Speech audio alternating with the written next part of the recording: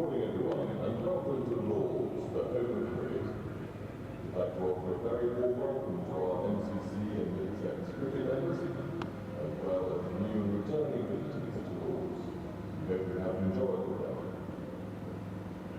Today, Middlesex Cricket welcome Leicestershire County Cricket Club, the third day of this Vitality County Championship Division 2 match. 104 overs will be scheduled today. Lunch will be taken at 1:10 past 1 and tea at 10 to 4. The weather is promising and we're hoping for a full day to play for all to enjoy. Scorecards are available free of charge. You can pick one up from the A&O in-game shop, the vendor shop, the section section, or the north floor of the pavilion.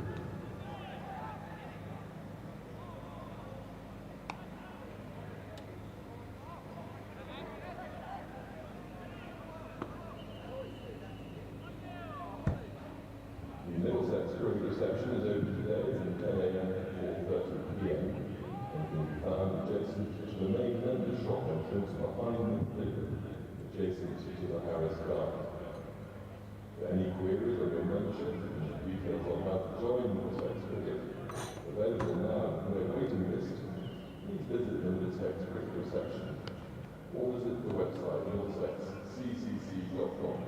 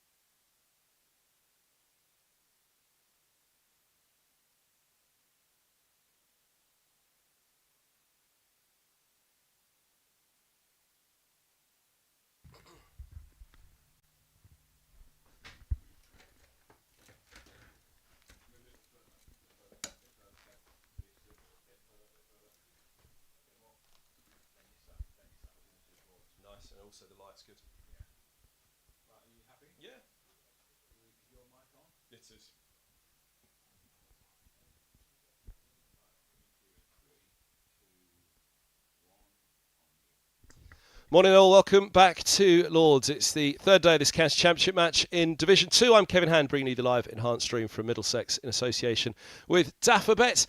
A frustrating first day, filled with rain, no play at all, but a full day yesterday, and a good day it was as well. Leicestershire racked up 306. They'll be mightily happy with that. Pete Hanscom with a century. Middlesex 64 for 1 overnight. They've lost Mark Stoneman, but Sam Robson's back in the side, and Max Holden is with him.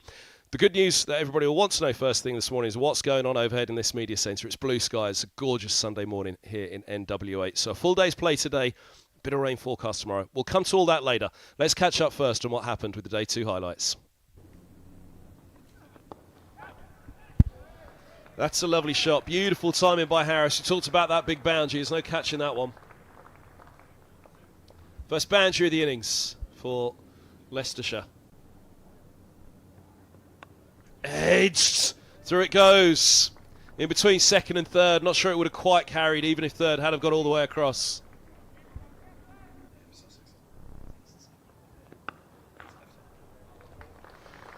It's a lovely shot by Patel, and he will get 4 for it this time. He hit one on the up in Roland Jones' previous over. Gentle push that was up the slope. This one storms. Successive boundaries for Leicestershire and for Rishi Patel. Slight overcorrection there from Roland Jones, just hunting the front pad and the stumps. Now, goodness me, that's a ball and a half from Bamber. We talked about Patel getting forward and finding a little bit of time. There was no time, no room on that one at all. Oh, what a ball. Goodness me, it's gone through. Well, they'd have seen it late as he got squared up by that one, Harris. It's a second edge for the Australian this morning. Oh, now that's going to be close. It's gone. There was a moment's pause to wonder whether it struck outside the line of off, but Harris departs. That's the spot. That's pretty much where he wants to stay, isn't it? There or thereabouts. Roland Jones had to navigate. Catch. Edged and taken at the third attempt at slip. Third time lucky for Stephen Eskenazi. 2 grabs of it, and everybody held their breath on that third one. But the hand of celebration went up, and Eskenazi emerges with the ball to his relief. That was dismissed. Short and wide and given the treatment by Kimber. Lovely shot, standing up tall. Lovely from Hanscom. They're putting it up there to give it a chance, bring LBW into play, get that edge into play as well, but Hanscom has responded with a couple of off drives. This one makes it all the way. And that'll usher him on in this one into double figures. Down the slope it races, lowest point to the ground. Down at the bottom of the mounds.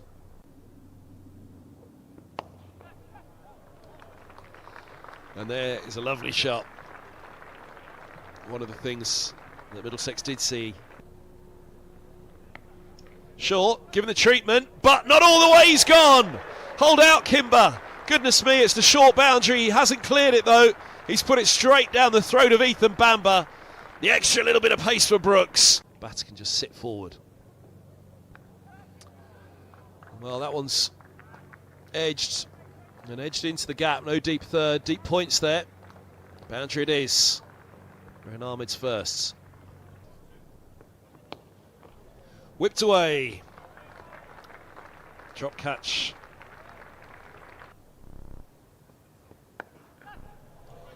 Punch the other side of Fernandez.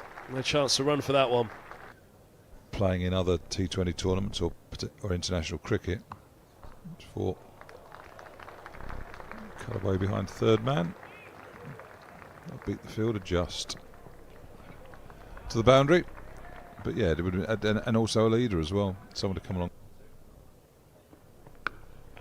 Use of the feet and a clip over mid-wicket for 4 runs. No, it's gone all the way, 6. Gee. Flamboyant flick once more. A couple of overs back from him.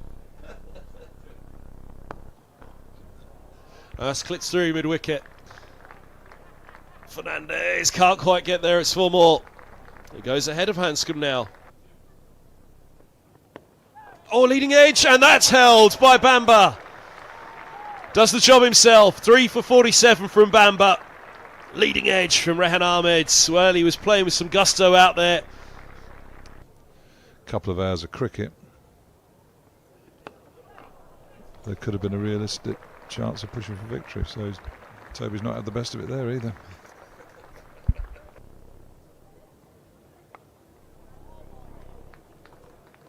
Another edge. Another boundary.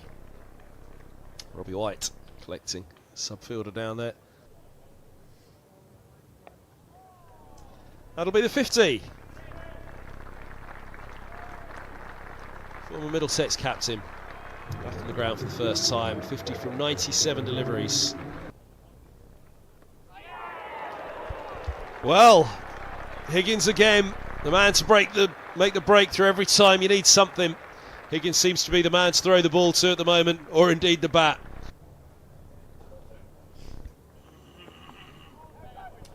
Run away. A little finer perhaps than he intended, but he'll get the reward he was looking for.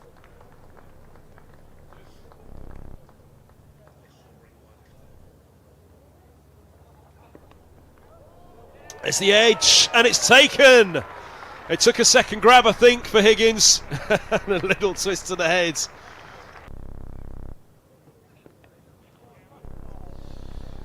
It'll be 4 more.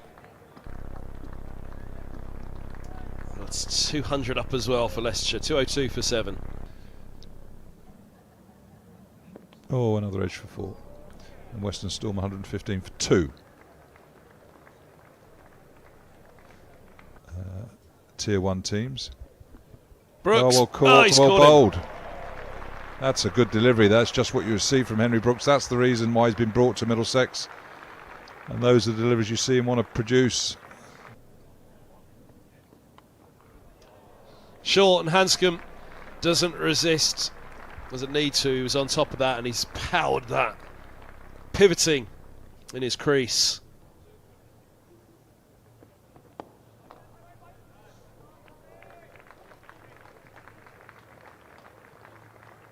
There's a way to start the afternoon session or the evening session.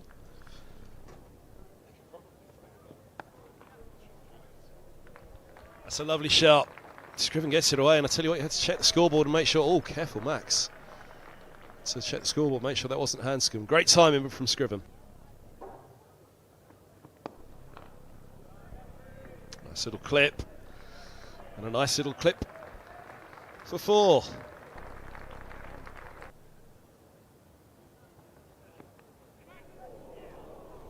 The edge gets away, and it gets away for 4.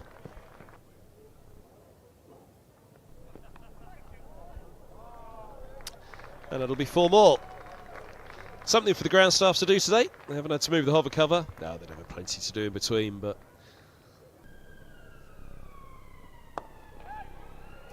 And gone. Mid-wicket holds on. Holden.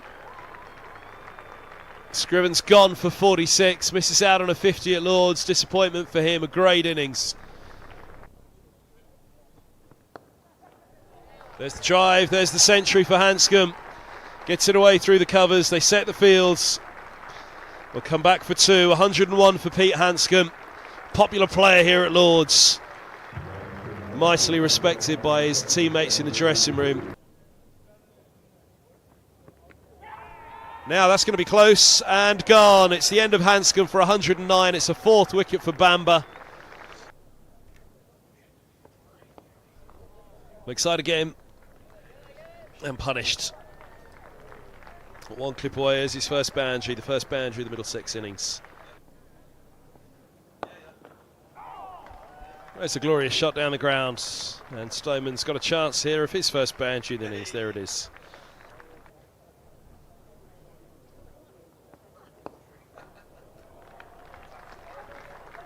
Well, that's another nice piece of timing. Nice shot by Robson. And even to the big boundary, he doesn't move. He knew off the bat. Wow. Stoneman can't believe it. Checks the line. Lines it up again. Edged now, it didn't carry.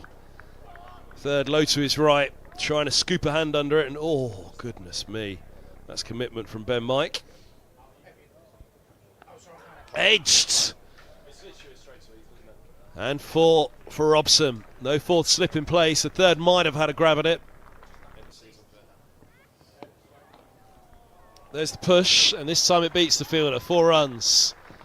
Again, not full-blooded, but beautifully timed.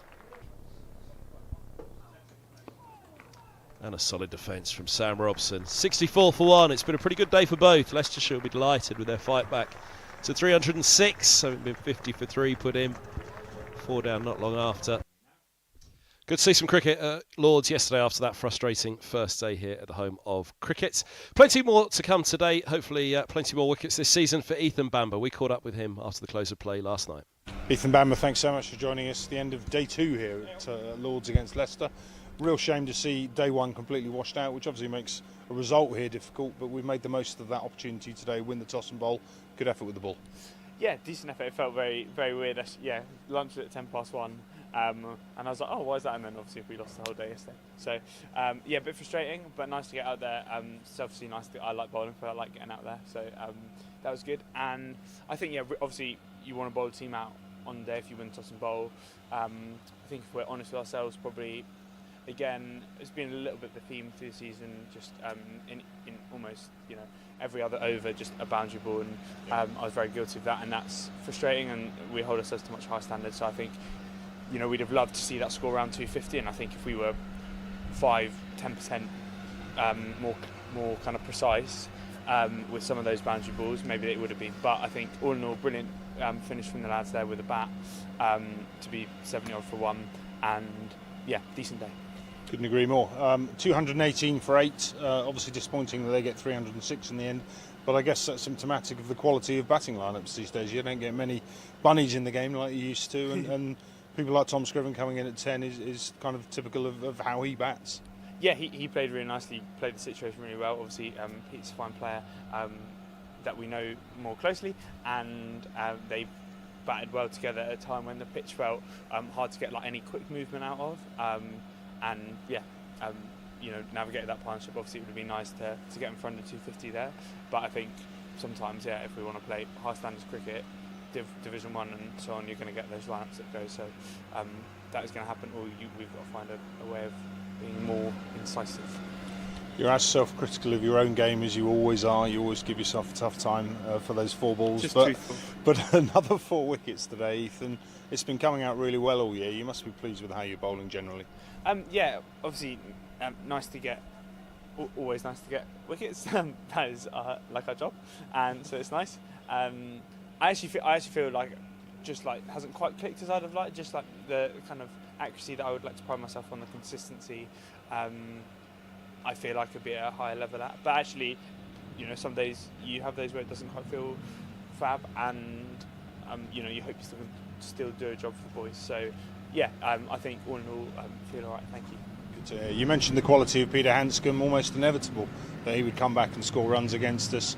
Not often you kind of warmly applaud an opponent getting 100 against you, but it was nice to see Pete do his job and do well here today. Yeah, I felt very grateful to have a couple of years with him in our dressing room. He's a really lovely person and a fine player, and yeah, there'll be a few gifts sent around saying he just knew that was going to happen. So yeah, it's kind of written in the stars. Ethan, last one for me. Going to be tough to get a result in this one, but I guess our aspirations have to be to try and get a decent run rate going and get maximum batting points if we can, and then just try and put Leicester under pressure with the ball in that 3rd innings and just try and get through them. I think absolutely, boys. Fab start tonight. I think have a very clear idea of what we need to go and do. Yeah, and the boys are driven to get a result and make it a positive one. Ethan, thanks for joining us. Good luck tomorrow, mate. Thank you.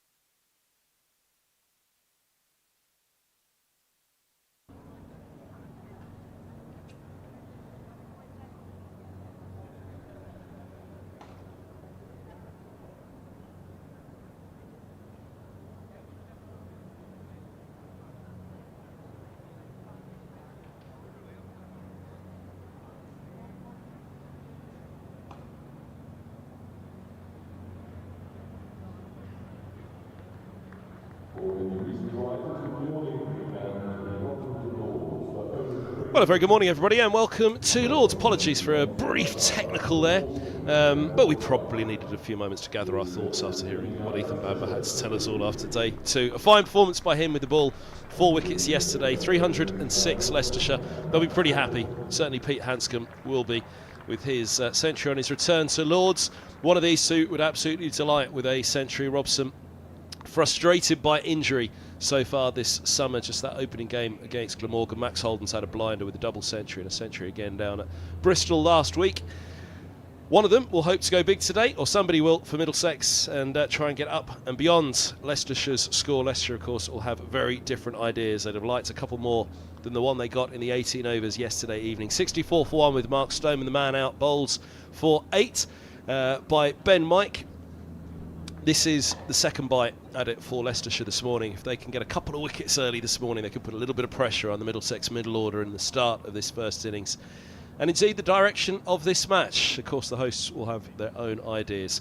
We're live from Lords on the live enhanced stream from Middlesex in association with Daff Bell. I'm Kevin Hand, delighted to say that Alan Coleman, the director of cricket at Middlesex, is alongside me. And, well, Alan, the weather. First of all, it's Sunday, it's sunny, it's a bank holiday weekend. What more could you want? Other than some batting points.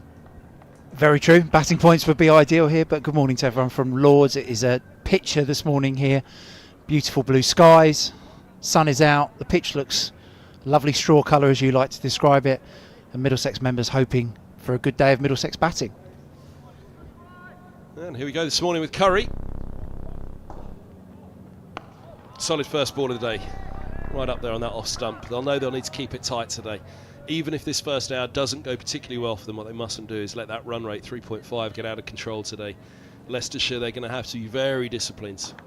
If they can get a little bit of luck this morning as well, a little rub of the green themselves. Middlesex, 5 dropped catches yesterday in that 306, so that could have been a lot worse for Leicestershire. They've got to know if they get their chances this morning, the Foxes hold on to them.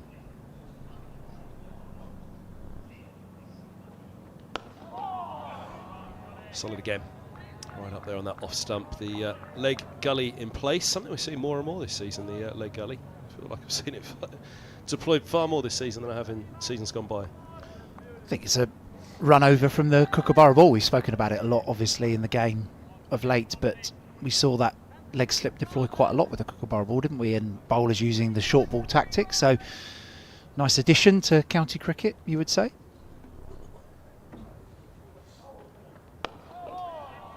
I think Max Holden did get out to it early this season, didn't he, with a clip to leg gully. Would it have been the Yorkshire match? Because I think it was here. Maybe it was the Kookaburra game against Glamorgan. But with the slope as well, right arm around Curry. Angling that ball back in. Slope will take it ever more from off stump to leg as you look at the screen now. Which Annie saw the clip. Could bring that leg gully into play. There's a deep backward square as well to protect this angle of attack. I was about to say no deep third, resisted there by Holden. There will be that temptation to perhaps run. There's nobody back protecting the vast expanse of the grandstand and the Warner this morning. But yeah, a good day overall for both, I think, yesterday. Both will come away with some degree of happiness from it. Obviously Middlesex, I think it could have been better, but likewise so will Leicestershire. I think Middlesex would be a little disappointed with the bowling performance, as you say, some drop catches and inserting Leicestershire yesterday morning. Middlesex would have been hoping to bowl Leicestershire out probably closer to 250. Oh, he's caught him, he's gone. Second wicket goes. Holden's fallen for 26. Curry strikes early and the Foxes do hold their catch. Big one as well, he's a form batter at the moment, Max Holden. The angle of attack around the wicket works for Curry and for the Foxes. They're delighted, they've got that early wicket. Opening over of the third day. Holden makes his way back.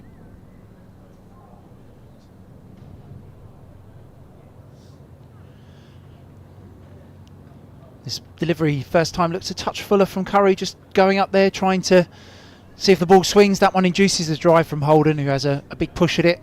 Quite a wide delivery that, and a thin outside edge caught well at first slip, low down. Leicestershire's first wicket of the morning. And a big moment, as you say, Max Holden, one of the form players in Division 2 cricket so far this season. Leicestershire will be very delighted to see the back of him first thing in the morning in the first over. Yeah, kind of looked at the ball before. That ball hung up on a length outside off stump to him. There is no deep third. There's a lot of space out there. It looks like a lot of runs for the left-hander, but just too early in the morning for Max Holden. That one wasn't it?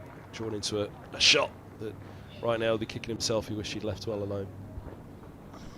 I think so. I think a sign perhaps, though, of the intent that Middlesex is going to look to try and show with the bat today. You would say that although it is day 3, it is day 2, it's the best batting conditions you would probably say of the game. So Middlesex will be looking to be positive and I think put this Leicester bowling attack under pressure. And Holden there just succumbing to that full swinging delivery in the first over, unfortunately. Leicester Ploy makes his way out to the middle. Be no strange to the Leicestershire attack in recent years. Derbyshire man switching in the winter to Middlesex. That skyline, by the way, we've just seen Deploy walk out underneath it. That's not an optical illusion there. There is a cliff face of cloud behind the pavilion. It's quite an extraordinary sight, actually. But here is the first ball for Deploy. Oh, and he goes after it. Curry offers him the chance. Deploy can't resist. He's a positive player by nature, Deploy. We've seen that already this season. He took on De Lange down at Bristol. Full again from Curry. And Deploy throws a kitchen sink at this first ball. Just evades the outside edge through to Ollie Cox, the Leicestershire wicketkeeper. But all action cricket already this morning.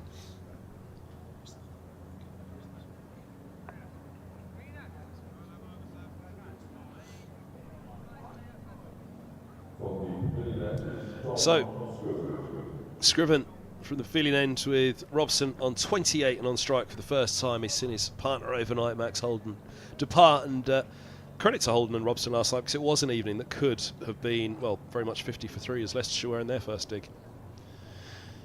I think the Holden and Robson innings last night sort of showed the progression of this Middlesex batting lineup. There would have been trepidation over the last few years, you would say, of those tricky end of day sessions, but to score over 3.5 and over, or around 3.5 and over, sorry, during that period only lose 1 wicket, the wicket of Stoneman, does show the growth of the Middlesex batting unit, and Middlesex members will be hoping to see that growth again today.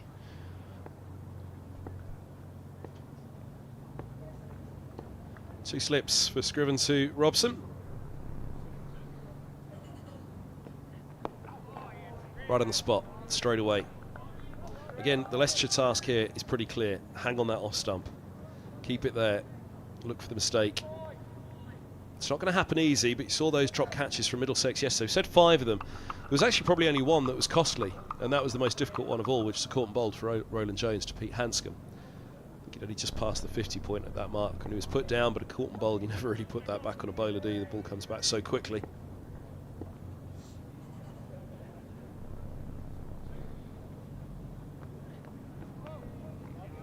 Yeah, you're right about not really being punished. Harris was very early on nicked one between wicketkeeper and slip. There was a very low chance to Ryan Higgins, and then he was picked up very soon after by Ethan Bamber. So in the past, and specifically in Division 1 cricket, Middlesex were punished for those moments last year. I remember Ben Duckett was similar moment to Harris, nicked one between Simpson and first slip last year and went on to get 170 in one of the early games of last season. So Middlesex not punished as much as they perhaps could have been by Leicestershire yesterday. It's such the bowling performance, I guess probably just leaked a few too many runs, too many 4 balls, but the short boundary comes into that as well, doesn't it?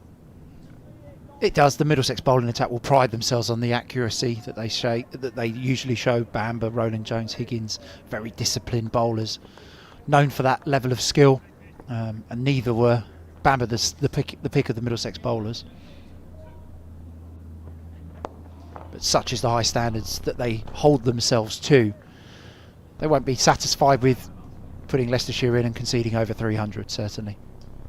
I thought Brooks bowled really well. He started off, I think he conceded 7 runs off his first 5 overs, which included a wicket.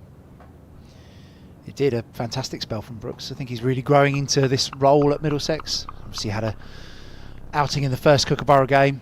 Had to wait until game 4 for his second opportunity, but picked up some wickets down in Bristol and again yesterday. So good to see the former Warwickshire man settling in.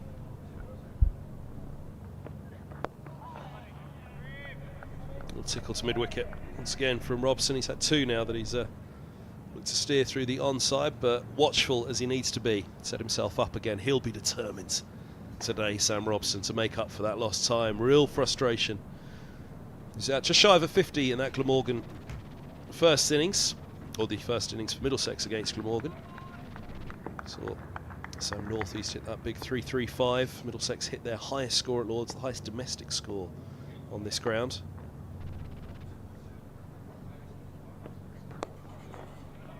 Only the South Africans, the Australians and the West Indians have hit more than Middlesex hit in that innings against Glamorgan.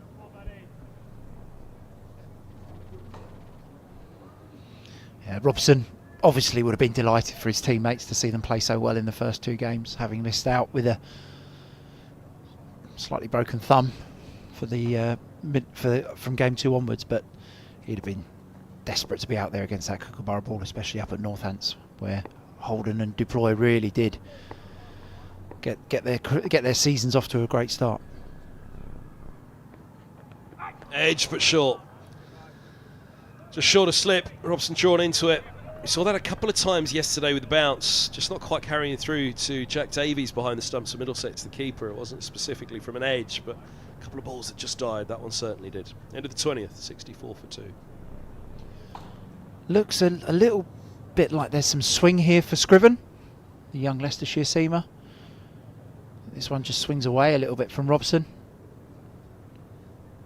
And Robson just has a little push at the ball outside off stump, but drops well short of first slip there. You do see that with the Kookaburra ball, the Duke's ball. Creature of habit, talking about the Kookaburra ball so much, but you do see it with the Duke's ball around this time, 20 overs in. It's where you start to get the most swing.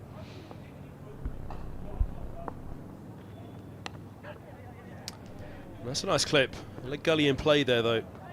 For Deploy, works it off his hip, he'll get a couple. Throws it away, but as it comes back in, mind your heads everyone. Look around from Curry to see where that had come from. Just a gentle reminder there for Sam Robson that Duploy is very fast between the wickets and busy.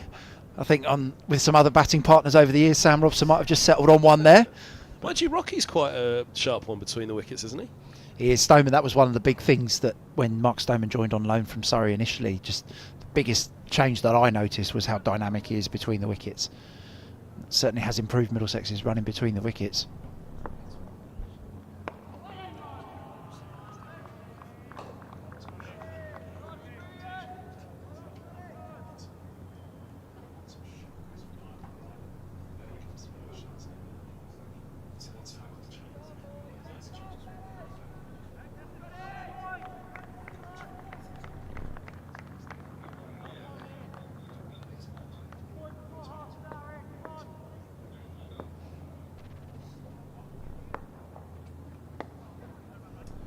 That's beautifully timed. Look at that.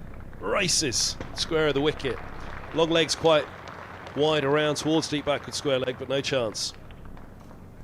Liz Duploy gets his boundary count underway for this innings at Lords. Curry just drifting a touch too straight here into the right hip of the left-handed batter. Very nicely timed just down the slope. Scriven not able to cut it off. 4 runs to Middlesex.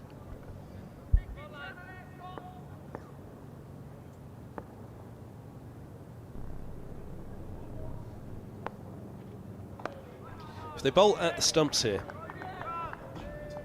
which the field suggests they're going to, then Deploy is going to engage from very early in his innings. So this really could be quite an eventful passage of play. 2 slips, the point, cover, mid-off. This ball isn't particularly going to be hung outside of off-stump at all. The leg gully's there, the protections at deep back with square legs. I said no deep third, mid-wicket, mid-arm. Deploy's quite clear from Leicestershire. They're happy at this stage to say to Middlesex, go on then. If you want to score this early, then you go ahead and try. Gets that one away. And that's a point. Anything that gives a little bit of width outside of the off stump. There's no deep third. There is a big boundary which will protect to some extent. Middlesex will have to go hard at it if they want to get that ball up the hill and up to the grandstand for 4. A couple more useful runs. We've seen that a few times already this season. Deploy just looking to open the offside, just sitting slightly more leg side of a delivery. It's wasn't too wide, that one, quite a tight line. Was able to manoeuvre it to the right hand of the cover fielder. Batter who is able to open up most angles of the ground. And there we go, goes straight. And Deploy will look for a couple more here. Oh, slip and a slide. And Ahmed.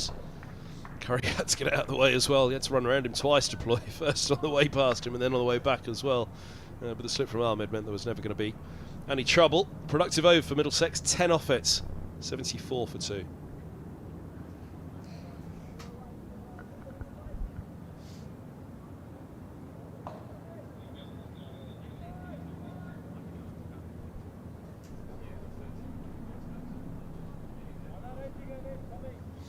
Got with Scriven and Curry this morning. Scriven none for 19 from 6. Curry 1 for 19 from 6. Then Mike Green as well. Mike's a real competitor when he gets going.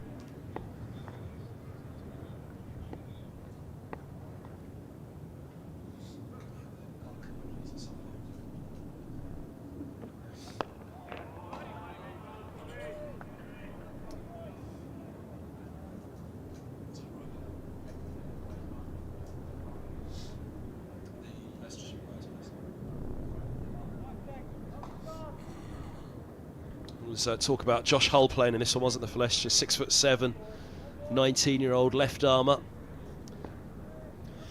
Sociable lot, the Leicestershire team there, aren't they?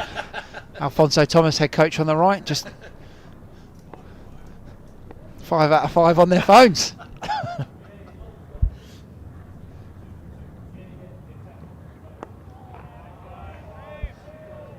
was hoping we might spot Hull if he was up there. 6'7", he'd stand out. Not so, but yeah, he would perhaps have been that point of difference in this attack at the moment for Leicestershire. I was quite excited to see him actually here at Lords, a left armour as well. But with their four seamers, yeah, I think these two need to set the tone, don't they? Mike, perhaps the striker bowler. Yeah, Ben Mike, a bowler who has been known to make things happen. Sometimes a little more expensive than the other bowlers, but it definitely creates chances. He's been very much used as that sort of third or fourth seamer in his time at Leicestershire, in his two spells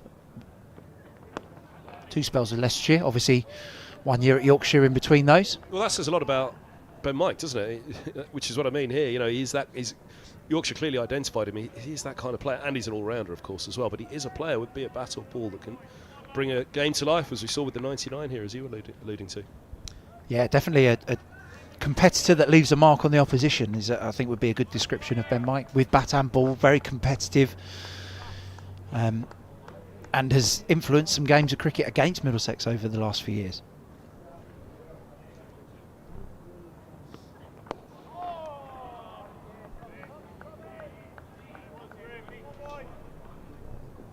This morning's the big hope for them. 21 overs this ball, 22 now. Still have another 20 overs of it where it will be interesting for the bowlers. After that, you start to quite look towards the 80th over, but you're obviously aware that overs 40 to 60 you're going to have to be on top form, because by the time you get to 60 you could be in trouble. But these next 20, 30 overs now this morning. 1 wicket last night, 1 this morning.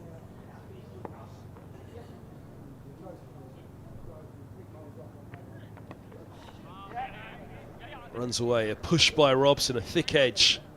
Deep third is in place for Scriven to the right-hander, so just a single.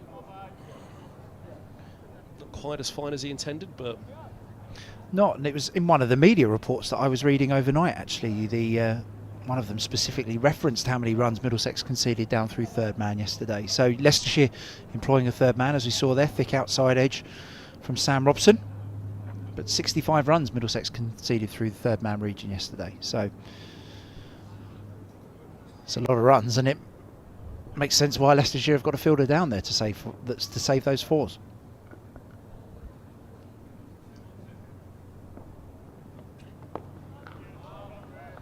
End of the over, 75 for 2. Often debated, isn't it, deep third, but effectively you're protecting the good ball, which is what you want to do.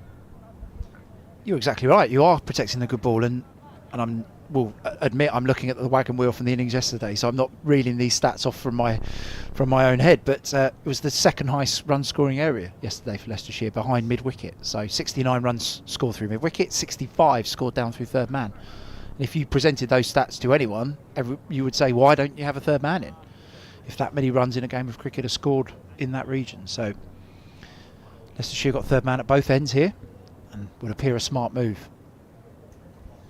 Yeah, got a third man in place for the right-hander Robson, haven't they, at the moment?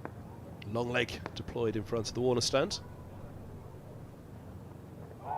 That's a lovely start to the over for Scriven. That'll just put something in Robson's mind, even though it hasn't taken the off stump on this occasion. That will just give him pause for thought. It does. This is the type of delivery that now means that Robson might just have a little feel at the ball outside off stump, because he won't be sure whether it's going to go away from him down the slope or to nip back up the slope as that one did from Curry. So that's the kind of delivery that will just create a little bit of doubt even for somebody as experienced as Sam Robson.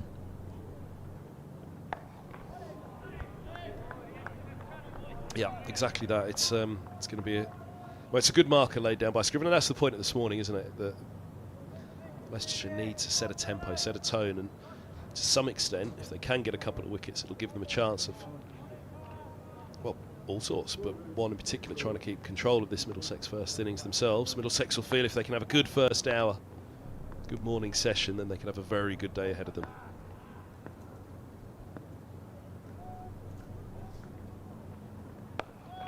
And again from Scriven, it's got a bit of movement.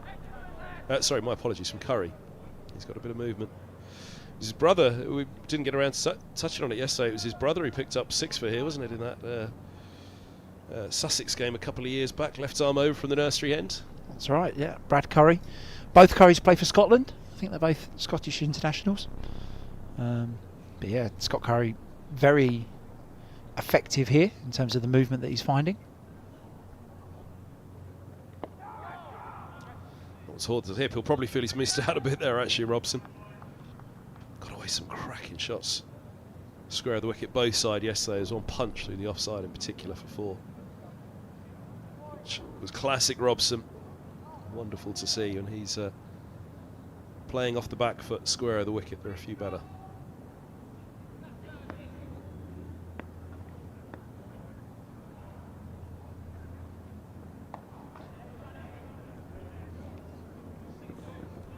Come on, Sam, that should have been 4.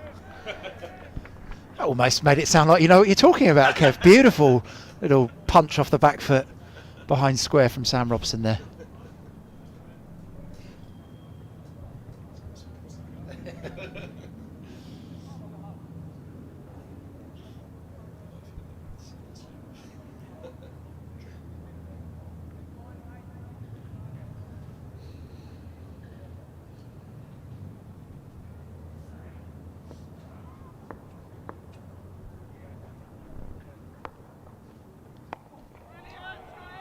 End of the over, 76 for 2. Yeah, Robson will be absolutely desperate to make up for lost time here, only after the injury in the first game of the season. Real frustration, missed out on a couple of innings at Wantage Road against the Kookaburra. Stoneman's missed out here, bowled by Mike for 8. Holden, really good job last night, 56 balls faced, and then out early this morning. Opening over to Curry. Awful lot of batting to come with Roland Jones in at 9. Brooks at 10. And Bamber still awaiting his first class 50. 49 not out, his best, coming in at 11.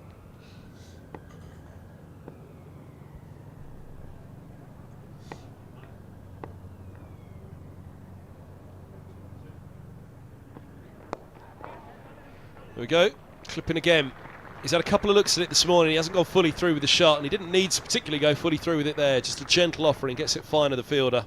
Once it's way down the slope at Lords, it's generally gone. He touched on the square of the wicket scoring options that Sam Robson has in the last over. This one, Scriven just drifting onto the stumps, onto Sam Robson's pads. And a lovely time shot, which just teased Curry as he's running down the slope there towards the advertising boards. But 4 more runs to Sam Robson's total.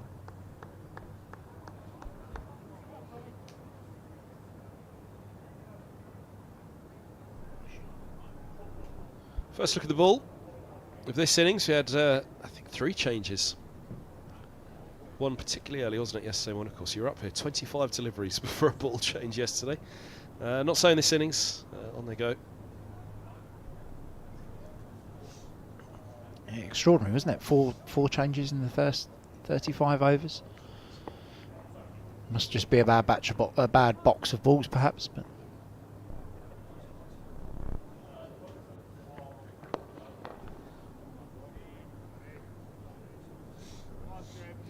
Robson not able to evade Curry there at mid-wicket.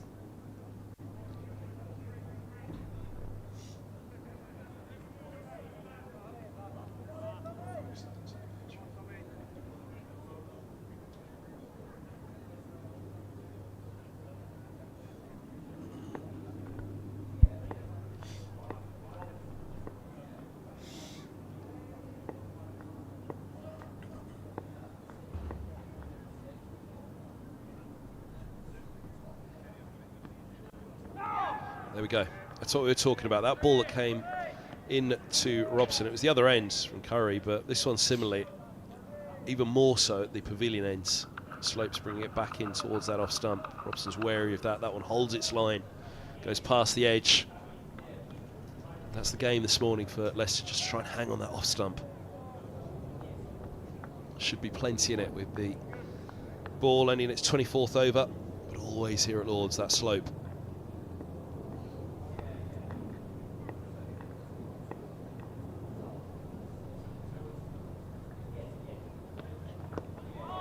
Good from Scriven asking the questions. Robson equal to it at the moment.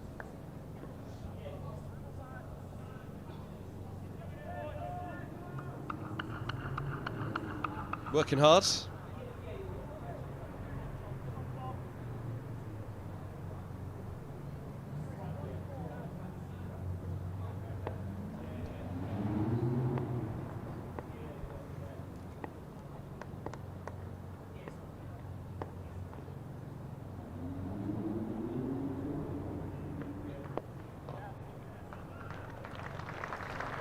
That's nice.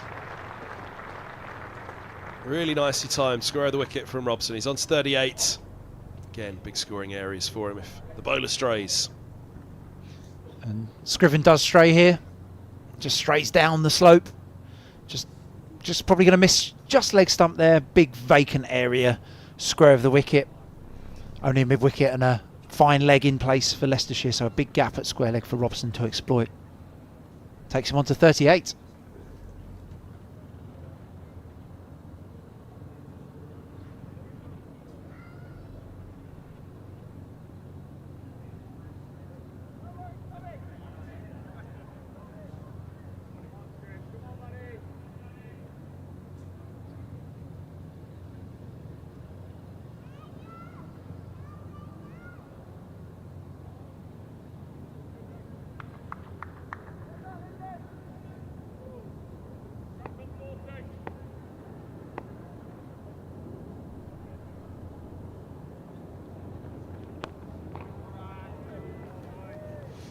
Little dab to end the over. 2 boundaries off it, 84 for 2. Yeah, that run rate 3.5, and Middlesex keen to be maintaining that and a little bit more perhaps today, but that's all about partnerships. That was the one thing perhaps for Leicestershire in their innings that perhaps they'll reflect with the couple of chances they offer, that they weren't able to put those partnerships together. There was Rehan Ahmed and, well, Scriven actually did an outstanding job coming in at 10, but it was that kind of lower order rear guard as opposed to up the order. Rehan Ahmed was something of a cameo in the end, a counter, particularly after he was put down. Hanscom obviously anchored the whole thing, but just getting somebody in alongside Hanscom and setting up the innings, that's what Middlesex will be determined to do. Leicestershire will probably look at Kimber being the one that had a really positive start to his innings, very much looked in control. And then obviously hold out in Brooks's first over to the short side to Ethan Bamber, which was a disappointing end to his innings, which did look like it was progressing really nicely. So that will probably be the one moment where Leicestershire might look at a potential partnership that was lost out. Hanscom was obviously at the other end and had started positively as well.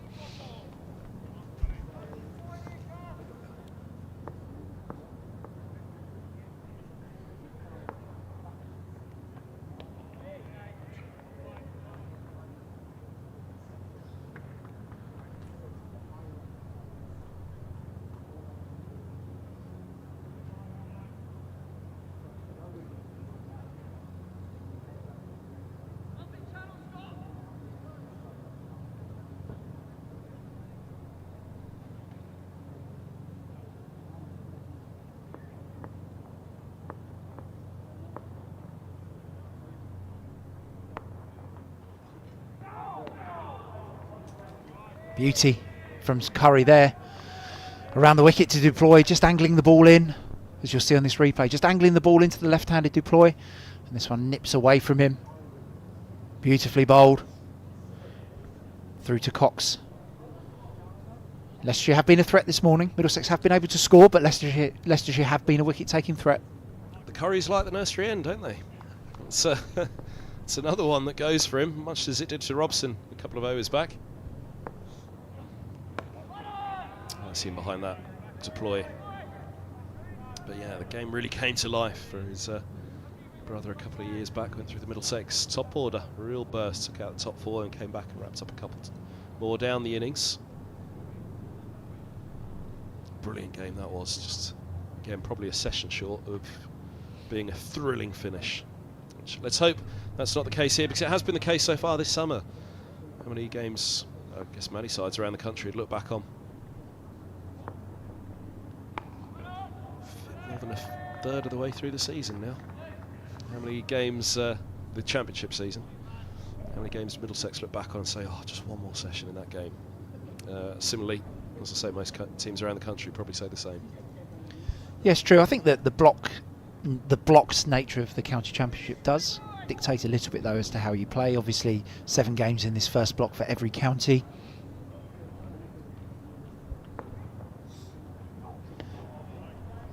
And you can't win the league in the first 7 games. You can't get promoted. Yes, you can give yourself a good start, but I guess most teams are looking at this first period in Division 2 of let's ensure we're in the hunt for the time that the next block comes around. There's been so little in the results in this division so far. There's only been two wins in the whole league before this round. So Middlesex winning against Yorkshire and Sussex winning one game as well. So I think just staying in the hunt for those middle of the summer blocks is a really important objective for most teams.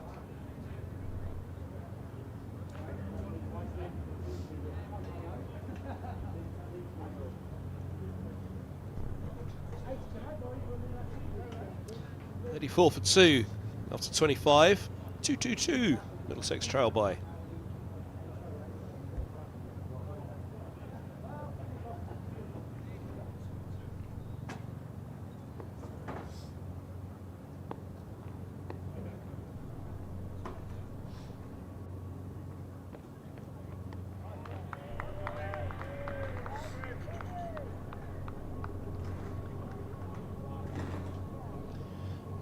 Tom Scriven in shot here, just well worth a mention to very good friends of Middlesex Cricket, Berkshire Cricket, who've got, so Tom Scriven, a product of the Berkshire youth system, went to Hampshire, now at Leicestershire. Middlesex have obviously got Jack Davies and Ryan Higgins, who both started their youth careers with Berkshire as well. So fantastic effort for a national county to have 3 of their former players represented here.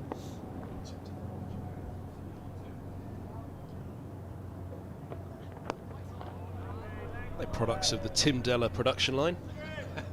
Tim definitely been involved over the years. A number of other fantastic people at Berkshire Cricket. Tom Lambert, their long-standing first-team coach, who's obviously worked throughout their pathway as well and won a lot of games of cricket at senior level. Lots of championships and T20 competitions won over the years. Great to see, as I say, great to see a national county producing 3 of the 22 players who are out here. A phenomenal effort.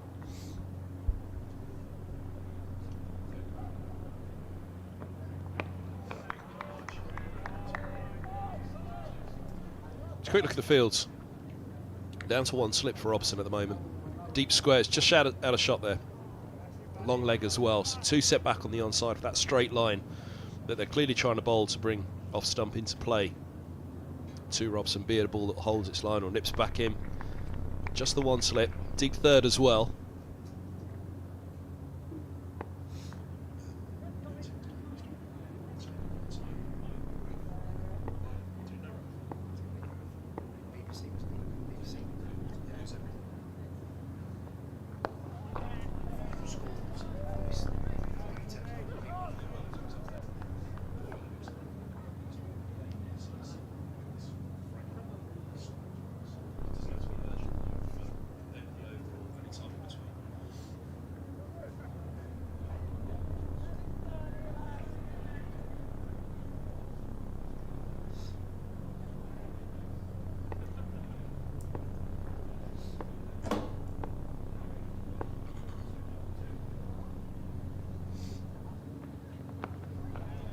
Outside the deep squares back.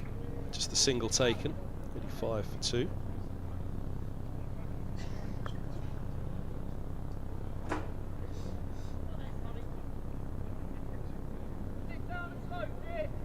Tim Teller that we were talking about, his dad used to be up there.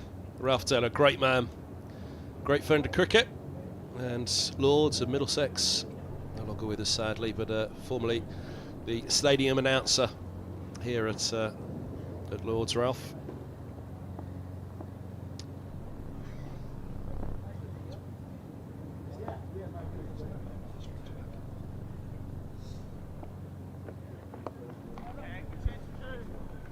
Think about 2 here, and they'll get back for it. Deploys onto 12.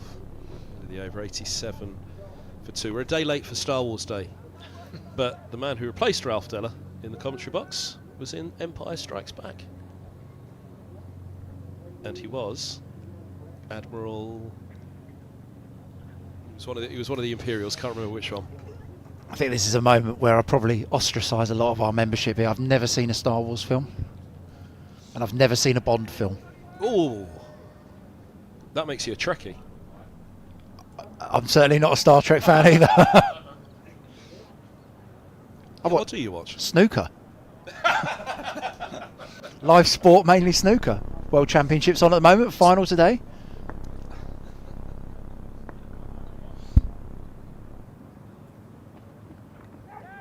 Oh, now that's a put down. We'll see if the umpire disagrees, but Leicestershire felt they had Robson there, and yes, indeed, it's a run. Yeah, no pre-signal from the umpire, Rob White, at the nursery end here, so Robson definitely gets a tickle on that as it goes around the corner. Great diving effort from Ollie Cox behind the stumps. The Leicestershire wicketkeeper went flying to his left outright as we look on screen here. And a brilliant effort to get a glove on it. Went pretty quickly.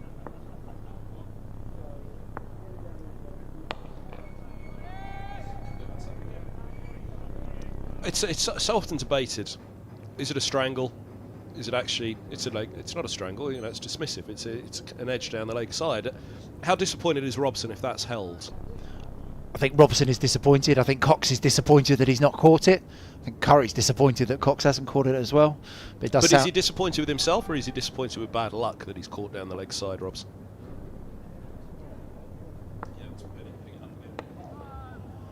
I think as a batter, I think most batters will probably put that down to a bit of bad fortune, because you get a little bit more bat on that and it races away for 4 runs and an area of the ground where there is never a fielder. So we're going to have another look at it here again. So I think this is all-round disappointment, but if Robson had been caught here, he would say very good catch and a bit unlucky, because if I get a bit more wood on that, that's 4 runs. He's not looking in a bad position. You don't look at it and think,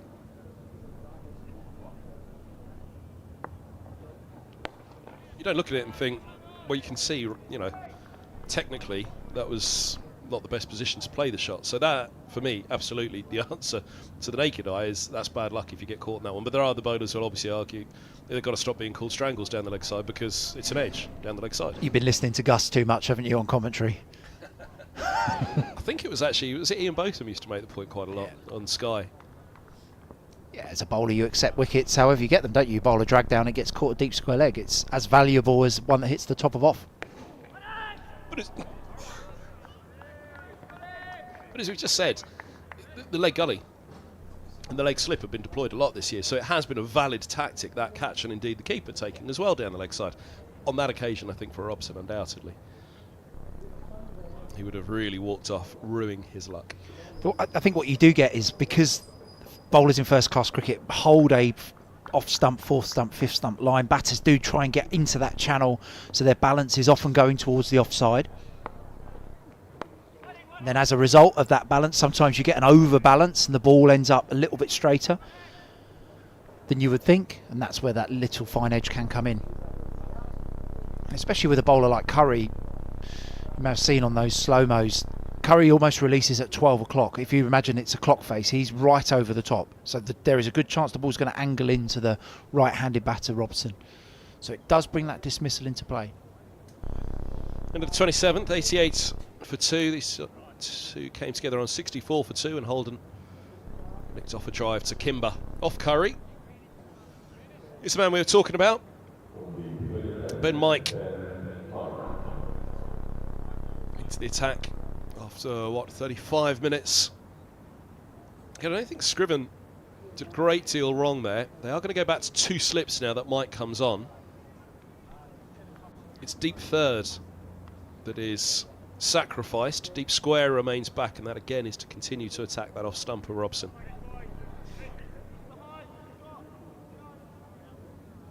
It's like bringing it back in towards off and indeed middle. We've seen Robson score runs through there.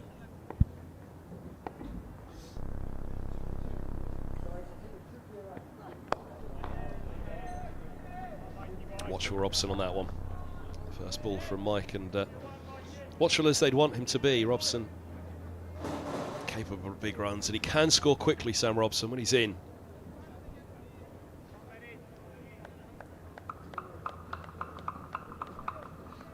But the start from the Middlesex opener will be all about seeing off the first spells of these bowlers, taking the hardness out of that ball.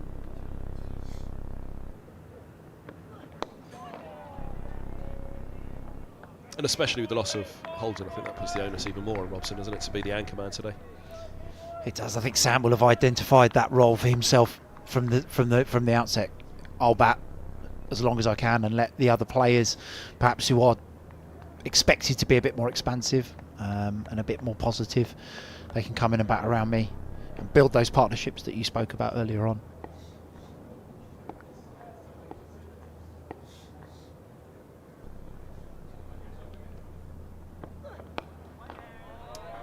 We go again. A little bit more oomph put into that one from Robson, but not full-blooded drive just yet. Watchful, stroked away. I sort of overheard this morning that Sam Robson's assessment was that it's still a pitch, though. It's a good batting pitch, but it's a pitch you need to be precise on with your decision-making and your movement, and I think that's a very good description of what we're seeing at the moment. So just not quite into full-flowing mode, still being a little bit watchful and just ensuring that when he does make a decision, it is the correct one.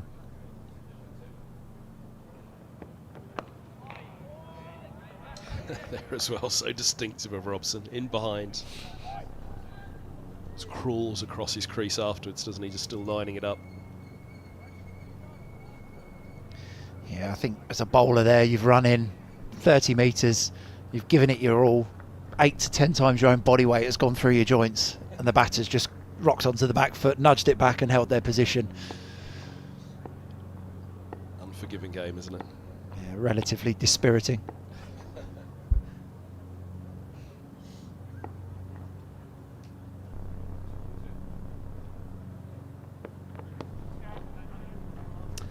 Now there's the deep square that's set back. That's why there's no, well, deep third in particular, but down to 2 slips at the moment, Leicestershire, because they attack a straight line. They're wary of giving Robson easy runs. Square of the wicket, particularly on the onside, the straight line they're bowling. If you get something away on the offside, then they know it's a bad ball. But as we so often talk about deep third protecting the good ball, actually that's what they're doing with deep square at the moment. They're protecting the line that they are attacking Middlesex on.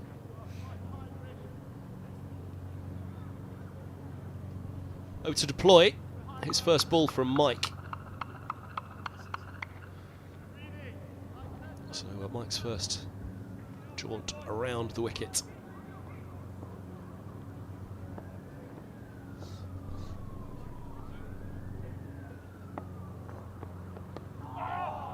Beautifully bowled, good start. We'd love another one now, but it's the end of the over. Deploy replays it, getting forward, getting in behind. Crucially, he got something on it. End of the 28th, 89 for 2.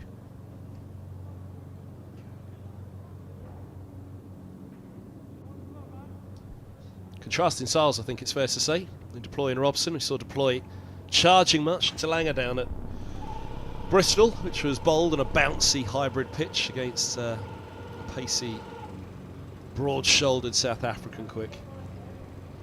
A bowling change for Leicestershire. Ben Green into the attack, playing his 3rd game of 3 on loan from Somerset to Leicestershire. Very talented all-round cricketer. Done very well in the white ball game of late. Very handy customer to have adding into your side on loan. Obviously a win for his home side, Somerset, against Essex, which is a very good result down at Taunton. Game over in 2 days on what looked like quite a bowler-friendly surface.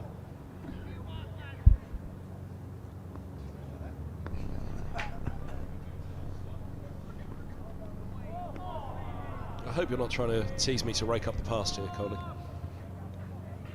Morning all Somerset fans, you know we're only teasing.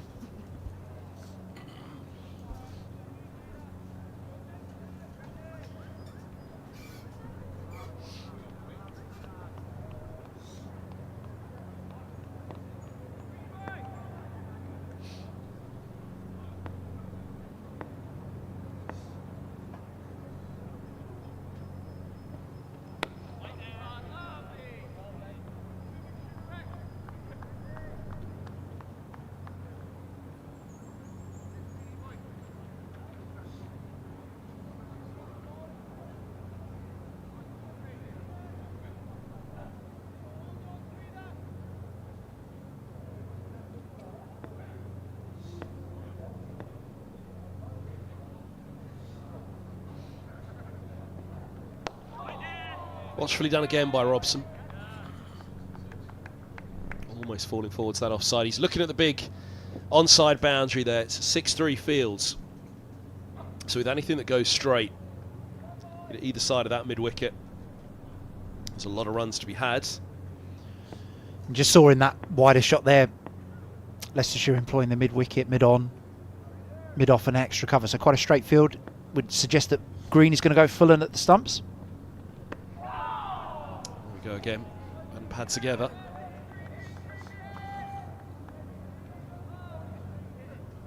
Clouds swelling up again on the horizon. Have you had a look tentatively at today and tomorrow's forecast? I have, yeah, a bit of cloud coming in at lunchtime, I think, so the sunny conditions are only here for this morning. And then I think tomorrow looks, depending on the forecast, it could be a wet day and it might not be. Some of the forecasts saying a bit of rain around in the afternoon, some saying it may come later, so depending on how this day progresses for Middlesex or for Leicestershire, one team may end up be hoping that the rain comes tomorrow.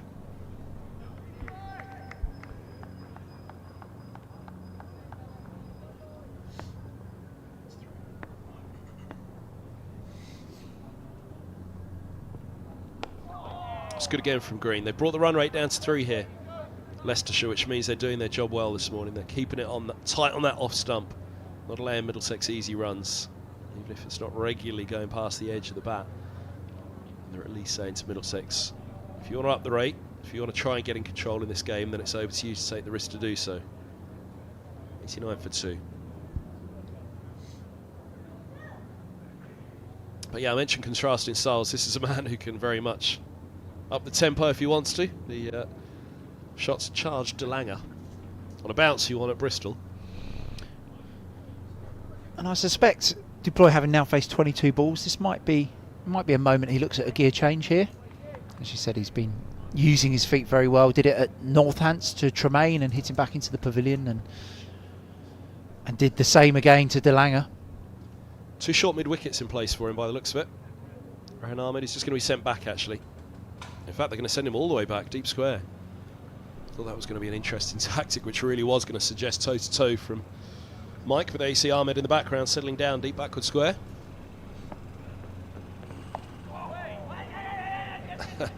Lively, to say the least. First ball from Mike to Duploy. The last ball of the last over between the pair was an interesting one as well, where Duploy was a little squared up. On this one, he rides the bounce. Just a little misfield there from Rishi Patel running around at backward point, enabled Duploy to come back for the second run. I don't think this is a bad tactic actually from Ben Mike and Leicestershire here. Big boundary as you set up to the grandstand. Positive player in Duploy on strike. Test him out with a short ball with 2 fielders back to catch it. And as we said, Ben Mike, a bowler who does like to make things happen. Could be a very fascinating passage of play, Mike versus Duploy with this field. There we go. Beautiful square drive, open the face. Exquisite. and effortless from deploy.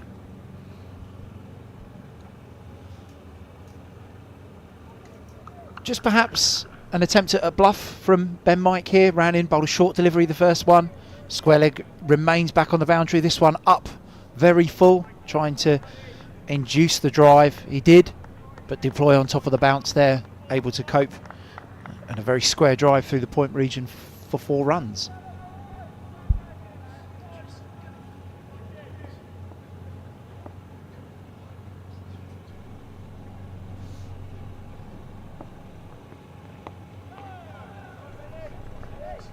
Interesting, I mean, he's at cover at the moment in shot on that track, which I believe is the Eton Harrow or Oxford Cambridge, but it's both.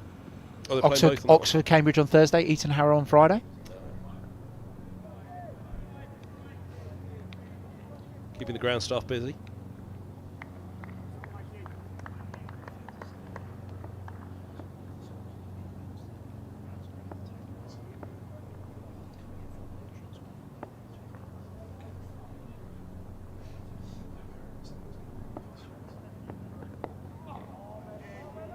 Let's go back to that position though.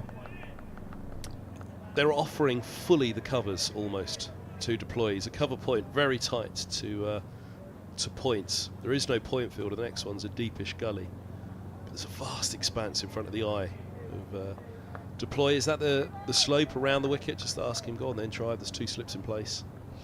Yeah, I think that's the ploy. Leave extra cover, big space at extra cover open for deploy with the 2 slips. We know that he scores very well with deploy square of the wicket, so leave him a big space up the ground, encourage him to drive, and if he slight error of judgment brings in the 2 slips in the wicketkeeper.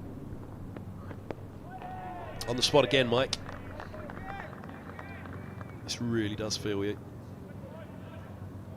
went to Mike early this morning, didn't we, that he could be the man, and this feels like the spell. It's certainly the matchup with deploy, 2 key players for their sides. Whichever one comes out on top of this, there's a chance of setting the tone for the session and the day indeed.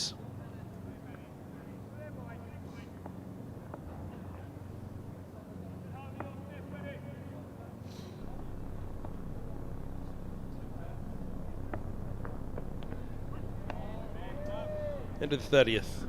Out with the bouncer, 95 for 2. And there we go. You can see deploy looking at it, the uppercut. Thinking what he could have done with that one. Captain down at Bristol, back in the ranks for the return of Roland Jones. Yeah. Deploy promoted to the role of captain in the absence of 4-day captain Toby Roland Jones. Obviously led Derbyshire in this format last season. And he's got a great amount of leadership experience that Middlesex are able to draw upon.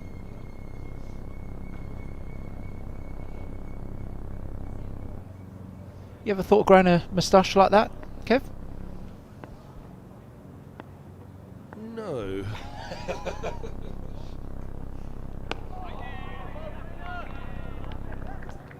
Movember's been a thing at Middlesex many times though. Merta had quite a substantial moustache at one point, I remember.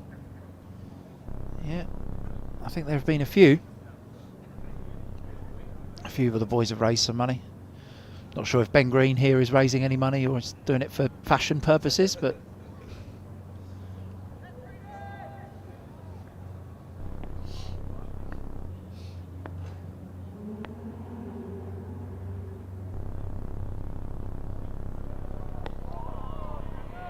The 80s have certainly made a comeback, haven't they? The Fall Guys in the cinema at the moment, I've seen.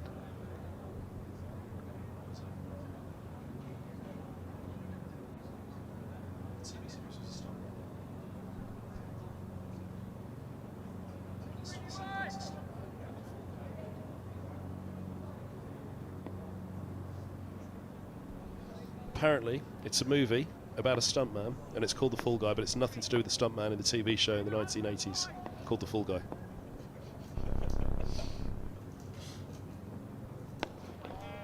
maybe just somebody who really enjoys the autumn in America. I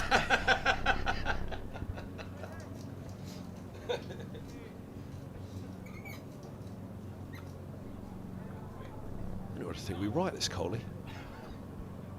we do have an extensive planning meeting before every morning just to ensure that we're on the same page with these things. Did you bring the biscuits or did I?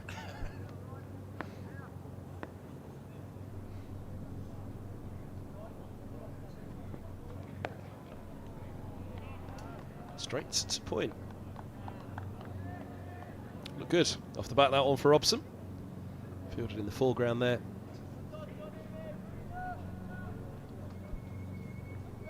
Looking around the ball now. Ben Mike.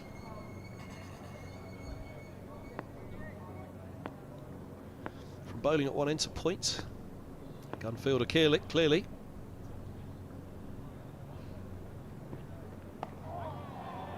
Dabs it this time. Same outcome. To Mike once more.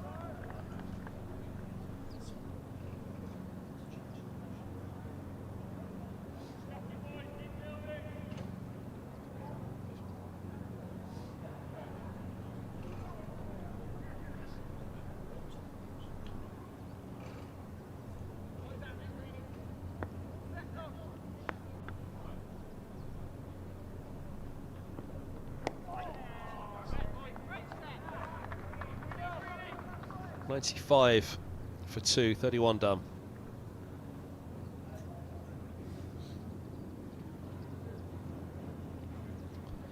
Column on the left there. Middlesex really will want somebody to go to 3 figures like Hanscom. Good to see Fernandez's name just on the right there. His first class wicket yesterday. I thought he bowled well. Yeah. Good move by the skipper, I thought, to get the left armour on at that stage against the number 10 and the well, Hanscom as well, a right-hander who is going to look to up to the scoring rate at that stage. I think it might have got a mention on commentary that it's worth bringing on the slow left armour at this point. Hopefully made the highlights. I'm sure they could edit that out. No, but certain Fernandez's bowling, along with Duploi and Robson, was what led to, when Josh De Cares slid out the side, having 3 batters who do bowl a bit of spin. And of course we've seen Mark Stoneman bowl some off spin as well in the past. So having those options meant that Middlesex didn't have to play a frontline spinner in this game.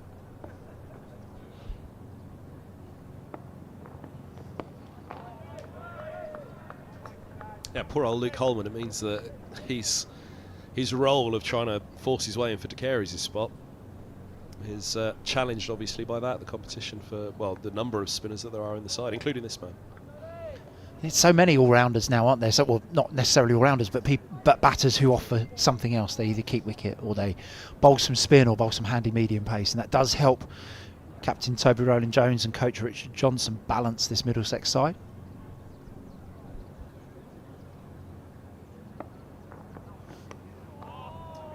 The edge, all along the floor. To the covers, smile from Mike. And Leicestershire obviously benefit from that as well. Rayan Ahmed bats in the top 6. Pete Hanscom could keep wicket in this side if Leicestershire deemed necessary. So lots of options for both teams to balance their side. Well, I was going to mention Rayan Ahmed though, because for Luke Holman, he's an outstanding bat, isn't he?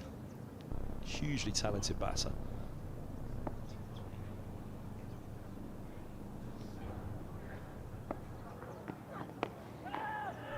Still only 21 as well, Luke Holman.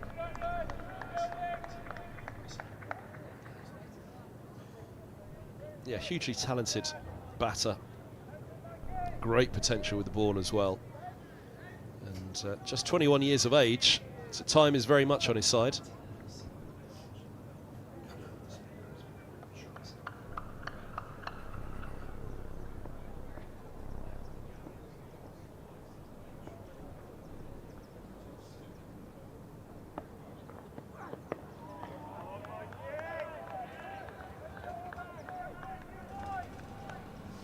Good from Ben Mike, isn't it?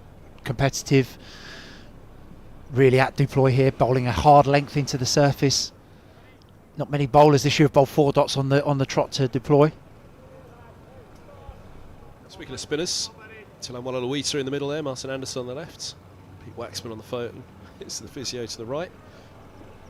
Tilan a slow left armour as well, playing a glorious cover drive, the left-hander at Lords here a couple of years back, I remember. To bounce on that one, deploying on a pitch not far from here. commentating in the tavern stand at that stage, and left-hander unleashed incredible cover drive for I think he hit a Charles Tilano at that point. It was. I think he hit a big 6 as well into the grandstand in one of the games from back of a length. Can't remember who bowled it, but a very clean striker of the ball as well as a very talented left-arm spinner.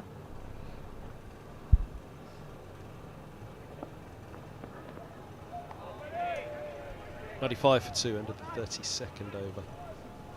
First ball he faced in first-class cricket was a interesting one as well. Radlett charged down the track, missed it. Some helmet the other end. Didn't look wholly impressed. I think the first ball he faced in T20 cricket was Shaheen Shah Afridi as well at Hampshire, who bowled him in the as part of the 4 in 4. Yes. So it was Murtagh was 1, while Aloita was 1. I think Finn might have been 1. Likely. Sorry, Finney. And I do believe when the first one went down, Murtagh in the change room said, I think he might have a chance of 4 in 4 here.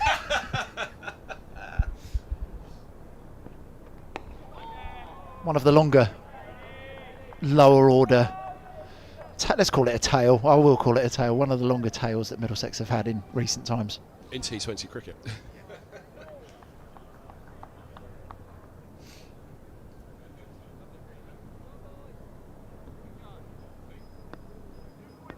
T20 winner, of course, Tim Murtagh. Stephen Finn was just out of the side at that point. 2008. Which indeed was it? The Aegeus Bowl, where, or the then Rose Bowl. It's called something else now as well, isn't it? Utility Bowl? I think it's the Utilita Bowl. I'm not sure it's the Utility Bowl. Utility Bowl sounds like some sort of kitchen appliance that you might need.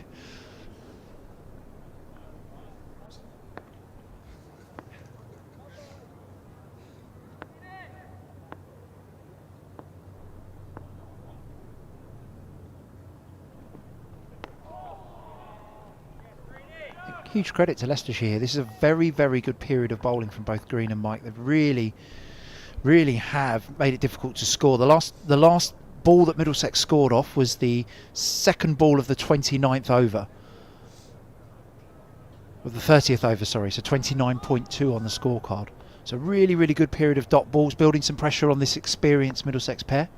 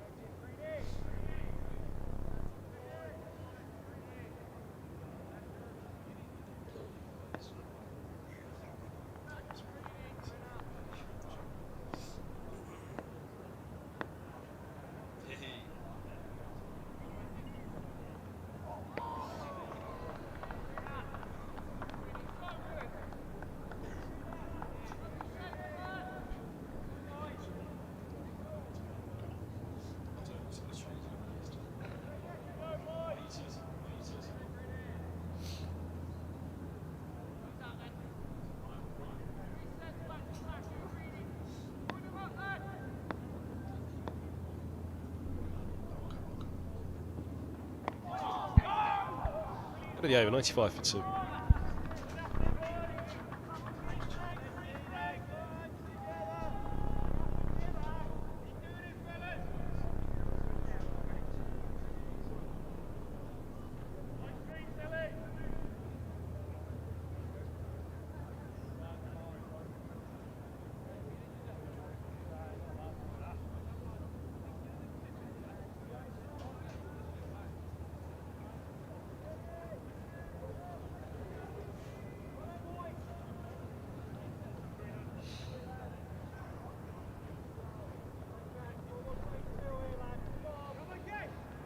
Ben Mike to continue from the pavilion end.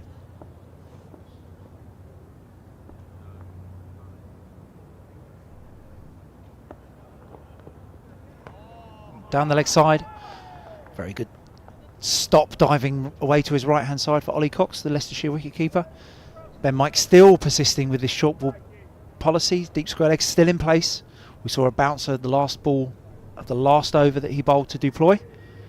Still looking to be aggressive to the Middlesex left-handed batter.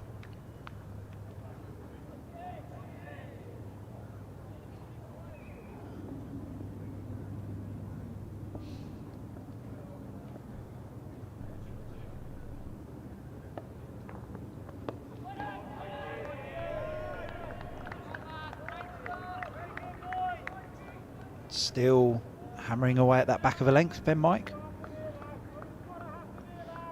Nearly up to 4 consecutive overs of dots. Mike and Green really trying to build some pressure on Middlesex's middle order.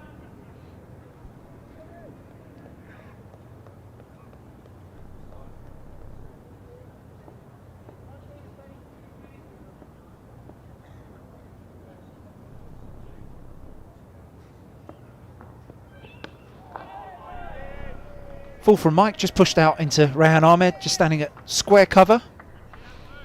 Just on the offside for Leicestershire.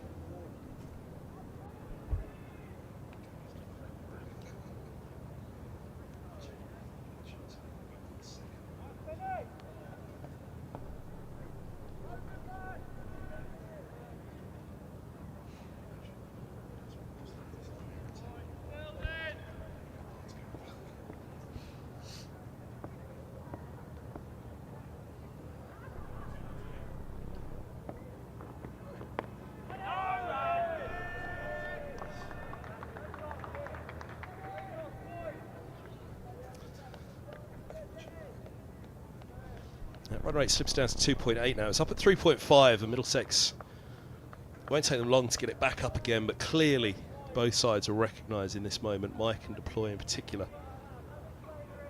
18 from 38. We said Robson setting himself up for the day. Deploy will be thinking likewise. If he is there for the day, he will be scoring quickly throughout. So no rush at this particular point.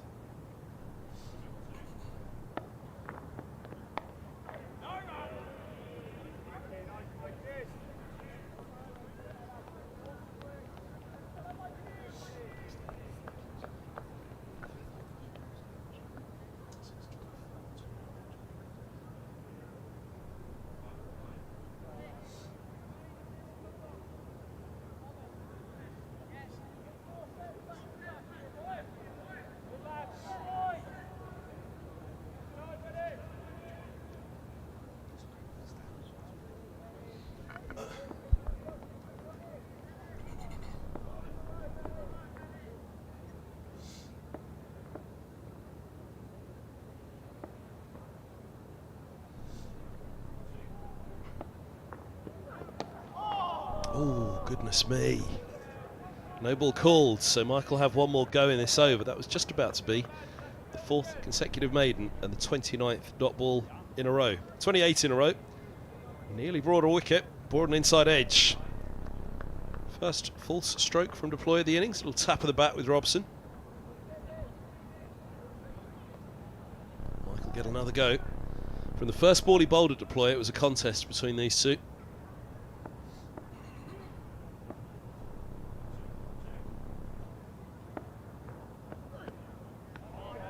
Good leave.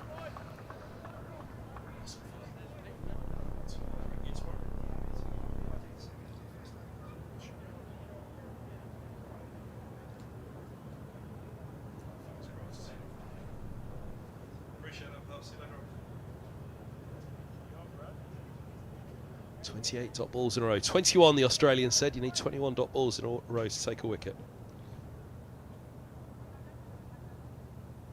These two very much in the mindset that they're happy to let the dot balls rack up at the moment. Just get in for the day.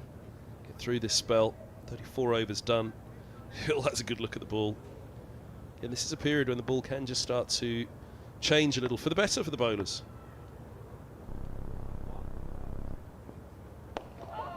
Look for a little bit of movement, which is exactly what Green was looking for there. Going full and straight, see if there's anything through the air, off the surface, straightening that ball.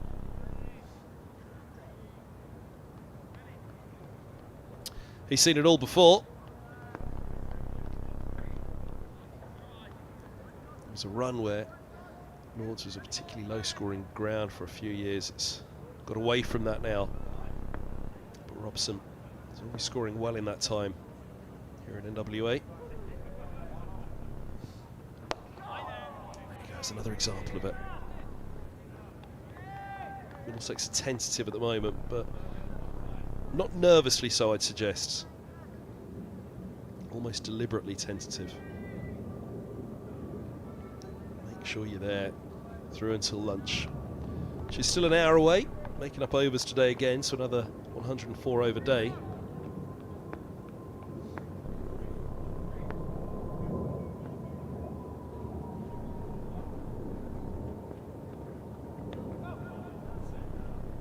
Danger, you just stray a bit too straight and down the leg side you go. Long leg is set back for that. Again, that's 6-3 field.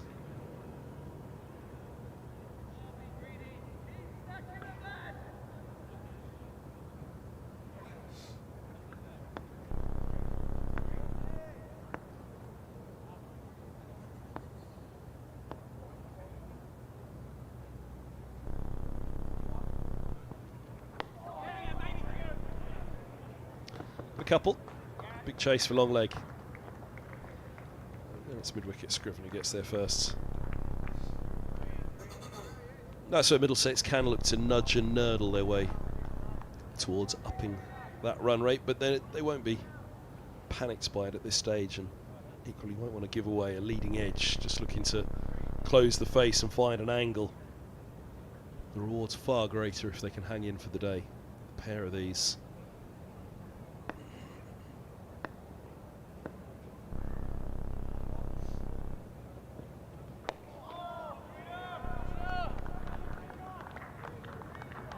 They've got a mightily powerful middle order to come in Higgins, Eskenazi, Fernandez, Davies.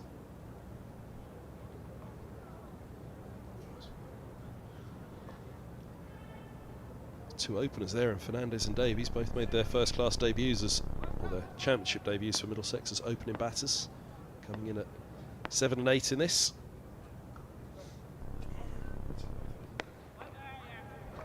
And there we go. 100 up for Middlesex. Robson moves to 47, a nice way to do it. The build-up of dot balls is broken in this over. Runs off the bat for Robson. 6 of them in total.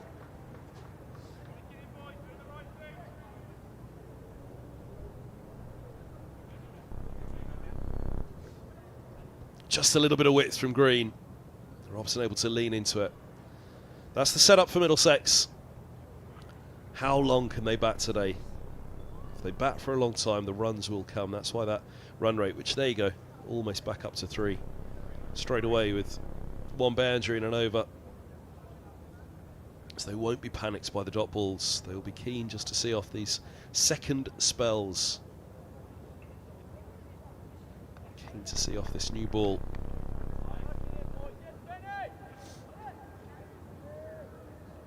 Talk about a first hour, big first hour, but 30 to 40 overs, these Duke's ball can really start to do something through the air, and it's you saw it through the middle.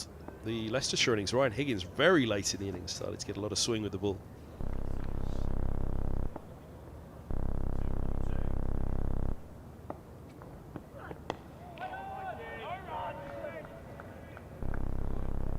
Good over last up, but this remains a real focal point at the moment. Mike to deploy.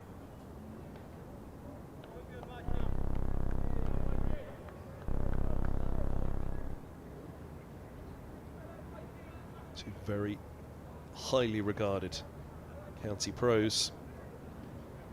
So much so that Mike was plucked to Yorkshire.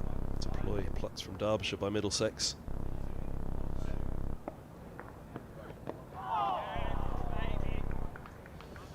And there you go, just a little too straight. Deploy able to work with it.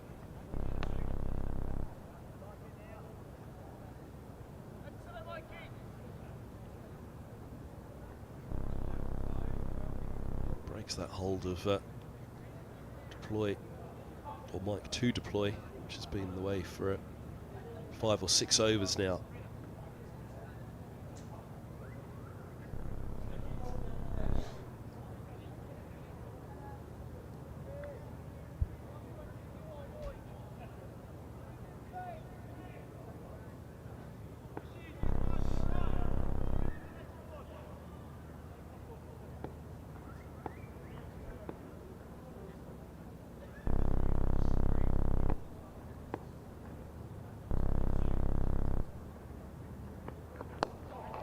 Just a little bit through the air on that. There you go. Look at Robson's hand.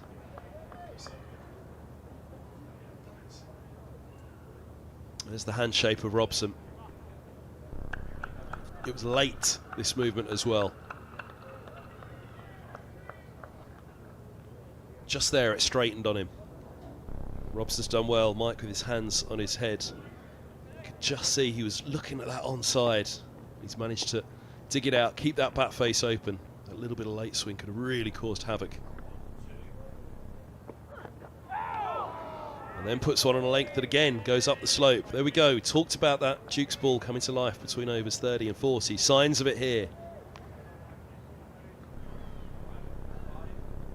Mike, who's had a long probing spell at deploy, has now got a different game on his hands with Sam Robson. Slope bringing it into the right-hander. If he's got a little bit of swing, taking it away. Late swing as well.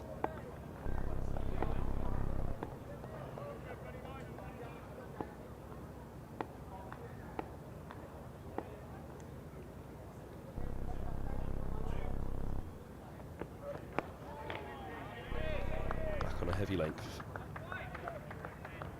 Make sure Robson's not happy on that front foot. Interesting now, last ball of the over. Just see if he gives him a tempter outside of the off stump. He's been so tight, they've been so economical. Will he just put something right up there outside the off stump? See if that bit of swing's there once more and bring a couple of slips into play.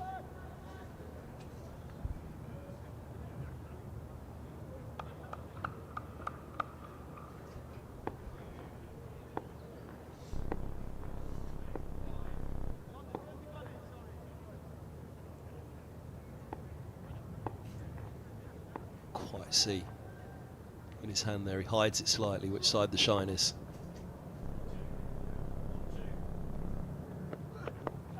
Oh goodness me, goes the other way, goes wide on the crease, goes for the Yorker, angles it in, darts it in.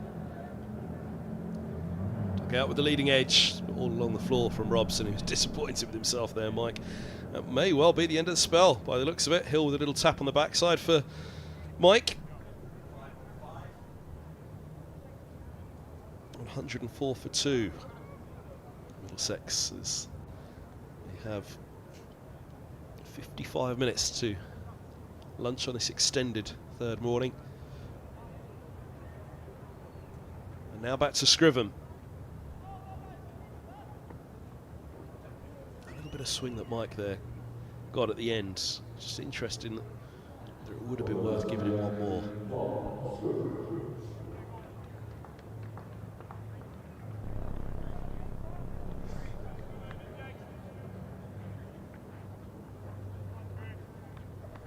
Number 31 from 9 so far for Scriven.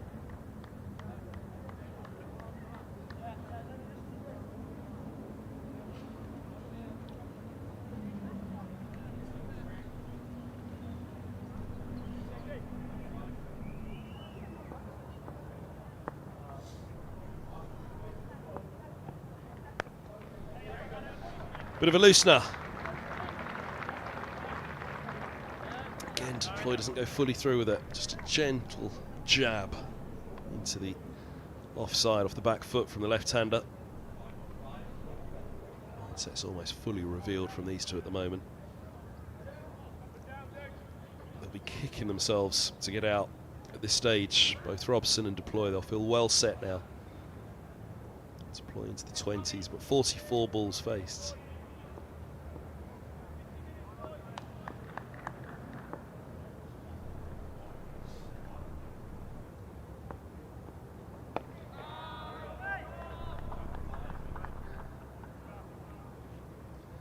Both going at a strike rate of 50, so along with the innings run rate of 3.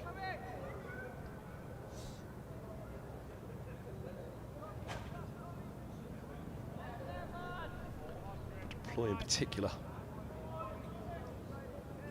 is a man who can change that in an instant.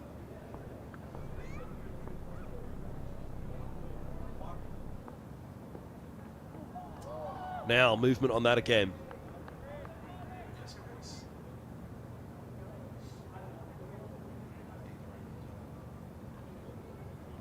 Late swing, just the line of this, just before it pitches. There you go. And then all of a sudden the line, the angle from the ball is completely different with the slope as well.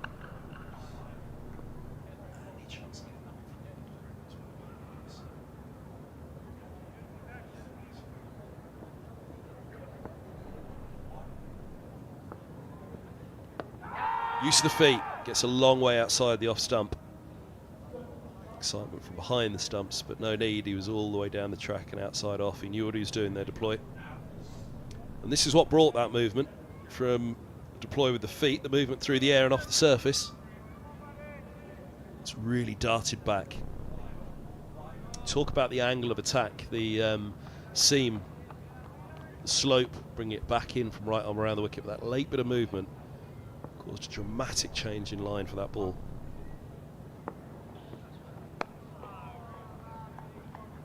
He's on a good spot here, Scriven. This one's a seam the other way now, then all of a sudden the outside edge is really in business.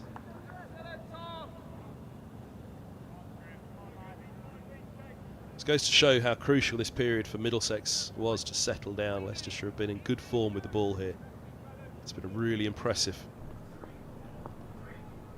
display of bowling this morning.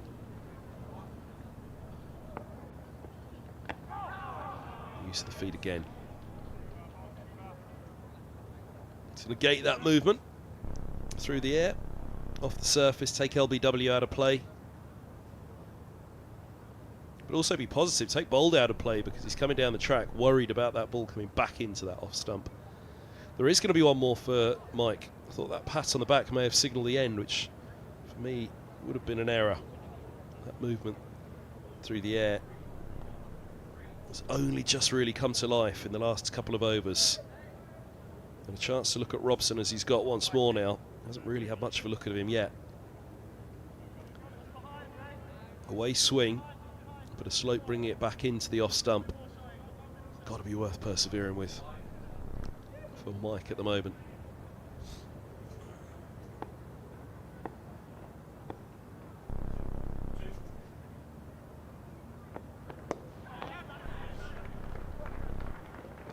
Nice shot, just for one. Deep square set back.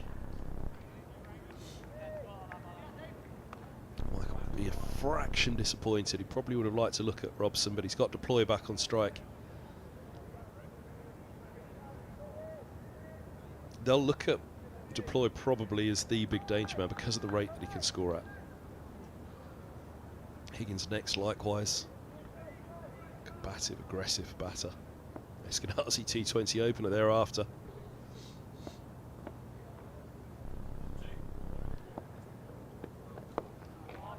But an all-format cricketer.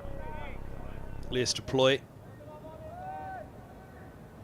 The number 4 gun position in the batting lineup.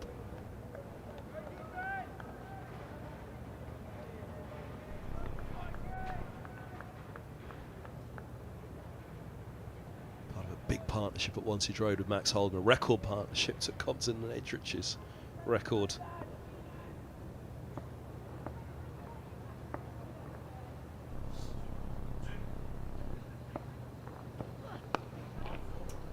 Overpitched. And driven through the covers. Crisply struck by deploy. Beautifully timed.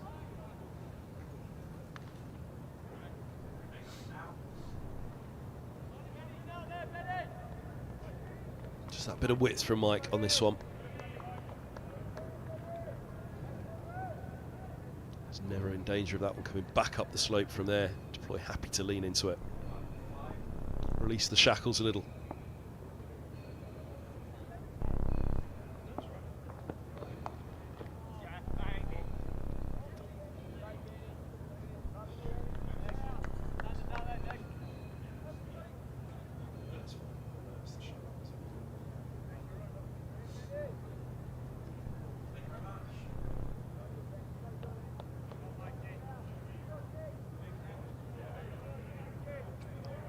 Two to go the over, back to Robson.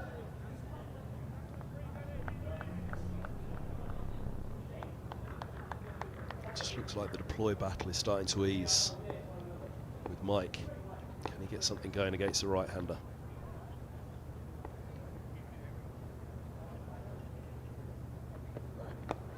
That's the spot he wants to be. See the doubt there from Robson. Is that coming back in with the slope? That late swing in the last over from Mike to Robson, massively on his mind. He's unsure on the line, Robson, to play that ball. There's Mike's thought process as well. Gripping passage of play. Both sides know how crucial this little period is. Come out on top of this, you can come out on top of the day and potentially the innings.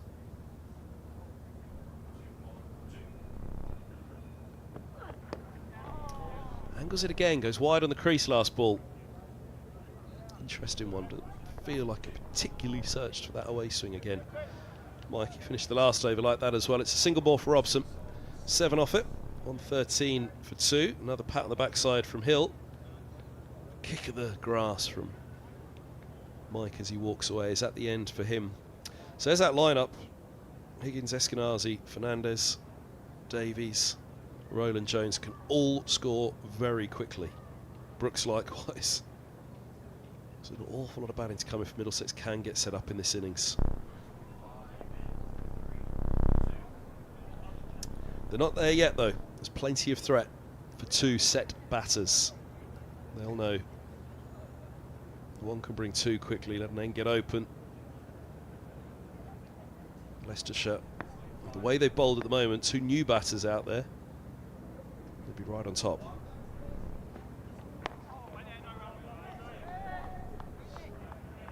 It's a big job to do for Robson and deploy here. Settle in, protect what is still to come and what can, they will hope, provide something of a destructive display if they can get on top with the bat in this innings.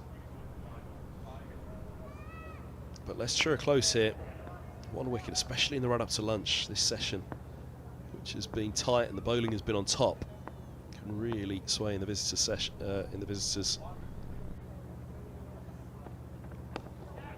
Favour. But Sam Robson very much has other ideas, and he has first 50 of the season. Frustrated by injury so far. He raised his bat to the pavilion. 50 partnership as well between these two. Robson's been fantastic. 107 deliveries for him, 118 for the partnership. It's just perfect relaying of how this morning session has gone, how the innings has gone so far from Middlesex.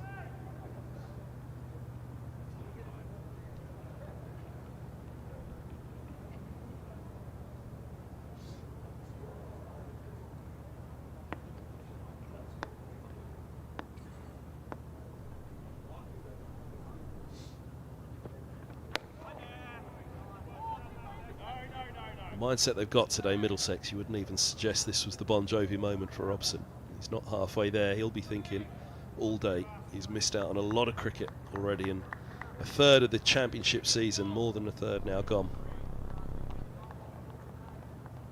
5 of the 15 games, 14 games, 5 of the 14 games completed at the end of this round. It's a lot of cricket missed out on. That thumb injury for Robson.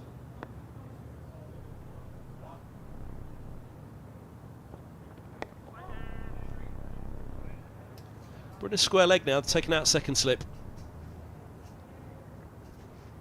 Scriven to Robson. Again, they're hanging tight on that off stump.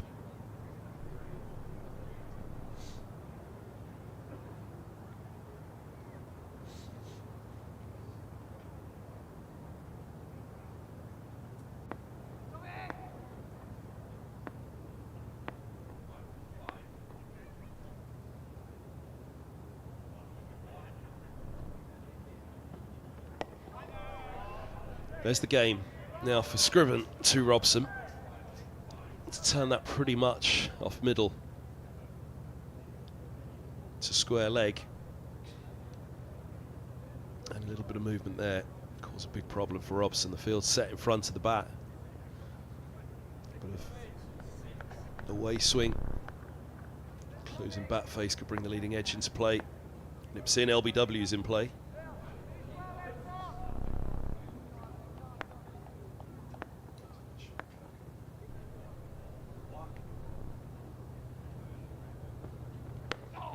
spot once more to finish the over from Scriven. 51 Robson, 26 deploy, Middlesex 1, 15 for 2.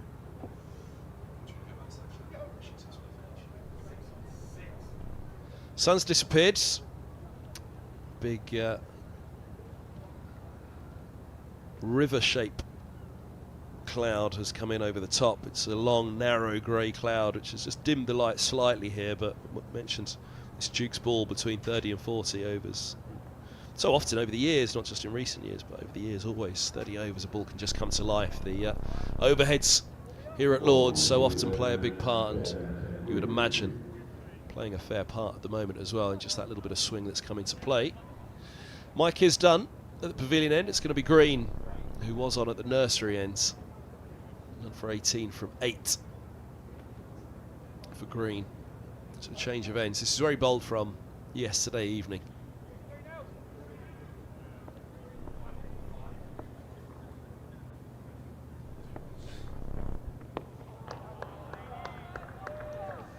It's 39 done, 115 for 2.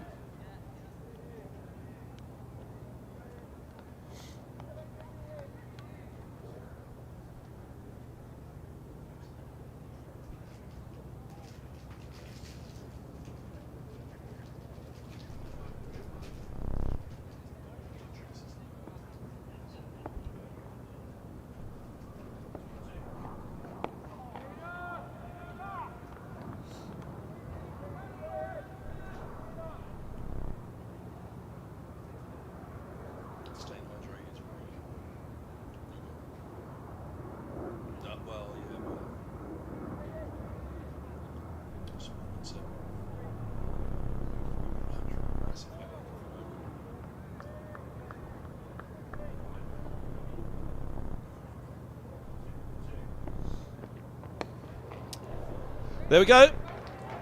We've waited a while. Worth the wait. 6 runs over point from deploy. The first charge from the Middlesex number 4.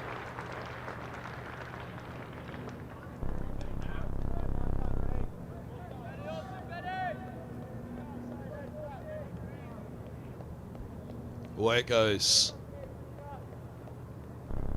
Oh, mind your heads. I don't think anybody had quite picked the trajectory of that in the lower mound.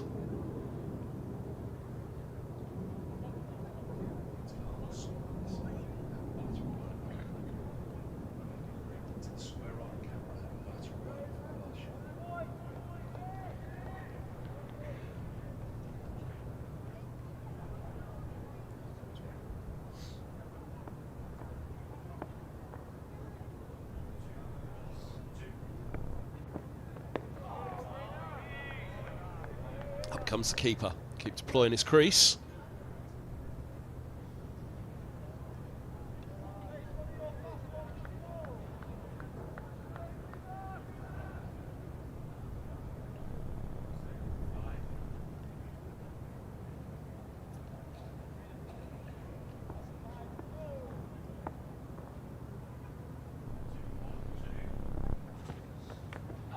Oh, inside edge, so close. Hands on heads everywhere.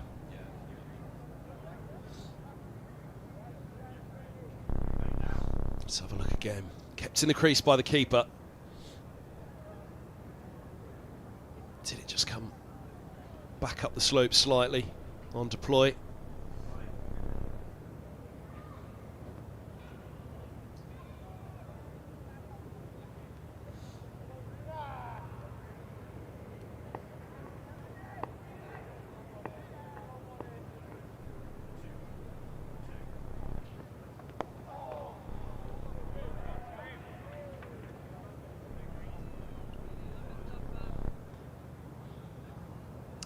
.40 overs done.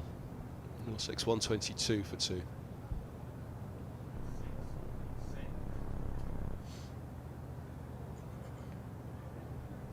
Fluttering flags today, not so much the Middlesex flag on the left turret as you look, the south turret, the north turret, as the red and green of Leicestershire fluttering away. It's interesting that we call them the north and south turret, because actually they're a little bit more the east and the west turret.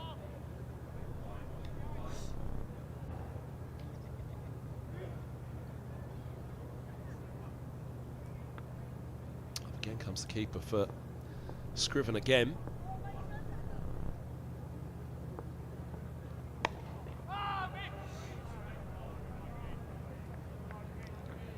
Minutes, just under 40 minutes to lunch on the third day.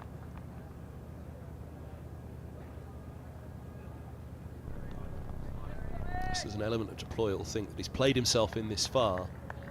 He won't want to just keep playing himself in through until lunch, only to fall after the interval. He'll want to grab some runs before lunch. Leicestershire perhaps sensing that as well, with the keeper standing up now.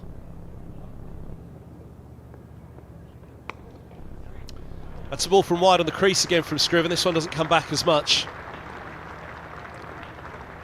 Deploy cashes in.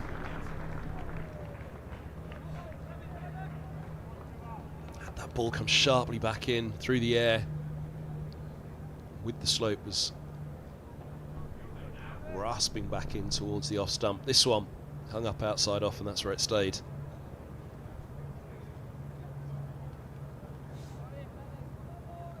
Decisive from deploy, rather than that aggressive approach.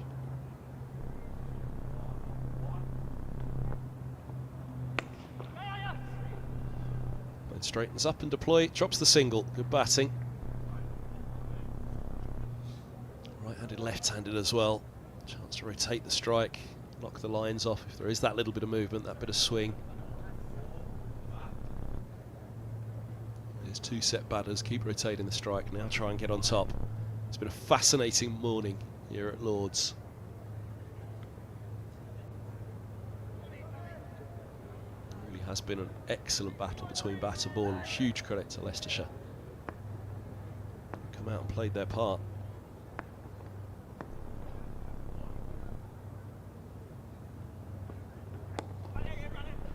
Now Robson's turn. Working them off the stumps, couple here. 5-4 field, 3 in front of the bat on the onside, but he finds the gap between mid-wicket and square Robson. Talks about the peril of closing the face with the ball moving the seam here. Slope, a bit of swing that's come into play, but Robson well set. Anybody looking at the scoreboard now, if you just tuned in, 129 for 2, looks a very, very good position, and it is for Middlesex. It looks as though that they're really well set and have been in control. It's taken a lot of hard work.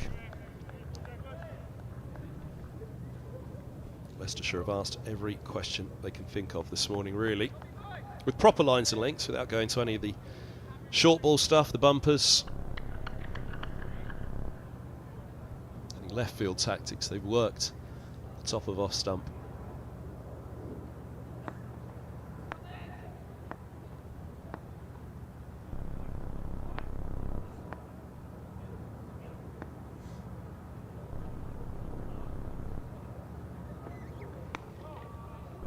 On the spot again, Scriven. Last couple of balls of the over, ends the over well.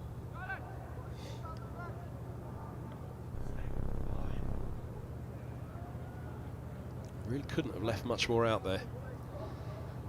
In this spell of bowling this morning, the Leicestershire bowlers, they've exhausted the top of off stump. And they'll know it's a danger zone now. Their big hope will be, through until lunch, come again in the afternoon. They'll need to pick up the afternoon session. If these two are still there, they'll need to pick up the afternoon session the way they've played this morning. Proper first-class cricket. Good to watch. Edge of your seat stuff. You can feel the nervous energy there at the moment. For the batters as well, still. I know that just one error away from opening a door for the Foxes to capitalise on what's been a good spell of bowling.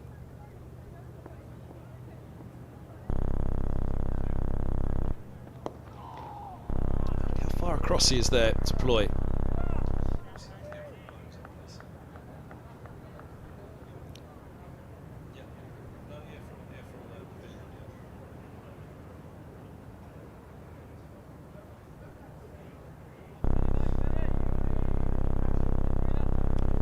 look at where deploy starts.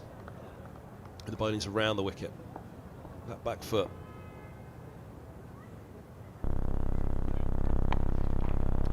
Flayed away, short and wide, punished. Forced to sit in his crease by the keeper, sits back on that one.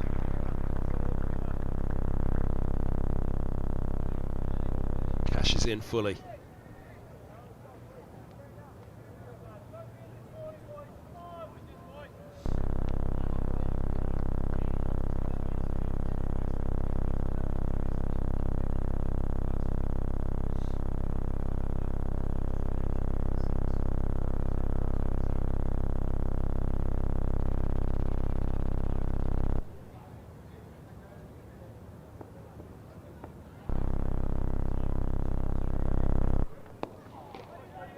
Again, around the wicket to the left-hander.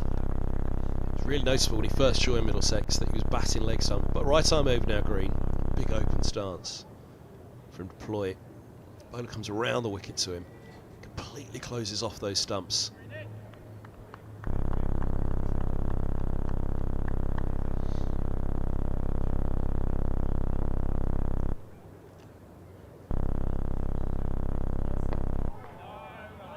See as he plays that ball, you can see a huge amount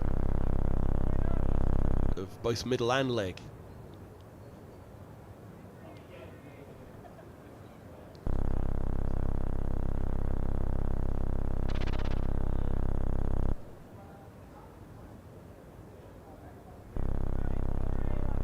Keen to keep it tight on the stumps of deploy.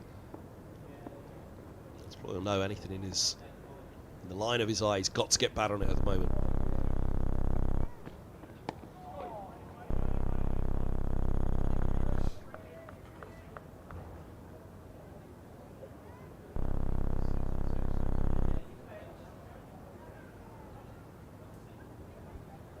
Still just got the back end of that cloud which just dimmed the light slightly. A little brighter now. Fortunately, nothing on the horizon that's going to worry us for the next few hours, you'd have thought.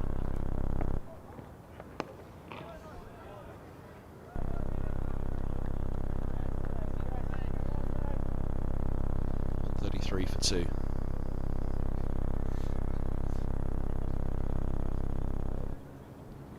Another good partnership. Robson and Holden. The time they batted last night, 18 overs. Stoneman bowled by Mike. The RPOs are interesting. Got the rate down considerably this morning. The man at the bottom of that list is about to come on. Just the one over yesterday, but Rehan Ahmed's thrown the ball here before lunch. This will be a really interesting move by Leicestershire, and it'll be interesting to see how Middlesex responds.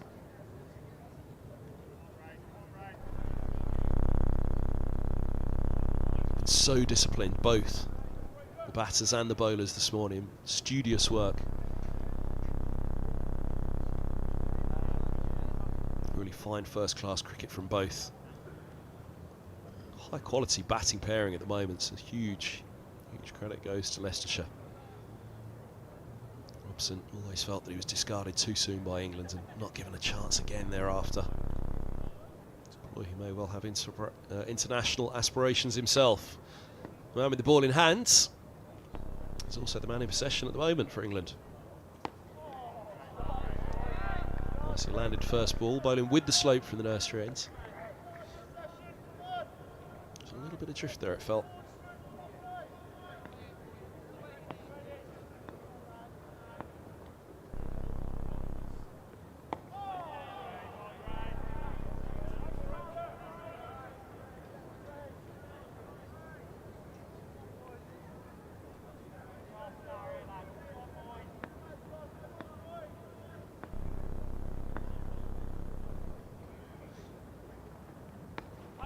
Bit too much width. First 3 balls, Robson on that one. Happy to see it and play it.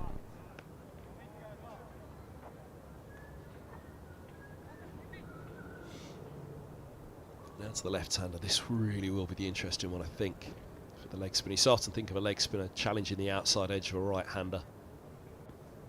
Remember over the years, Graham Thorpe was probably the batter who played Shane Warne best in all those years that Warne dominated England. But right now, short boundary to the leg side for the left-hander. Width outside off to begin. I think two, but there's a sweeper out there. It's just a single.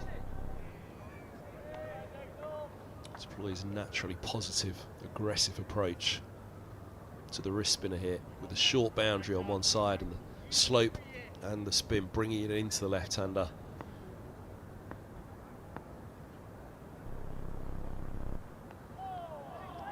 Could go heavily one of two ways.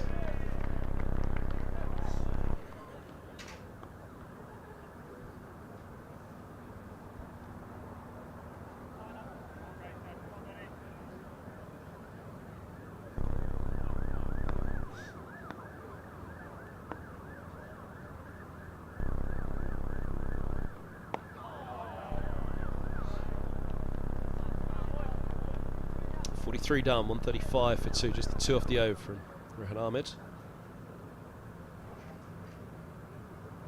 So the very interesting one for me will be Ahmed to the left-hander though, and how deploy goes about that short boundary. Similarly, they might think the same here. Leicestershire, will he try and hit with the spin, with the slope to the short boundary? Will it bring an error before lunch?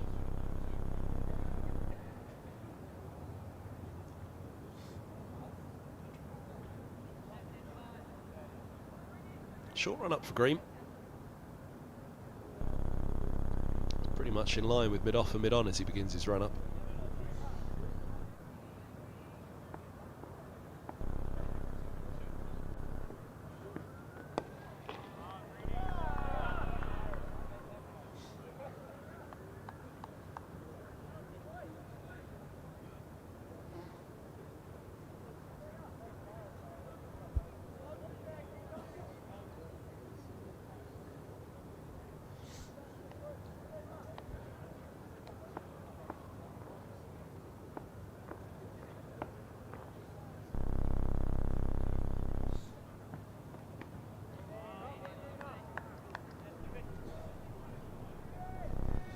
Worth having a little look at scores elsewhere as we approach lunch on the third day.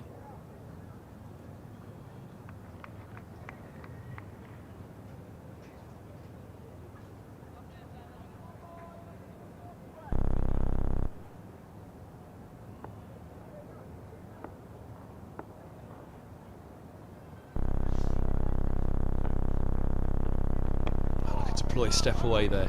He's kept in the crease by the keeper, but using the crease. Little step back.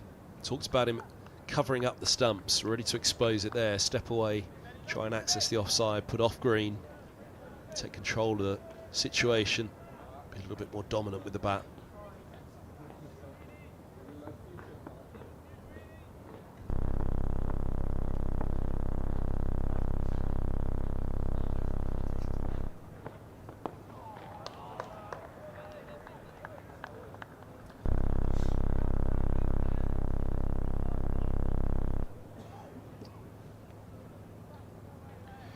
One game left in Division 1 with that Somerset-Essex game ending in 2 days with a victory for Somerset at Old Trafford. Lancashire are 205 for 6. They lead Kent by 36.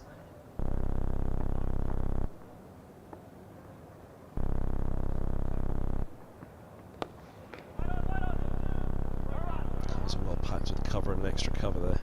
But that match at Old Trafford, they were 101 for 1, collapsed to 104 for 4. Well, mini collapse, 3 for 3, falling. 1-2-2 for 5.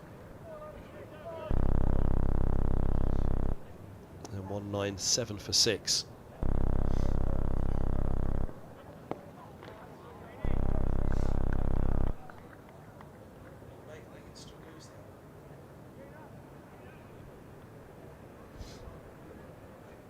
End of the over, 135 for 2. It's a bold, bold declaration. If the weather holds, although at this stage it's the Lancashire tail. Got 101 for 1. Would have felt like a spot of bother, and even at 197 for 5, just looking at it from afar, 6 down, 207, lead of 38. We're at 4 down, you'd think actually that's one of those declarations that could really backfire.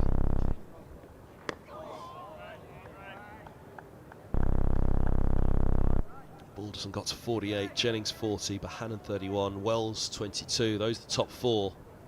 And Williams and Bruce 1 and 12.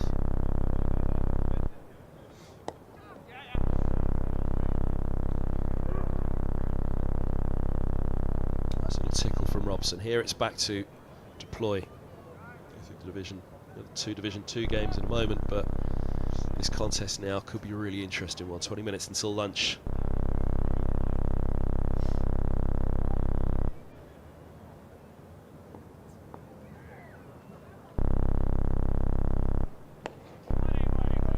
Lots of air, lots of flights.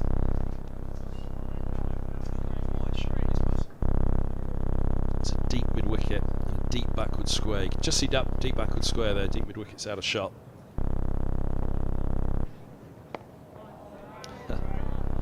Long way across, using that crease. It's not quite Chandler pull, but there's a crab-like movement there for deploy. Get across and smother it.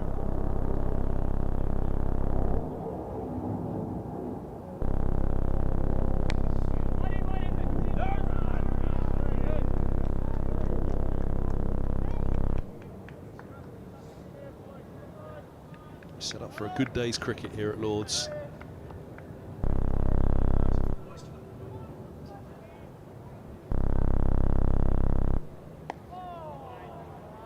That's an excellent over again from Rehan Ahmed, just a single off it. Just 6 off his first 3. Chance for deploy. To get after the leg spinner in the short boundary. There's a reminder from the stadium PA that lunch will be at 1:10 today, so 20 minutes away rather than 10.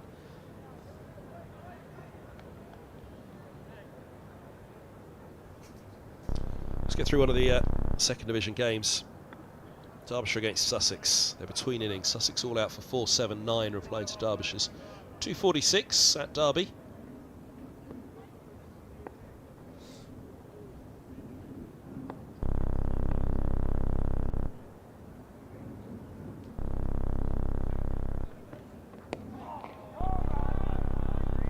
Persistent on that off stump again. He's a good marker for the over.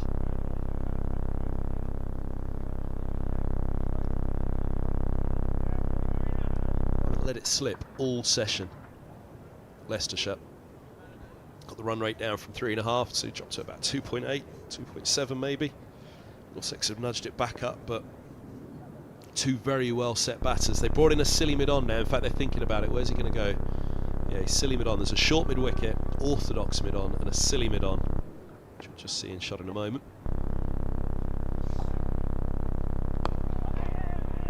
Robson pushes through the gap in the offside. Just gentle offering. Harris.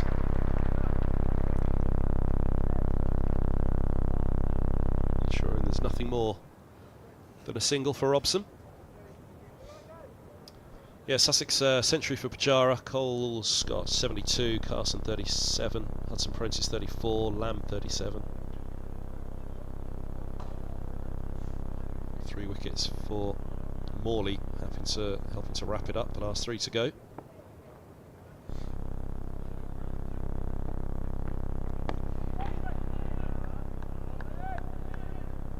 So a lead of 233 for Sussex. Again, one of the Division 2 favourites. Alongside Yorkshire. Northamptonshire very much fancying their chances of going up as well. But both of these, Leicestershire top of the table at the moment, and showing why here on this third morning. Very disciplined display. It's the number one thing you've always got to be.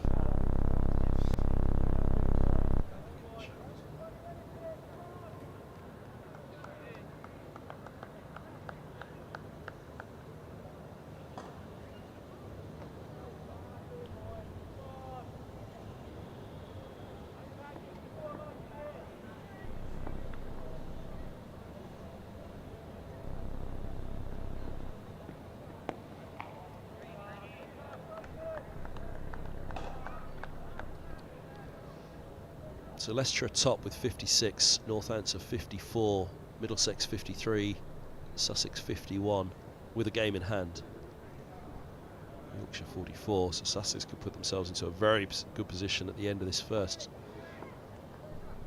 block of matches with a game in hand, and if they were to force the victory at Derby, they'll be top of the pile.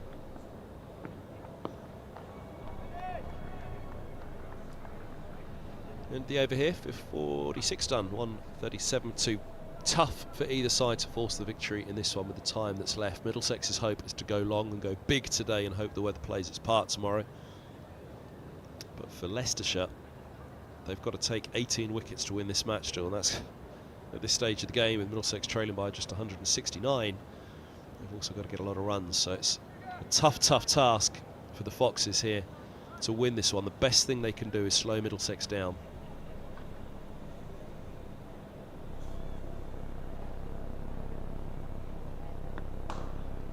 Middlesex's big hope is the third innings wobble.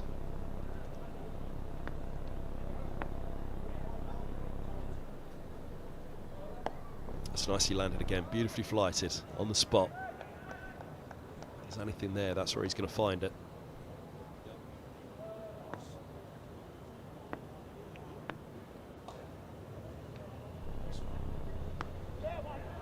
It's good from Robson. Wasn't that short, and he's punched that off the top of off stump really.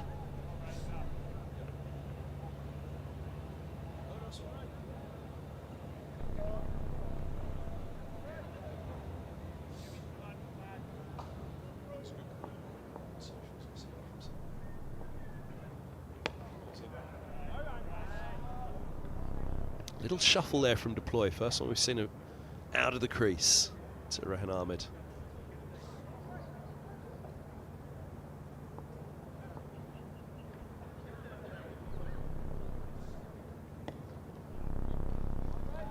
Goes back up the slope from the wrist spinner.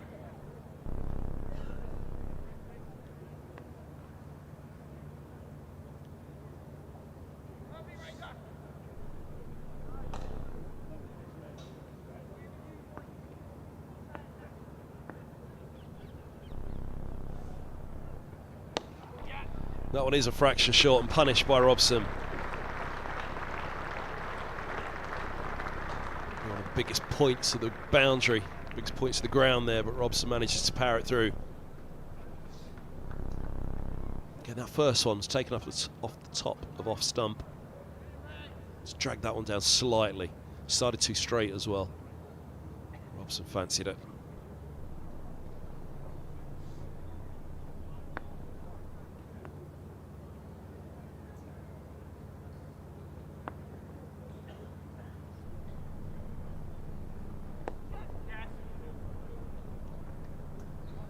Tickle to end the over, 7 off it, 144 for 2.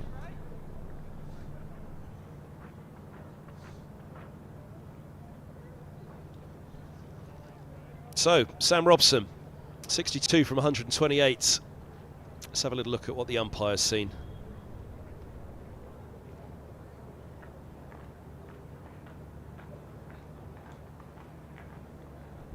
Umpire cam of the Robson fours, beautiful stuff.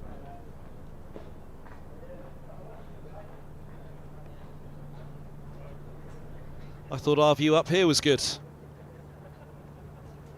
That's pretty special, especially on a blue sky day, as that was suggesting there. It's cloud cover at the moment, but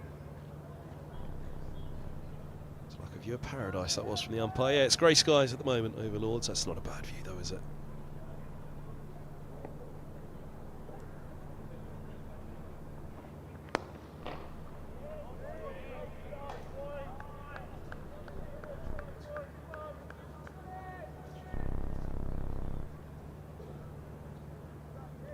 Gorgeous.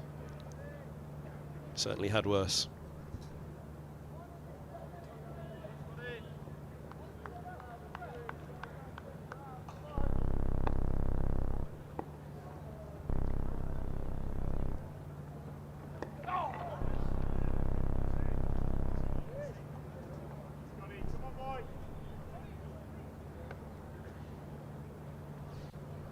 So yeah, Derbyshire then are the next in line. They're on 41 points from 4 played. Yorkshire having suffered that defeat. The only team, well, alongside Gloucestershire, defeated in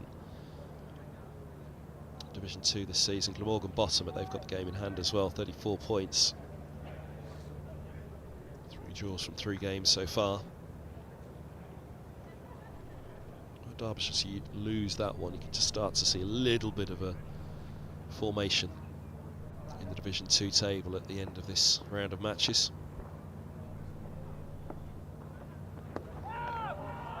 Keep close eye on events at the County Ground Derby. If Derbyshire were to lose that, they'd be there just into the 40s. And then Yorkshire, Sussex, Middlesex, Northampton, Leicestershire, the top 5, you'd start to just see that little pulling away.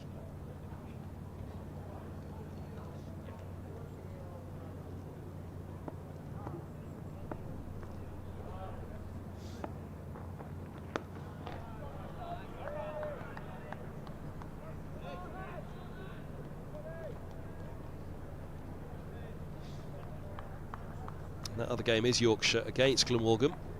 So Glamorgan's 4th game of the season, Yorkshire's 5th. Glamorgan all out for 221, 51 for Root at the top, Ingram 44.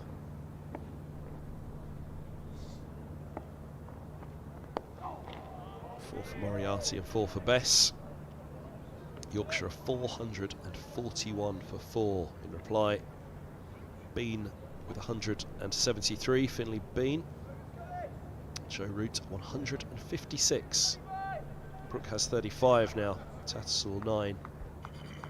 Just approaching the second new ball.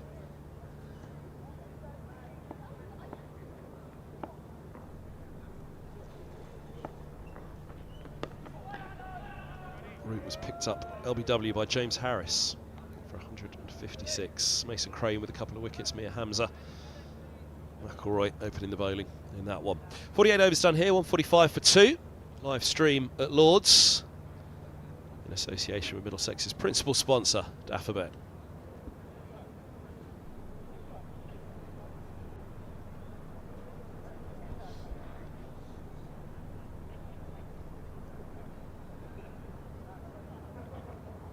Ten minutes to lunch on the 3rd day.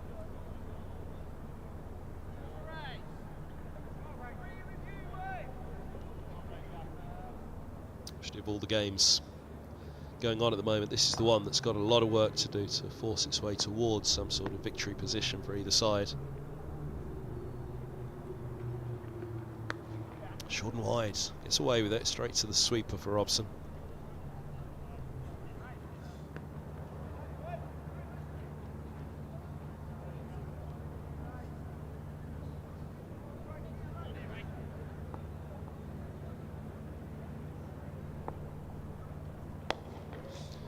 There's the use of the feet. There's the first opening up from deploy. Heaves it over mid-on. It's not all the way. He moves to 48 from 88 faced. Interesting if this is the end that they leave Rehan Ahmed on after lunch. Before lunch, it certainly feels it's worth the go. He's bowling with the slope, but he's turning it into the left-hander with the slope, with the turn to the short boundary. That would be a big risk to keep that going throughout the afternoon. Oh, now nearly a mistake next ball from deploy. Just got a bit of bounce on that one. He's going to move to 50 from 89 deliveries. Very nearly the way through for Leicestershire. A first moment of alarm really with the bat for Lewis Deploy. It's been an outstanding innings. Looking to set up the day for himself, for Robson, for Middlesex. Lay a foundation. They've done that. 50 for this pair. Fine 50 as well. He's been made to work for it by Leicestershire.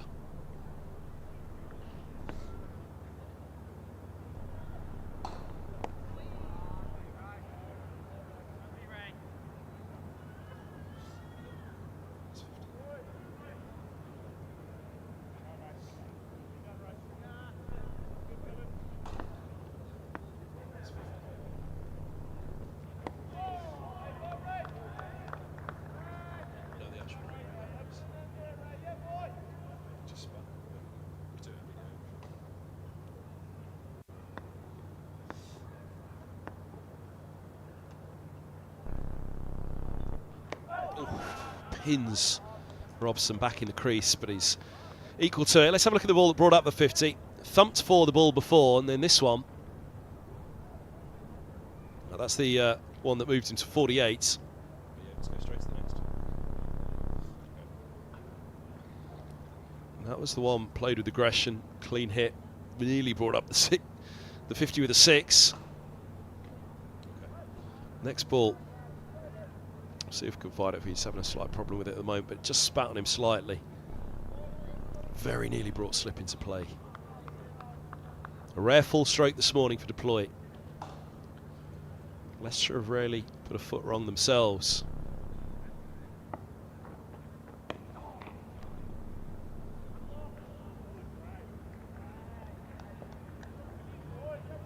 Just over 5 minutes to lunch. Middlesex go off 2 down. 1 yesterday evening in the 18 overs last night, Stoneman. 1 this morning, early as well, Holden. After a brilliant rearguard last night.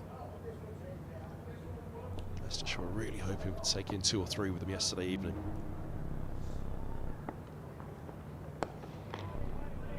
Big statement for the afternoon if Middlesex can get in 2 down, 2 set batters. They'd really fancy that one of them this afternoon would go on, if not both.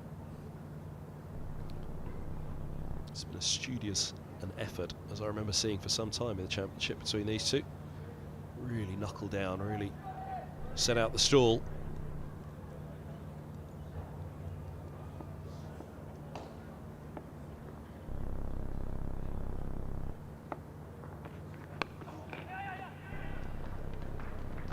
Won't go all the way, it's just a gentle push from Deploy. Pick up a couple. It's got gloomy again overhead. Again, just a couple of dark clouds roll in every now and again. The MCC flag, which is the one that's really fluttering at the moment, it's just out of shot on the top of the grandstand. That one's suggesting the weather's coming, or the wind at the moment's blowing east to west, southeast to northwest.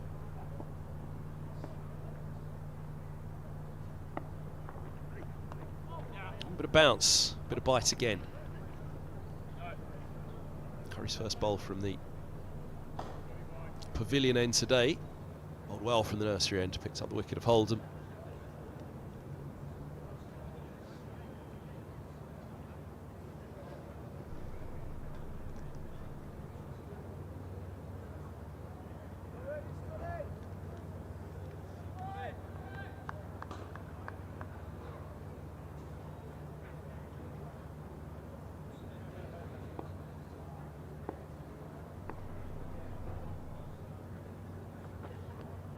Edge, does he? No, just bounce.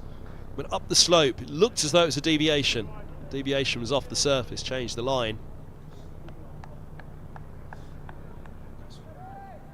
Let's have a look, both ends on this one. Just watch for the movement. Was it before it hit the surface? No, off the surface it goes. Keeps going up the slope. I don't think there was anything through the air on this.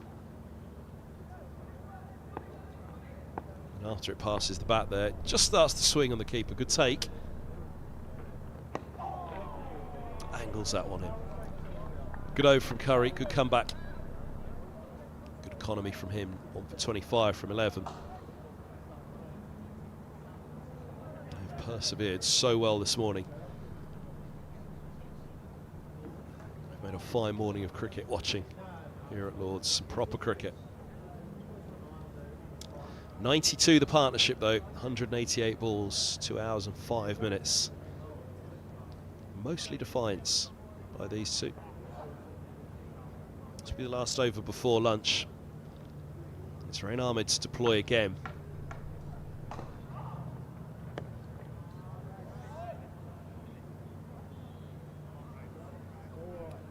Deep mid-on, or mid-on has dropped back slightly. Couldn't imagine that Deploy will go again in this over though. So he just eyed it up himself there as to how far back the fielder had gone. Single to be had. Single taken.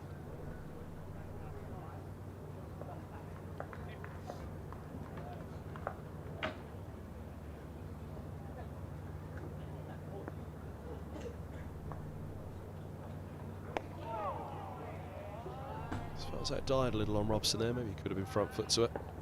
Waited and waited.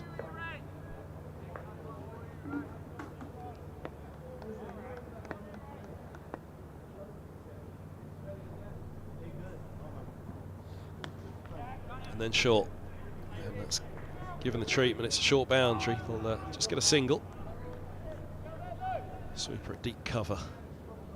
Coming around. Going to try 2 back for the left-handed deploy. Again, it'd be interesting though if he were to go after anything at this stage. Last couple of balls before lunch.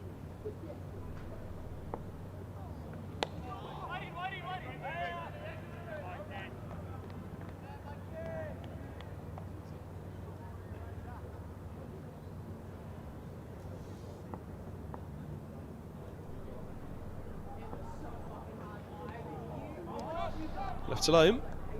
Umpires look up at Old Father Time, and we shall have one more, I think. You're having a think? Nope. They've settled on it. Wholly sure? Pete Hanscom's not. Come on, umps. There's one more in this, surely. Surely one more in this. No, I'm hungry, Pete. Got to get off. Can't be that hungry, umps. Lunch it is, though. Middlesex this morning, it's been a brilliant display from both. Really been at each other this morning, bat and ball. Middlesex have kept them out. Got to try and go big in this innings, Middlesex. Time has run out in this game, really. For both sides, the best chance is for the side with the bat in hand, you'd suggest now. Past any potential wobble of a follow-on this morning, 148 behind. They will look to go big this afternoon and this evening. Can Leicestershire keep it tight? Can they fight it back? To try and make it a bit of a scrap in the final innings of this one. We'll find out after lunch. Join us back in just under 40 minutes on the live stream here with principal sponsor of Middlesex, Daffabet. Myself, Kevin Hand, will go and take lunch at Middlesex on 58s for 2.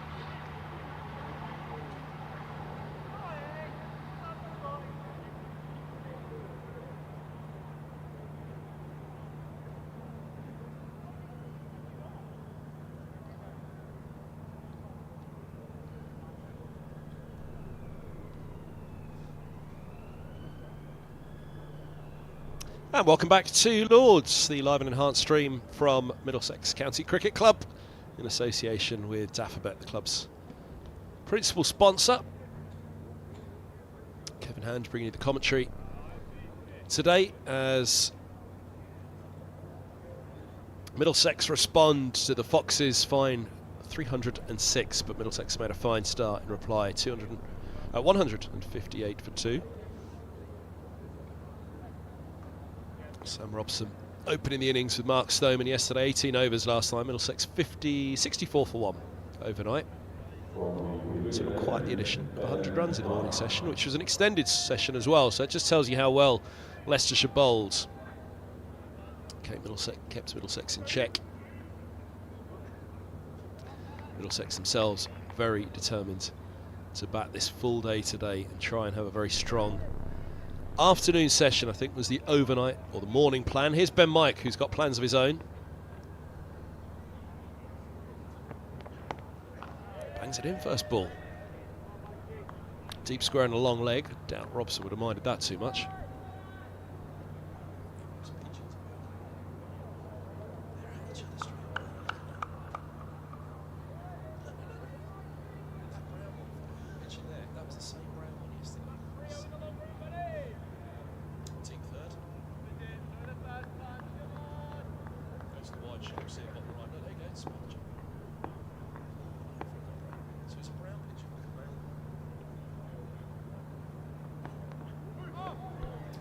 Slow, well, bouncer, which somewhat died in the surface, that one.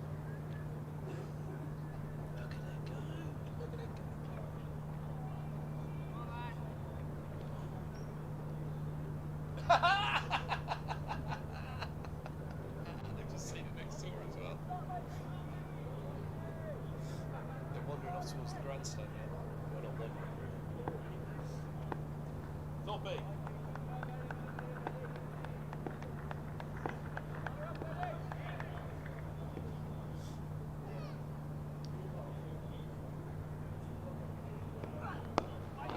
That's a lovely shot by Robson. I'll just get a single. It has to be quick though to mid-off. Just pushed it wide. Yes.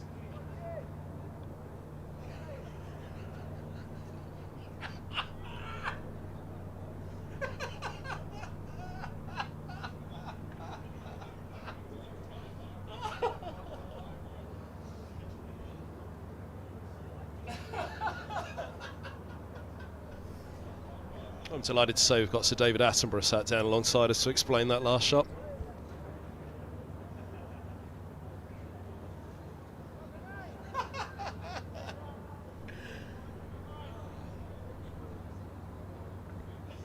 You wanted more colour on the stream.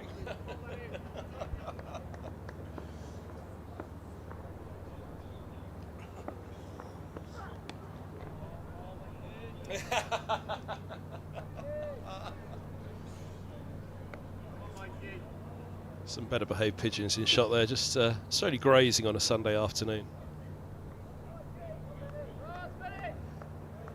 There we go. Back to searching for seeds.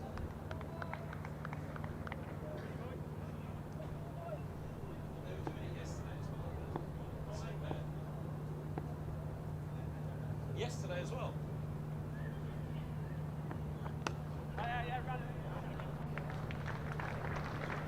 It's a nice good shot. And oh, goodness me. Green was kept interested. Big boundary out there.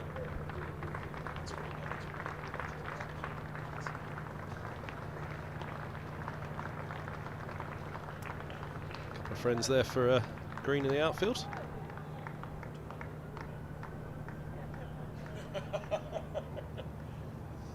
Behaving themselves now. The Foxes and the Pigeons.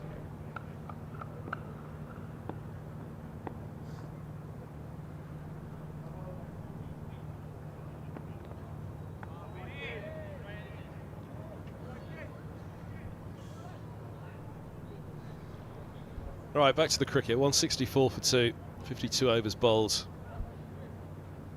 Just 142 behind now, Middlesex. 8 wickets standing. This is the position they wanted to get this innings into. They've been kept in check this morning, though, by Leicestershire. So to up the scoring rate, they're going to have to do it, bucking the trend of what's gone before. But of course, this is an older ball now. 28 overs. Let's go against the older ball, which Leicestershire would like changed. It looks as though, yes, doesn't go through. New balls, please.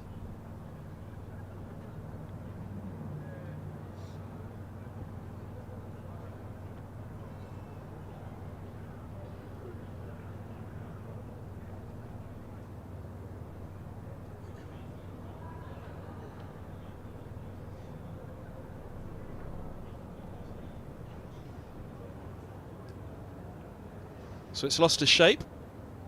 There's a little idea of the shine of a 52-year-old or 52-over-old ball. Come on, let's give us a better look. It's hiding it in his run into the pavilion.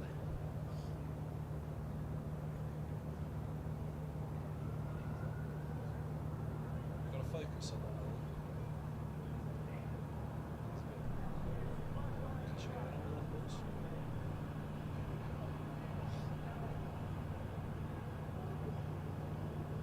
Just see that real shines come off all of those balls by this point. Middlesex did get one swing. There you go. That's a scuffed looking one, isn't it? Doesn't like the look of that hill. Back you go. Excuse me, umpire. I'm not too sure about this one. Bit of work to do.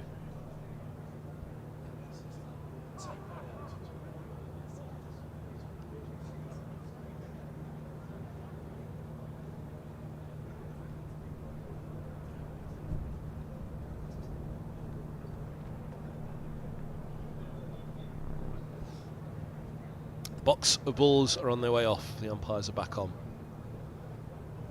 Little note taken by umpire Baldwin.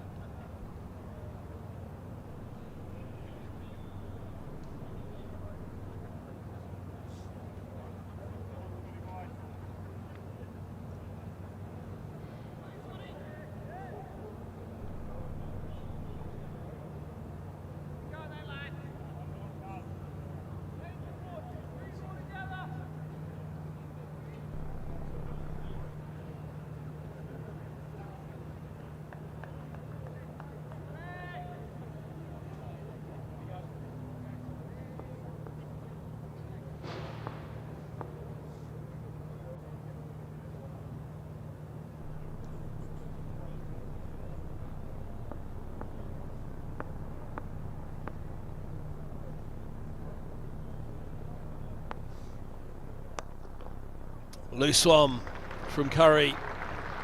Deploy makes no mistake. Just opens the face out of the middle. And up the hill it goes. A really economical morning. An innings so far for Curry, but a loose one to start here. Full toss.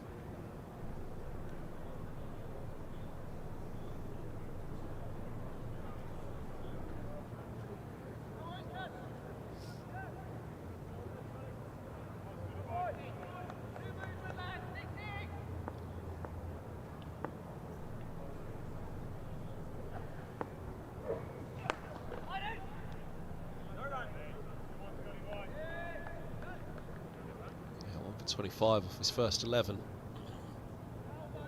Excellent economy. Curry, he'll want to get back on that straight away.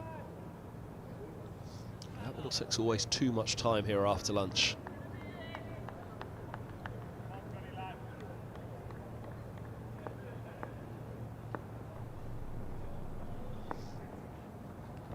Oh, gets away with that one. Another one slips out. Deploy will feel he's missed out there. It felt like he put a little bit extra into that one. Curry really seemed to push through.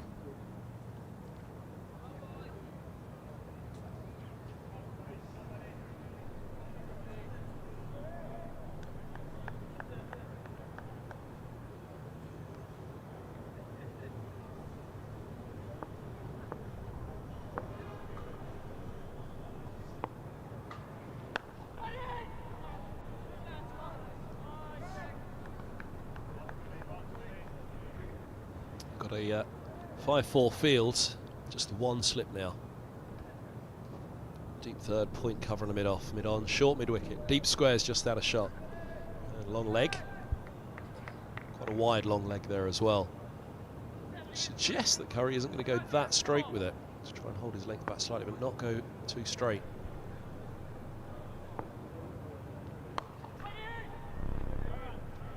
A long way across, easing that into the offside.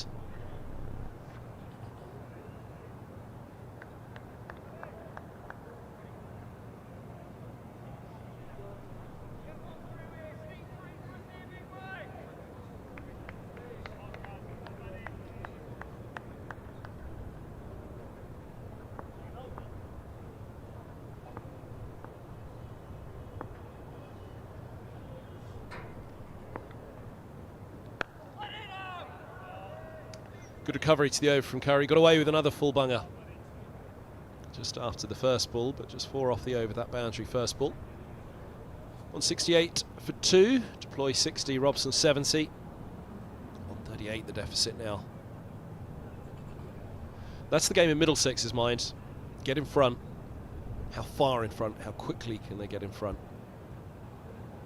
And is there any time left to try and get at Leicestershire?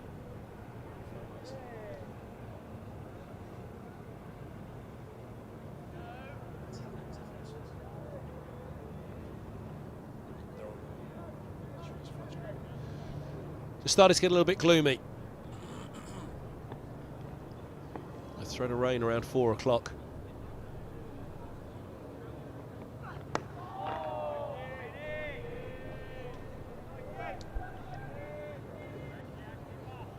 With that, you'll just see a shadow behind Ben Mike. You see slightly two, because one of them's on already, the others will be on in a moment. Type light atop it's accustomed to seeing around London of statues of certain height. All have to have these little red lights on the top of them now.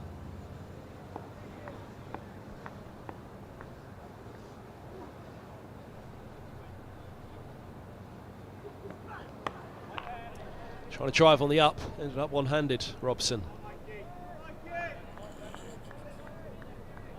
Working hard on this replacement ball. Try and get it into some sort of shape.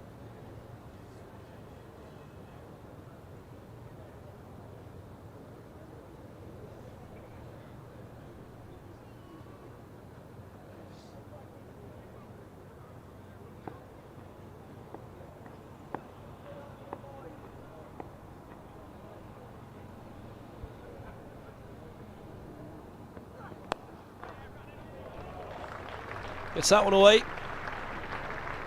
It's up against the slope, which is going to give the fielder a chance, and it is caught up by Harris. Time for a gentle 3. Highest point of the ground. He's up to the Warner stand, where Harris ran. The lowest point is down at the tavern. Sorry, down at the mound.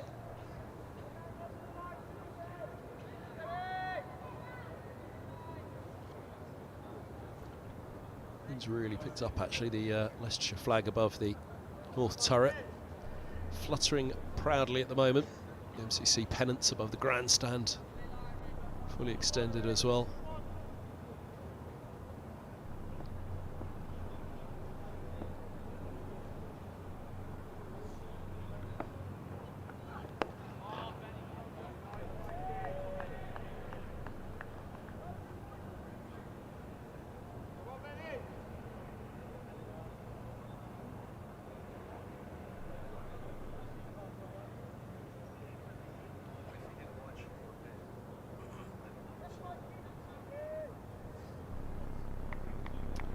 Still waiting for the floodlight on the far side. Someone's making their way around now. 10p in the metre.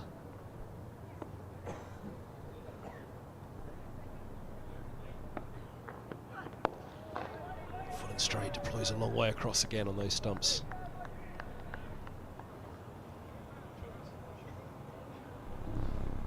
All renewable energy now at Lords, so rather than 10p in the metre, somebody's going around to spin the wind turbine, get it going.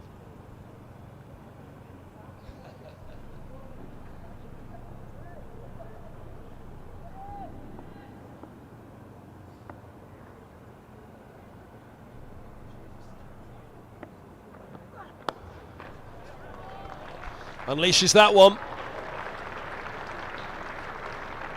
Played with a flourish from Deploy. 7 off the over.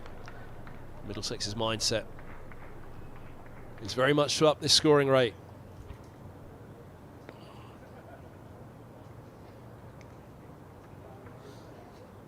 Nice try, Aaron Ahmed. That ball was racing. You can just see the change in light now with the floodlights on. Little glints off the metallic bits of the helmet.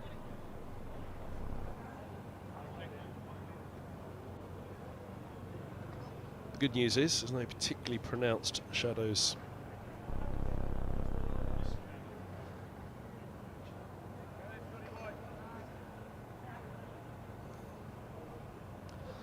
Sticker on the bat. Big glint in it as well.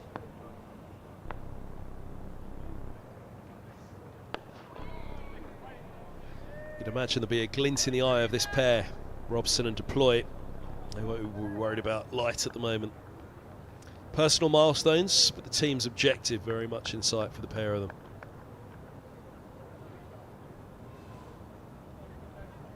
As well as Leicestershire bowled, and they really did bowl well this morning.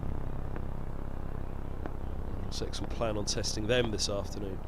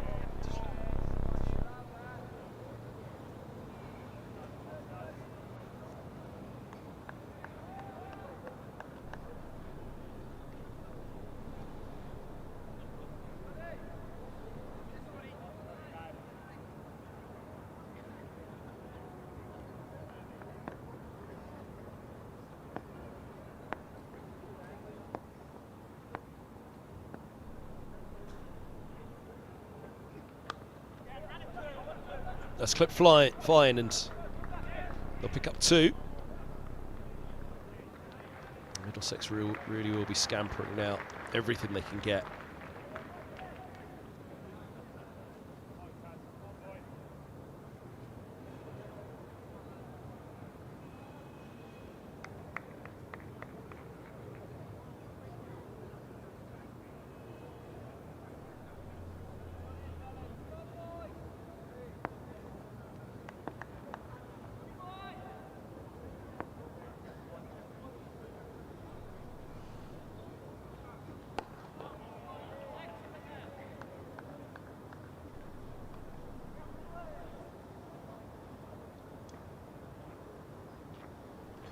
.177 for 2, 55 overs done here, so 25 to a second new ball.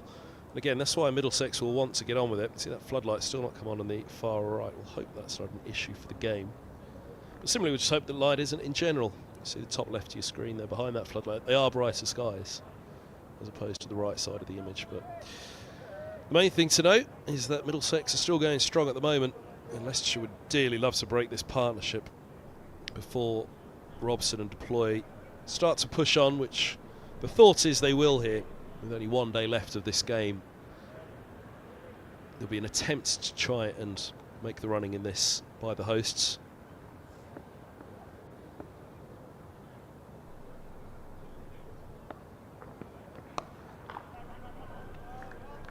Oh, that's really well played. The sweeper's back, opens the face, uses the pace, but placement and timing from Deploy.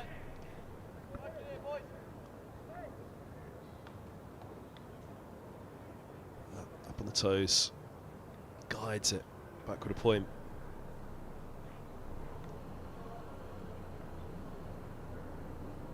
Incredible timing. Deploy hits the ball hard as well. Got the 2 in his locker, which allows him to go through the gears.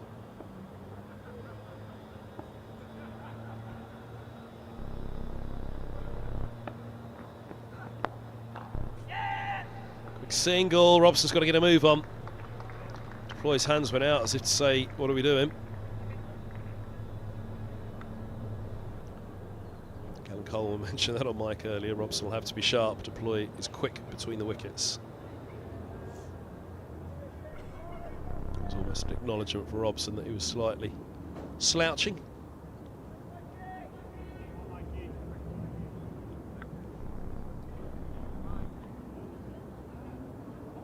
Different game for Mike now against Deploy. How's he going to go against Robson?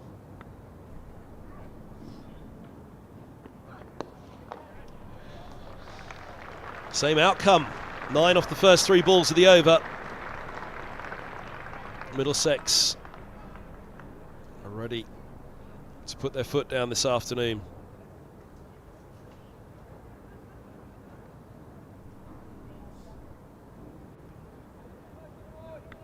It's a short boundary. They're going to have to be very, very careful with their lines here. Leicestershire now.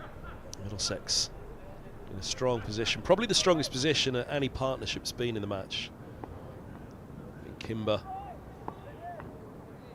Hanscom together for a while. Kimber holding out to deep backward square.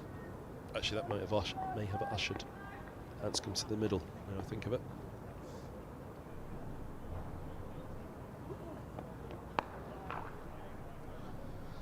And after that, really, it was Ahmed opened up a little bit in a cameo towards the end of his innings with Hanscom, but then Hanscom and Scriven for the 9th wicket. Put on a partnership at the end, but this partnership now is worth 122, and it's the kind of foundation that a top order pairing haven't had in this innings or in this match so far.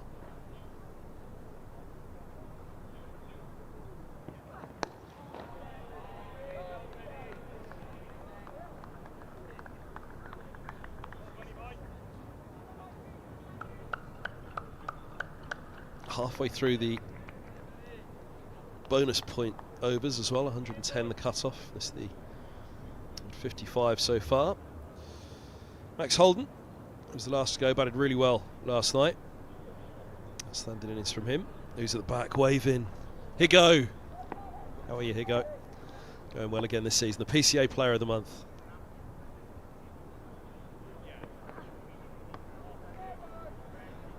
Excellent capture for Middlesex to get him back from Bristol. Rory Coates has been masterminding the outstanding performance with the bat by Ryan Higgins and Lewis Deploy and Sam Robson. Standing in the middle of the dressing room door.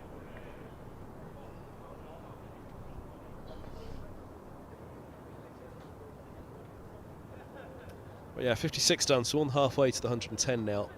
Middlesex probably like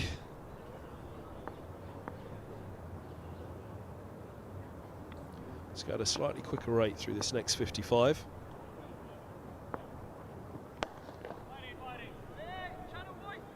Three and a half to this stage. Sure, they'd probably like to go close to 4.5 through this next part of the innings. That will be their desire. Leicestershire, of course, will be thinking about the second new ball,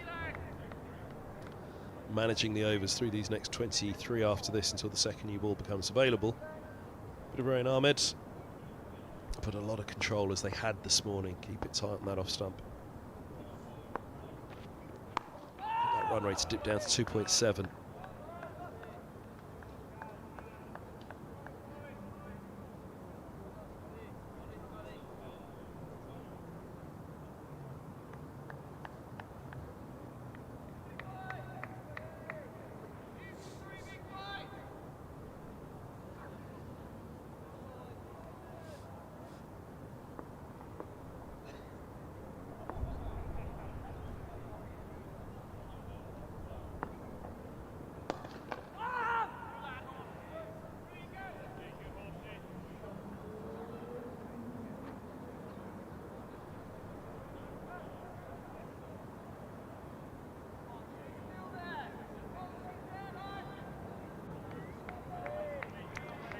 23 overs to the second new ball. Bit of work to be done on this one. A replacement ball. Seen a good number of replacements in this game.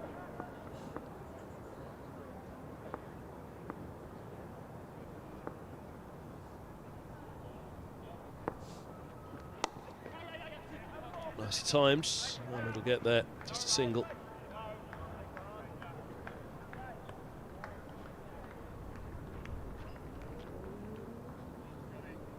Just a single off the over so far. He's done really well, Curry.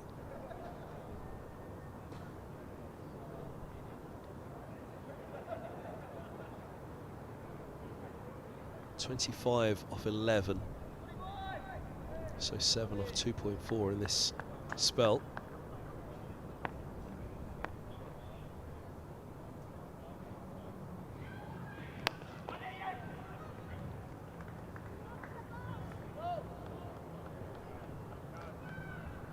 But it's an economy that Middlesex won't be happy with.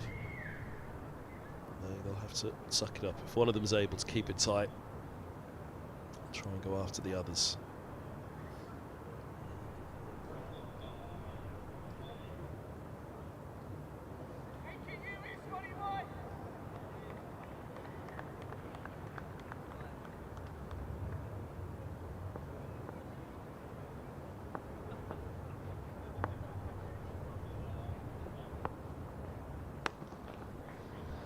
Full bunger again, punished again. It'll disappoint Curry. He's bowled exceptionally well.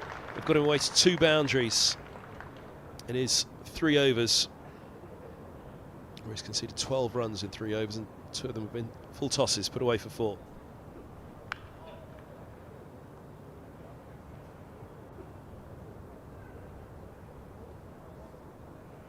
Just slipped out again. That is a gentle delivery for someone of Deploy's class and calibre to receive. Beautifully placed, open face, no mistake with it. 192 for 2.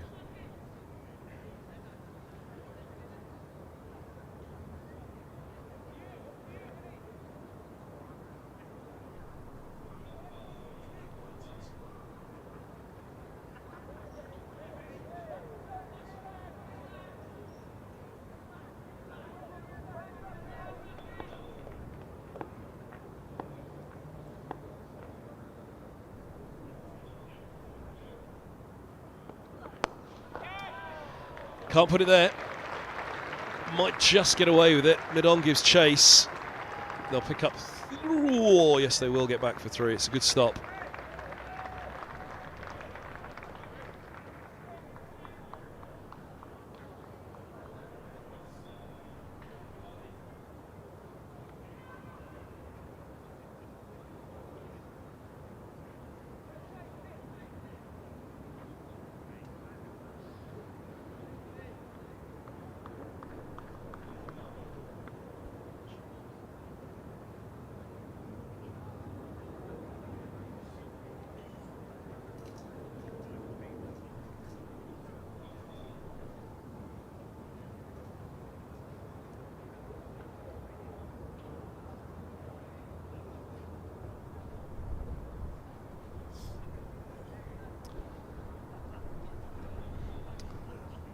To discuss how to go about this now. Deploy is delayed by Mike.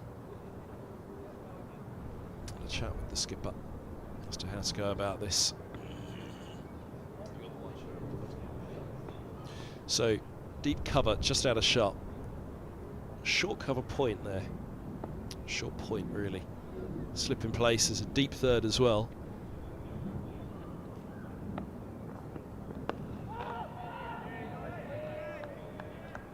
The 2 that you couldn't see were deep backward square and long legs, so you'd have the feeling it's going to be straight and on a length, nothing full. Deployed to get underneath.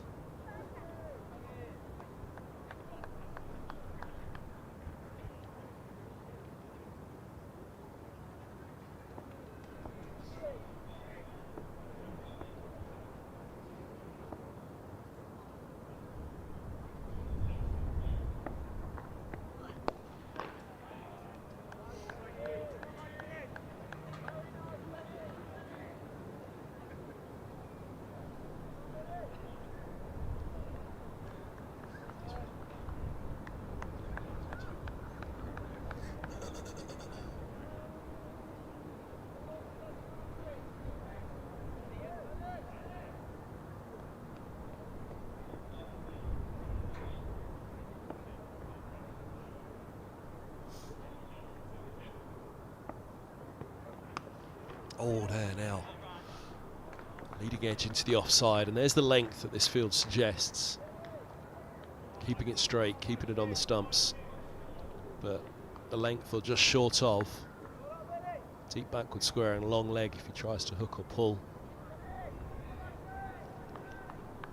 Equally just trying to ride that bounce. Slope might go against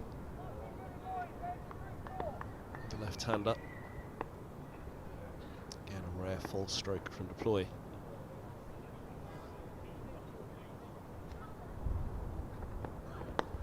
Now chipped. Didn't go through with it. Again, movement for Mike. Robson had to keep that bat face open there.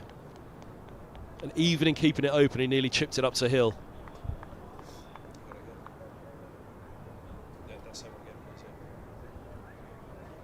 It looked as though you could say he was through the shot too early, but he was desperately trying to keep that bat face open. Just look for some movement on this ball. Just straightened on him slightly.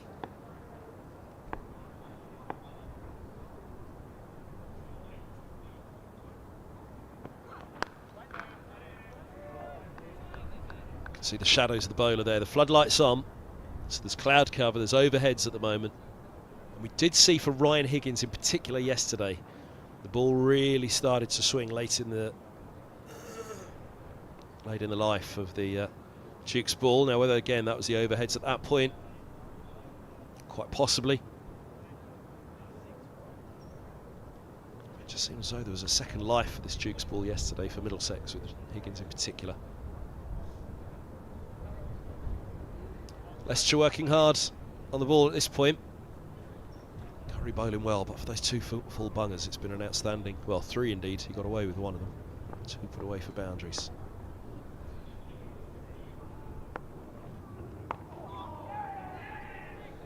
Taking a quick single, they're through.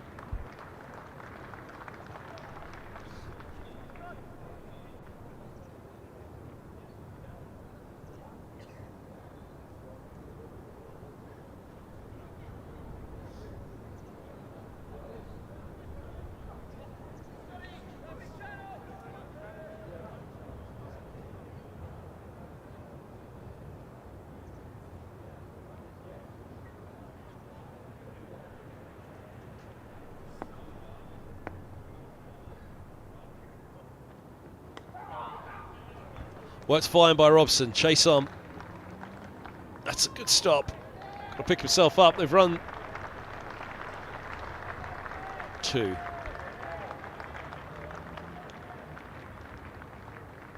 Stop down there by Ben Mike. Has been in at backward point, but he's given a bit of grazing time down at long leg.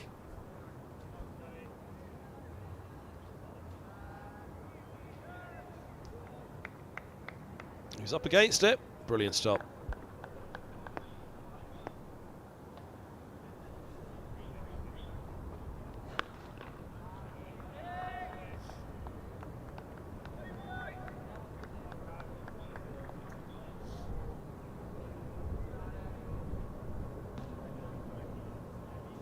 Still one of the big names for Middlesex. I think he's anywhere near the end of his career. Sam Robson at the moment should really be in his prime now.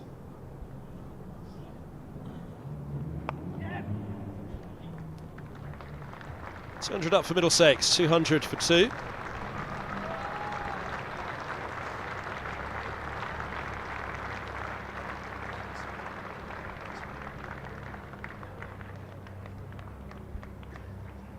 Tick over now, there it goes. Those two asterisks for Middlesex. The two not out batters, the two leading scorers in this innings. Crunch moment this really. 60 to 80 is when you really look to cash in as a batting side. It's an older ball.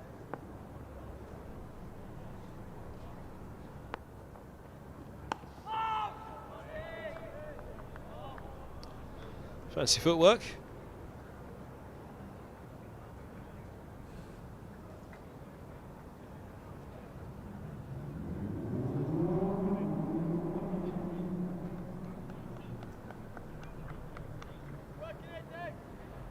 Plenty of thinking to do there. Well, Fonzo Thomas had to work a few things out over the years. Fine bowler in the middle. Doorway of the balcony.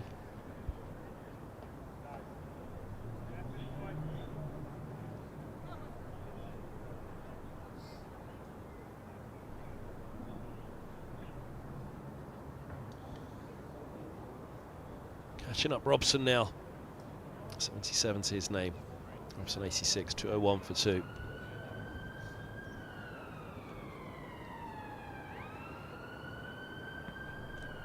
Be a slight onus on those two now. Partnership 137, 242 balls, 164 minutes. 60th over coming up. Time to start putting the foot down, but here is Leicestershire's move.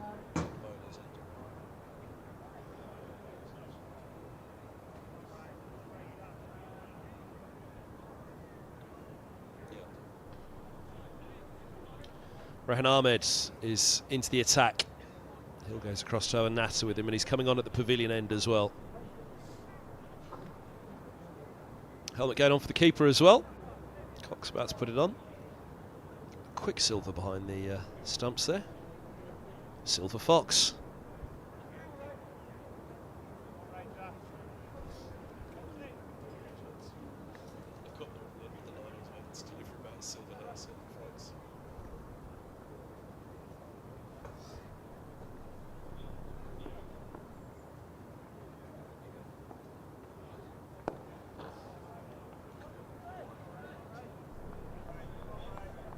So his nursery ends this morning, Rehan Ahmed, and it was, at that point, I thought a good ploy. I think this afternoon he could be. You've got to ask to ploy to go against the spin here.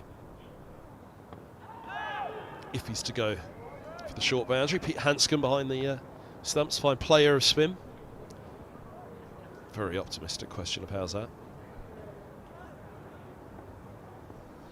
But yeah, headed with the spin is to the big boundary now. Use of the feet, tickles out to deep square. So he tickles it. His timing is incredible though. Raced away up the slope there.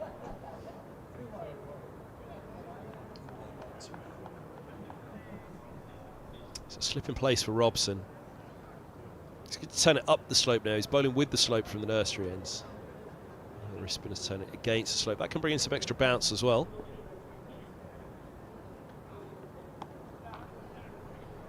Drops short but outside off. If he drops short on a straight line, then that short boundary comes in play for the right-hander. The key now is for deploy. How does he access that short boundary against the spin?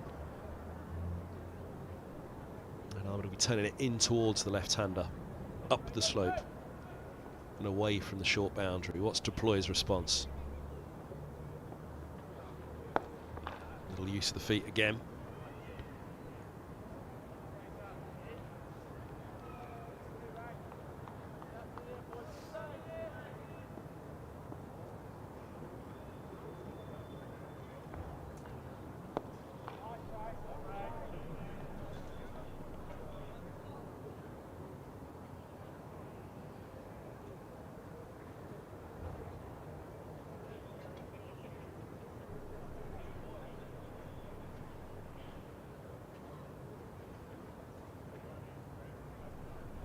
End of the 60th, just a couple off that. Rehan Ahmed over again. 203 for 2.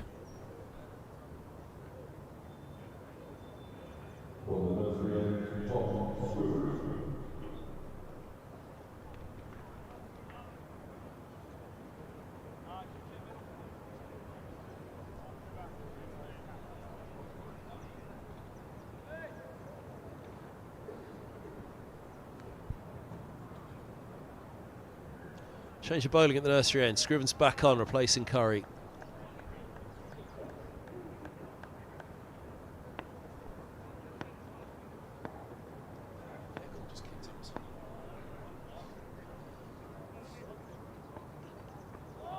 Ooh, a little lofty from Robson.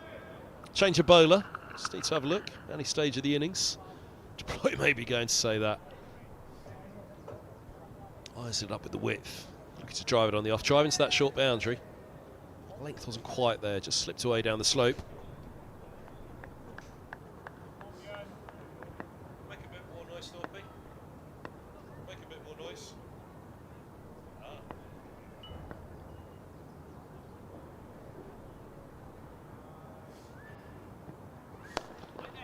Nice shot. Fingertips to it from the bowler. Meant that mid-off, skipper was able to get a palm on it. Just the single.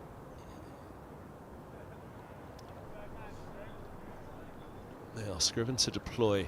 What'll he do? Over the wicket, around the wicket.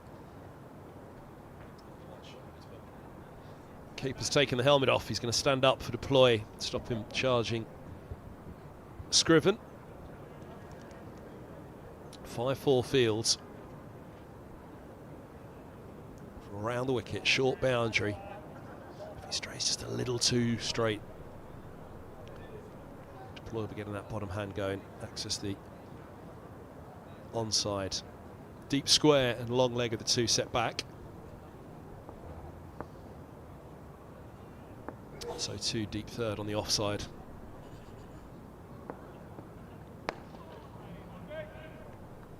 That's where he wants to be. Good start.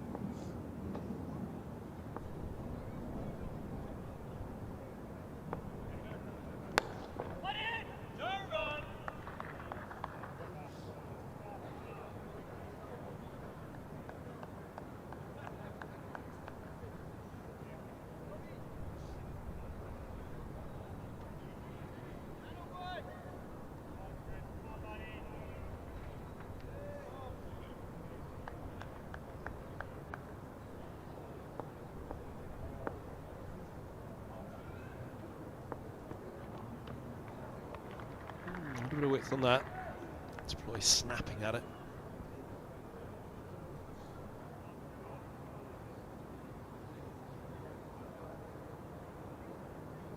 It's just gone off the surface. Up the slope, that one.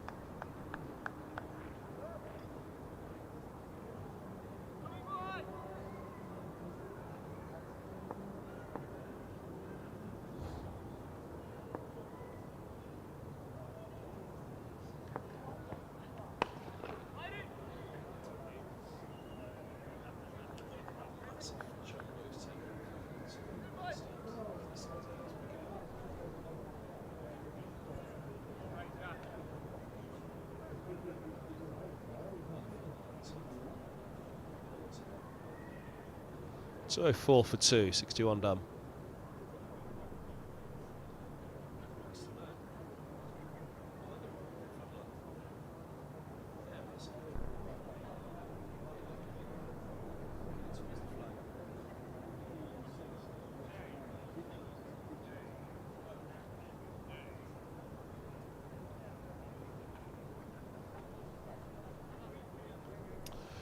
Huge jet just taken off from Heathrow.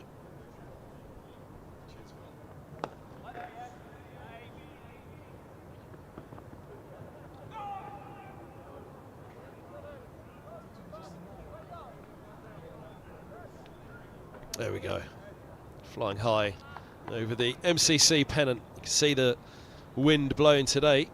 Change of direction, change of takeoff for the planes. You always know that the wind's coming from a different direction to that which it normally does when you see the planes taking off over Lords, heading up over the grandstand there, or disappearing off to the southeast as well, be it one way or the other.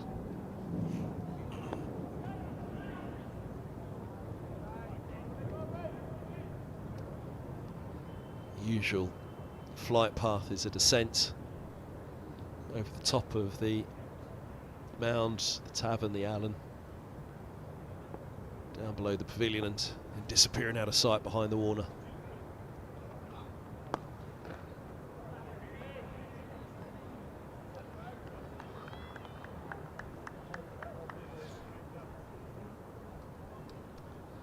A few cricketers jumping on planes this month. Cricket World Cup coming up in the US and the Caribbean.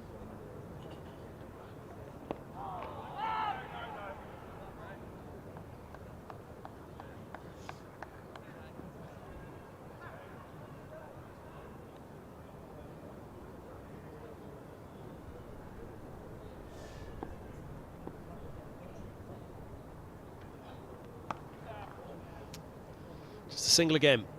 Middlesex ticking along, not able to significantly up this run rate at the moment.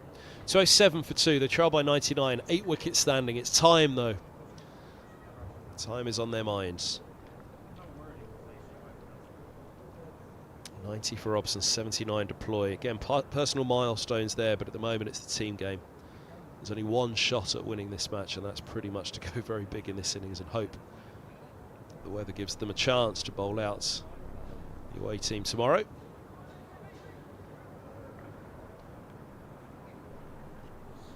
There's an awful lot of things against Middlesex in that scenario though. Time, the weather, and the Leicestershire attack, who are holding them at 3.3 at the moment.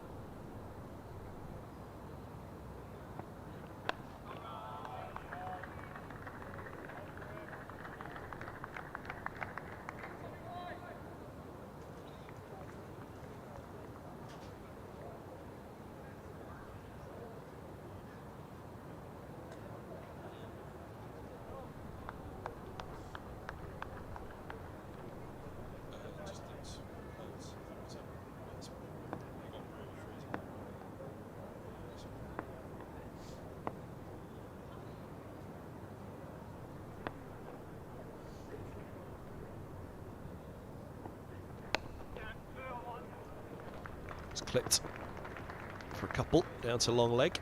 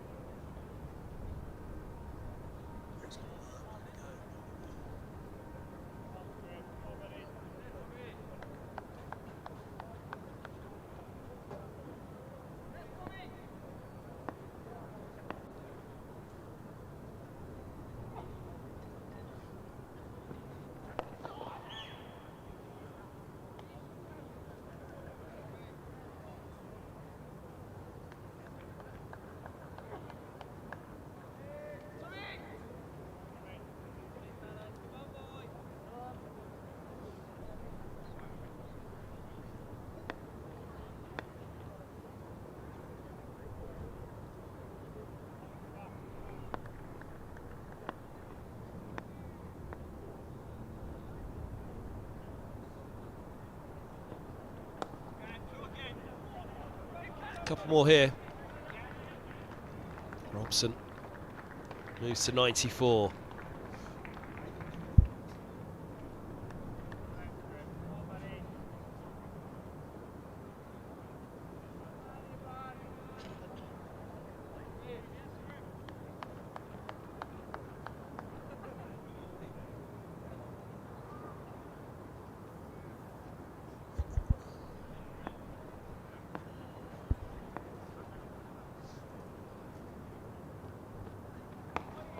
But shape on that again from Scriven to end the over. 63 done, 211 for 2.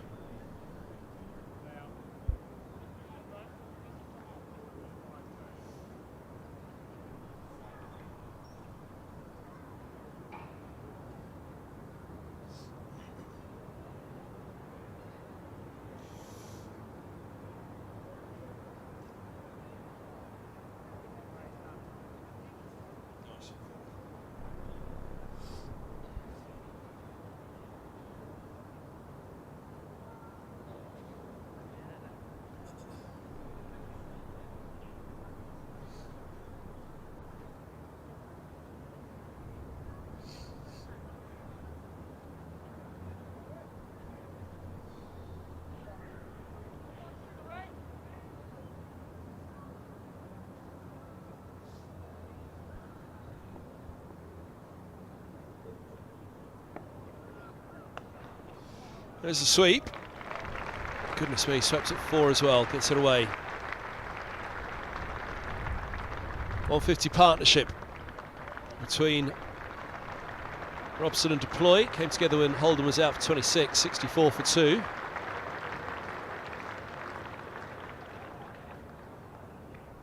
He swept that nice. It'll give him something to think about. There's a deep square around to deep mid wicket.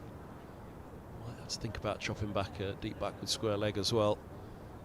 Talks about how Deploy may access. That's the big boundary behind. There's the deep square moving around towards deep mid wicket. There's the use of the feet. Straight to short mid wicket, no run. It's that short boundary though, where you can get too focused on it. Equally, there's a lot of room to put the ball out on that onside as well. Scamper the single. They're through.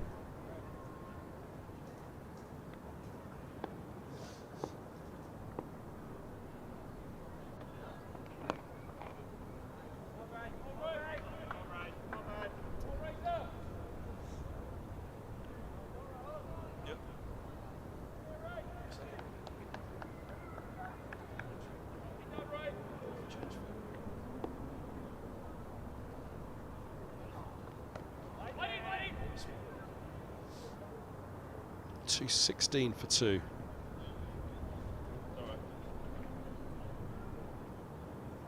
.64 overs done. 216 for 2 it is.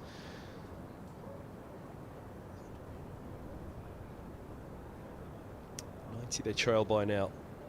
16 to the second new ball. I guess it's part of them. Might even think, look, got to see through the second new ball now as well. Take that on. That's where they can up the scoring rate. It's a tired attack. 2 well set batters.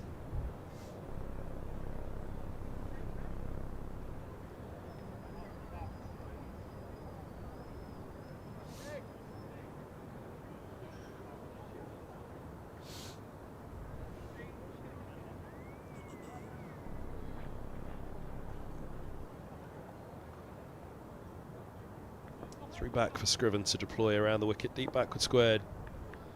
Deep square and deep third. And a leg gully. Leg slip, Hanscom. Chance goes straight to him. It would have been a screamer of a catch. So close. Scriven can see the lighter side of it. Sharp chance for Hanscom. Oh, wow. It was somewhere between a leg slip and a leg gully. Be interesting to see if his position changes here. I think he is just going to come a little bit finer. As you see on the cut grass.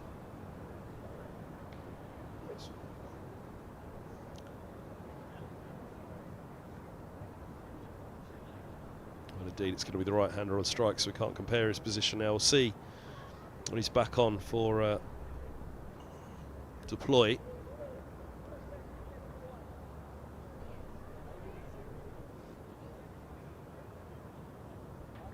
Back to slip for Hanscom.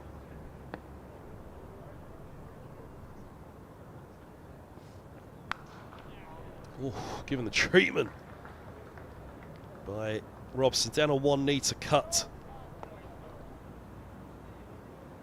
Really tried to get to that. Short boundary, just a single though to Rehan Ahmed. Here we go again.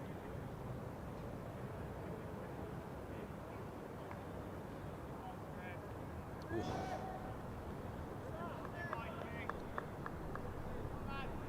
Would have been some grab that. He's an amazing fielder, Pete Hanscom. If anyone could have, he could have. I think he has just moved a little bit tighter there towards a leg slip where I said he was a leg gully, he wasn't. He was a wide leg slip, but I think he's moved even tighter.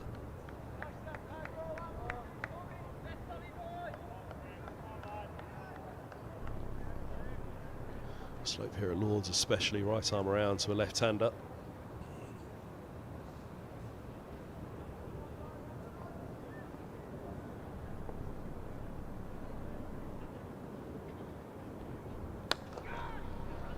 Given a width, outside off stump on that one though. Not quite given the treatment, but it might just, and it does. Green interested all the way. 2-2-2 for 2.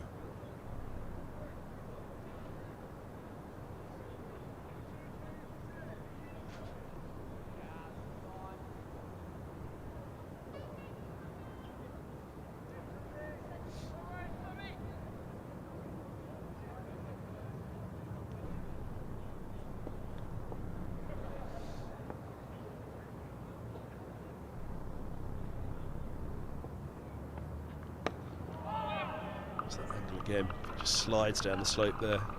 Did bring Hanscom into play. Robson offered that one chance this morning. Leg side tickle to the keeper. Still smiling, despite the. You say it's a drop. I mean, goodness me, had he held that, what a catch it would have been.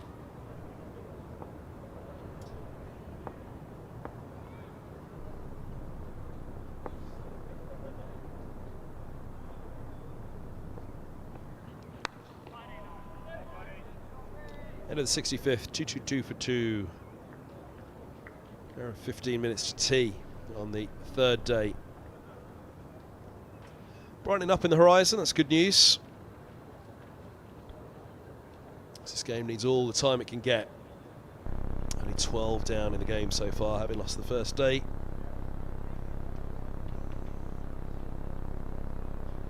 But it's looking pretty healthy for Middlesex. 95 not out, Sam Robson, 89 Lewis Deploy.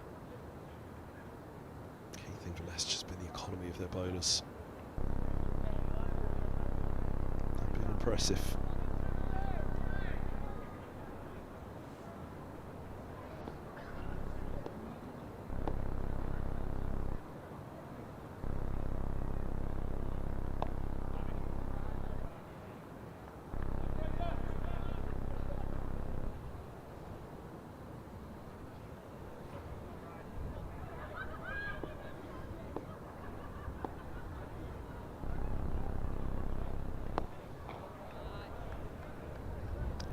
Fourth test for Rehan Ahmed, 19 years of age, 20 in August. Nottingham born, leg break googly, his bowling style.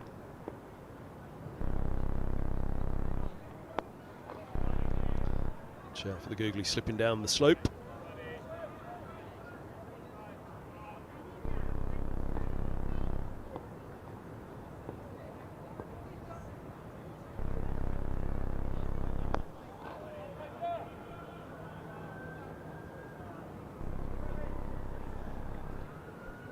Wickets at 34 in his 4 tests. 5 for 48.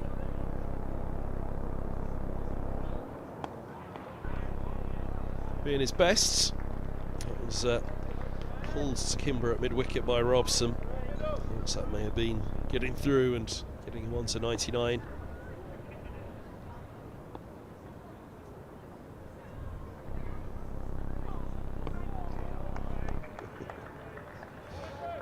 Right up there, kept out by Robson.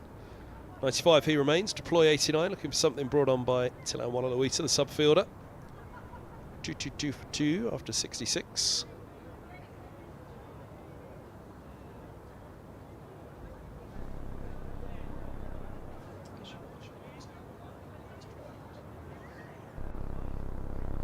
So there's a thread of rain around 4 o'clock. Doesn't particularly look like there's much on the horizon at the moment. Those dark clouds, you can just see it probably looks a little bit worse on the screen above the Warner stand to the right there. It's some rain falling, I'd suggest. Quite as heavy as that. A few columns as well. Just looking behind the pavilion, they should slip away to the north and clear of us. Looking over the back of the tavern and the mounds. There's a little bank of rain building up there as well. It looks that might not miss us.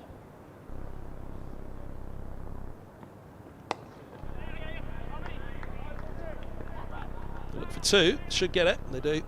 Tight pickup on the boundary rope.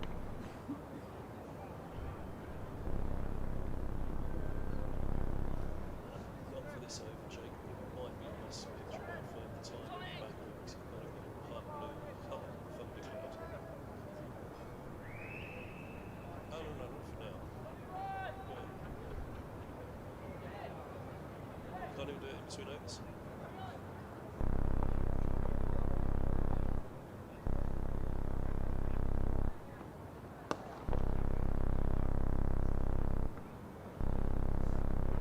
It's the single, takes him along to 92.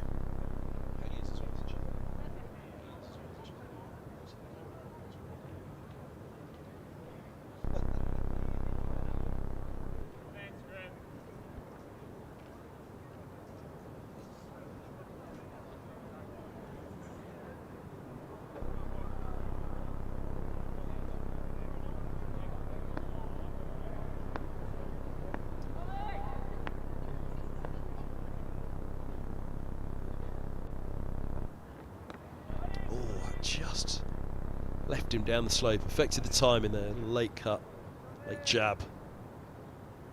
Our mate on the mic last time we were here at Lord's. And Robson of Middlesex popped up to say hello. Far happier where he is right now, I'm sure.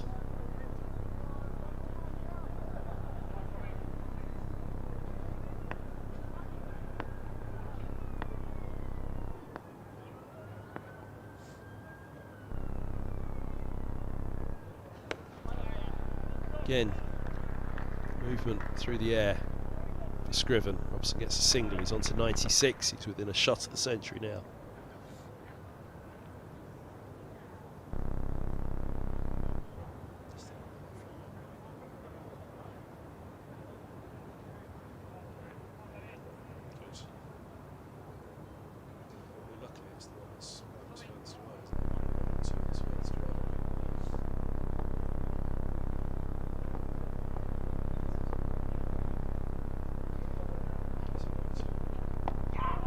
Oh, inside edge, through the legs, deploy, turn to see.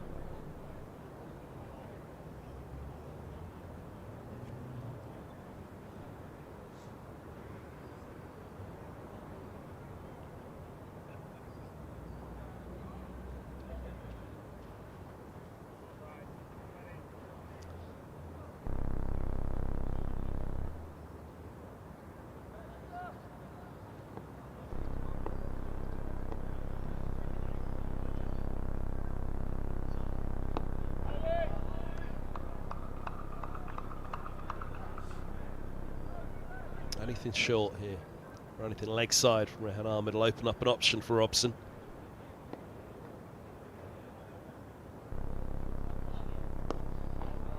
It's a spot he'll want to leave it.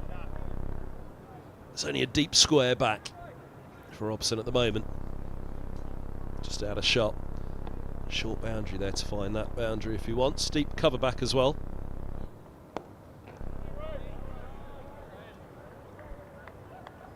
Sam. Looking to up that run rate.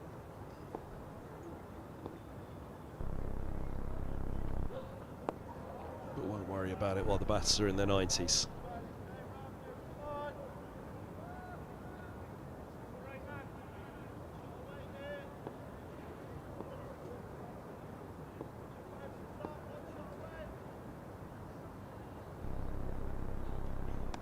Ord Googly comes back down the slope. Robson late cuts. He'll get a couple for it to move to 98. Just thought it was going to tuck him up slightly, that one, but played it well, Robson. Good from Rehan Ahmed. Let's go the over.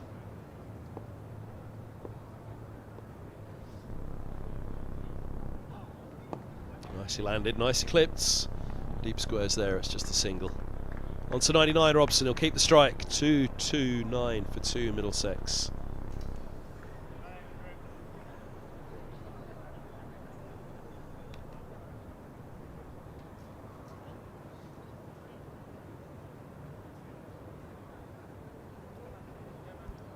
Surely no thought of boundary riders for this one.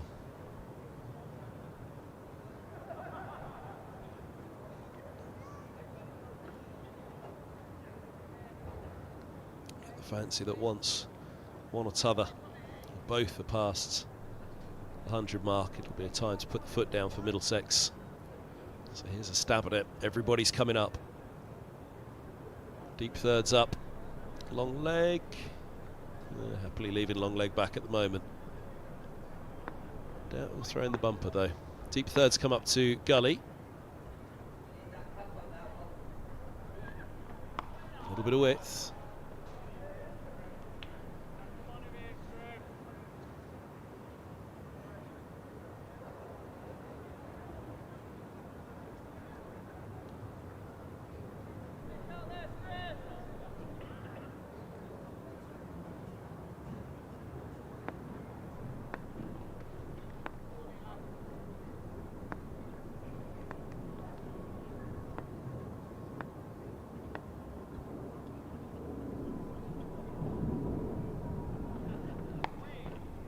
Good from Scriven, on the spot, on the money, bowl into the field.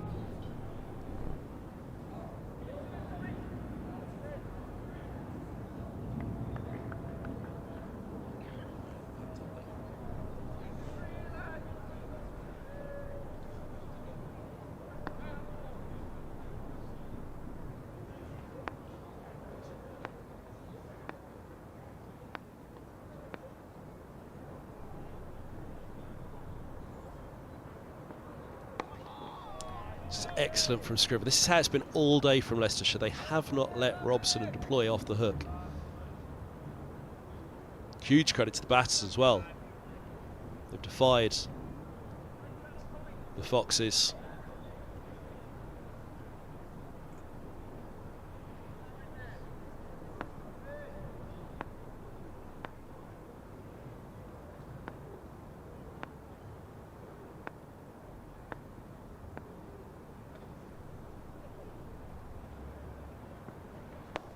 Could be, and is.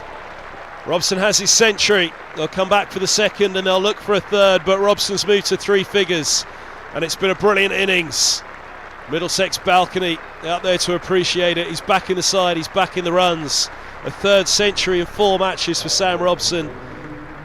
One against Warwickshire at Lords last year, one at Trent Bridge. Now one back at Lords. Division 2 against the Leicestershire side that have really made him work. 198 deliveries. And an outstanding return to the side from injury for Sam Robson.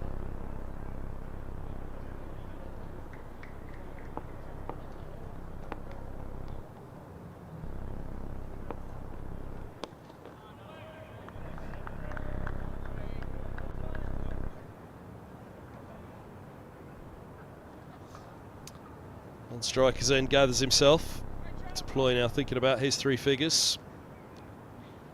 Last test for Robson was in the same year that he made his debut, 2014.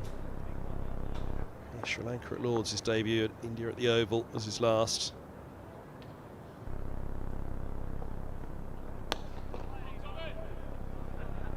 Best record with Cook post Strauss. Never got another go, Sam Robson. Here's the moment. Yes, please, Leas. Well, it wasn't just one, it was 3 of them.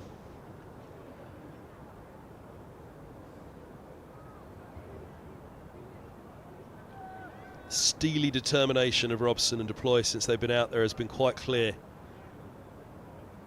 Brilliant innings. Raised it to the mound in the tavern first, then the dressing room in the pavilion. Very, very popular cricketer, Sam Robson. And a very good run of form that he's been in as well.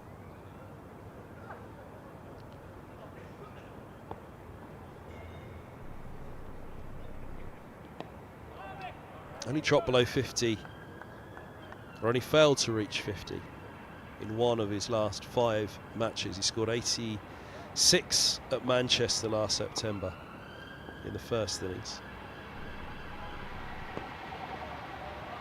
107 not out here at Lord's against Warwickshire. He always scores against Warwickshire. Trent Bridge 105 not out. In the second innings wasn't enough to help Middlesex avoid relegation last year. Then 43, he dropped below 50, didn't get another go in the second innings against Glamorgan. But yeah, 43, if memory serves, that was a unfortunate dismissal for Sam as well. Was it a leg side? No, it was bowled miles. Top of middle and off, that was it.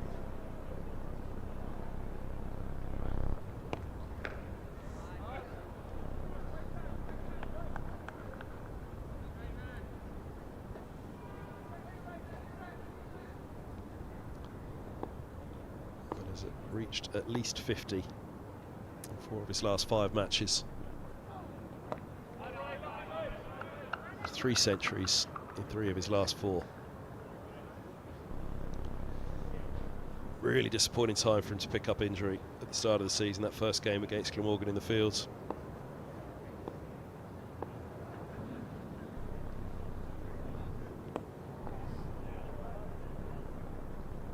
Single to end the over, he'll keep the strike, 2-3-3 for 2. He'll have a little wait now because, of course, as the summer is projected, this first round of matches, first block of matches comes to an end of this round.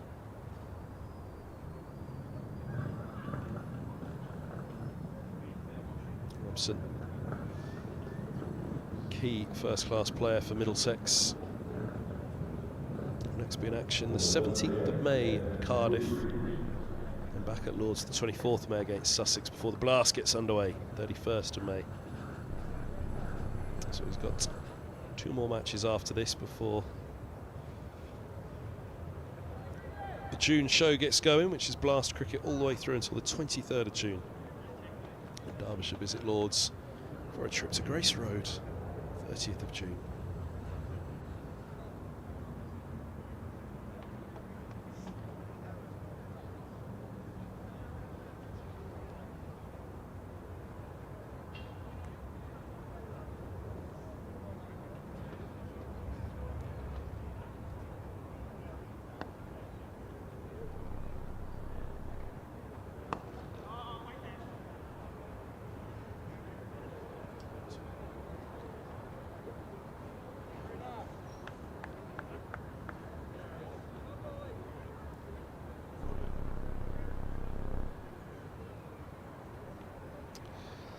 Yeah, 7 tests, 11 innings. He averaged 30.5 for England. 1 century, 150.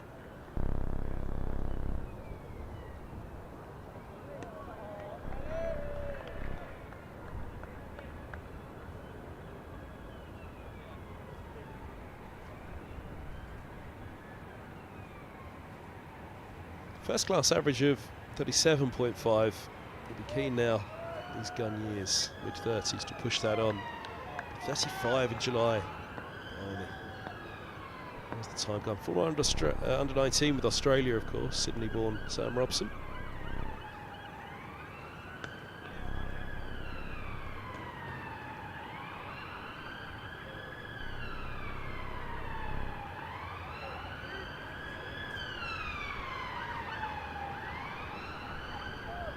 New South Wales under 19s as well. But his debut for Middlesex, his first class debut indeed, 2009 at Chelmsford. Indeed, my apologies, 2008 was his debut. Oh, that was that Kidderminster match against Worcestershire. Was that Hicks last year? Big shout. Bat, pad and ball all meeting together. There was a big shudder of the pad, which I would suggest was a big clip of the inside edge of the bat onto the pad. What did the ball take? Umpire says bat. Let's watch that front pad of deploy. I think he must have clipped the bottom of his pad. Ooh.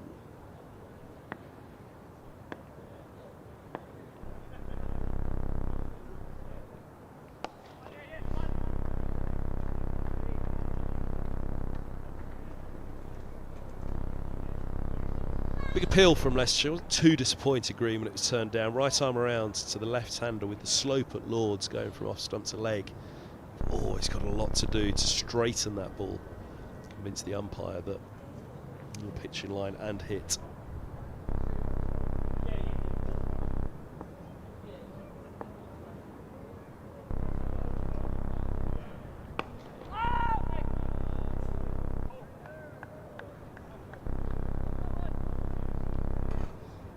.71 bowled, 236 for 2.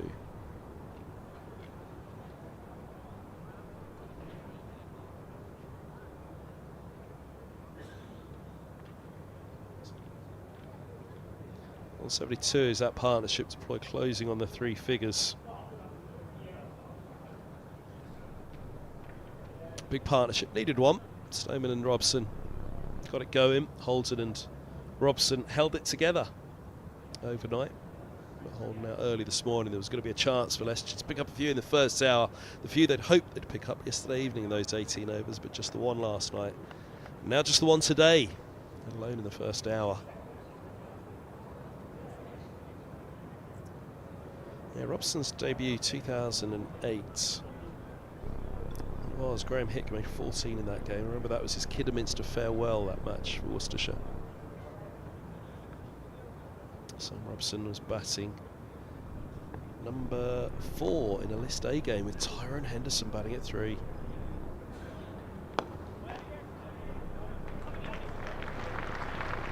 Got that one through. They're going to run 3.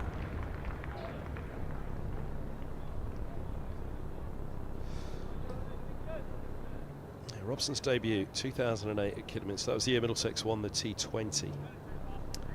September 14th. So Worcester's final match at Kidderminster that year may have been their only one, but it was Graham Hick's final match at Kidderminster, so I remember him getting the farewell for that. But Middlesex batted first, 253 for 6, 48 for Godalming, 99 for Joyce, run out Solanke. Well, off comes Ahmed to let's deploy. This brings the LBW into play with the slope, the googly. Bat a long way across. Deploy. It's a long way even further across with his trigger and then down the track. Yeah, Joyce was 99, run out by Solanke. Tyrone Henderson came in at 3, hit 6. Robson made 21 from 30 on the youngster.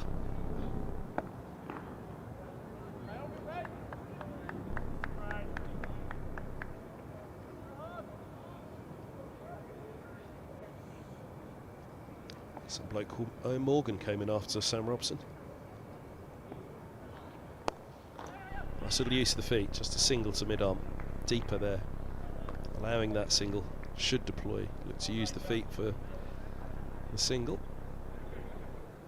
Morgan made 35 from 23.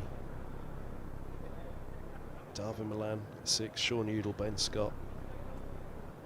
Basically, it was the 2008 T20 winning side. The only player that was missing there in that lineup was Owen Shah, I assume, was away with England for that match, which gave Robson the chance at 4. Murtagh Finn and Dirk Nannes did not bat. So Morley Kartik missed that game as well. Stephen Finn coming in for that one. 253 for 6th aim made. In return, Worcestershire had 107 from Ben Smith, but the big name there was Graham Hick 14, Court Morgan bowled Milan.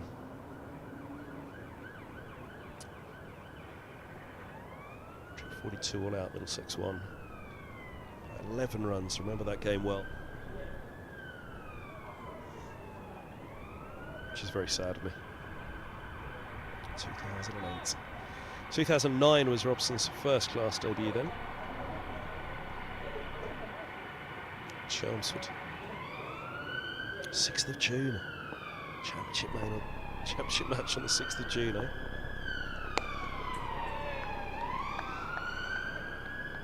Strauss and Compton opened. Robson came in at 3, scored 43. He was the top scorer of the top 6 in that match. Gareth Berg at 7 made 56. Murali Kartik slapped 62 off 72. Middlesex scheduled for 274.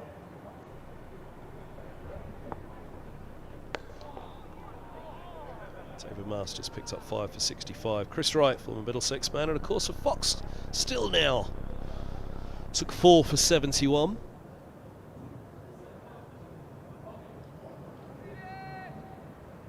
Including picking up Strauss, Chris Wright. Also picked up Compton, his opening partner. Milan and Nash as he went through the top order. 4 good ones there. A bit of hoop on that for Green. Watch your stuff from deploy again.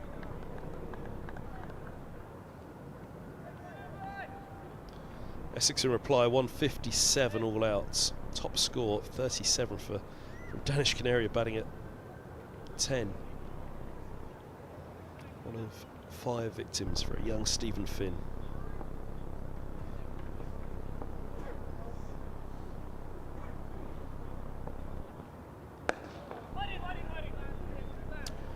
Robson and Strauss and Compton open in the second innings. 97 Strauss before he was bowled by Chambers. 44 Compton, LBW Masters, and then Sam Robson 23 coming in at 3 Middlesex.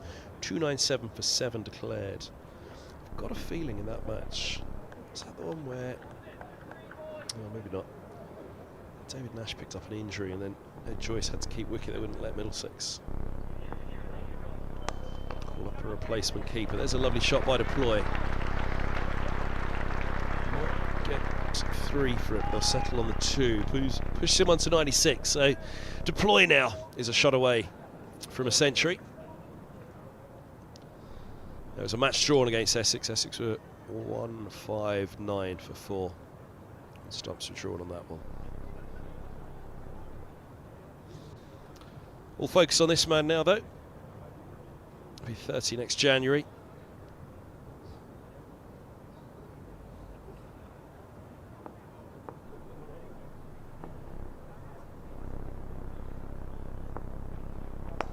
Use of the feet, doesn't get to the pitch, doesn't get it straight at the mid-off. Just watchful in the end not to give it away. End of the over, 73 done, 242 for 2. Just under 50 minutes until tea on day 3 here at Lord's. Middlesex trailing by 64. Key figures for a while though have been the ones associated with this pair. Robson 108, Deploy 96. Again, once he gets past these next 4, then you'd imagine Deploy will really start to let rip.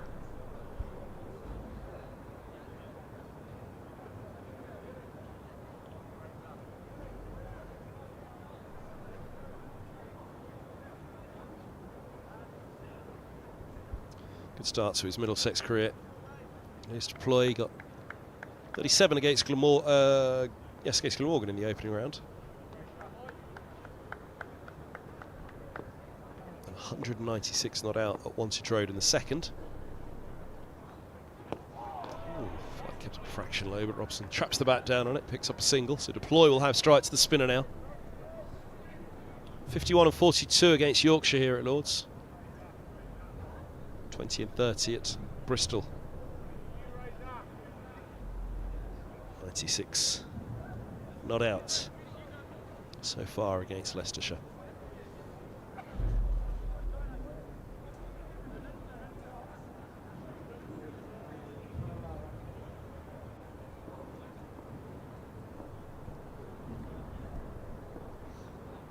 Full bunger. Picks out the sweeper. Oh, I feel he's missed out there.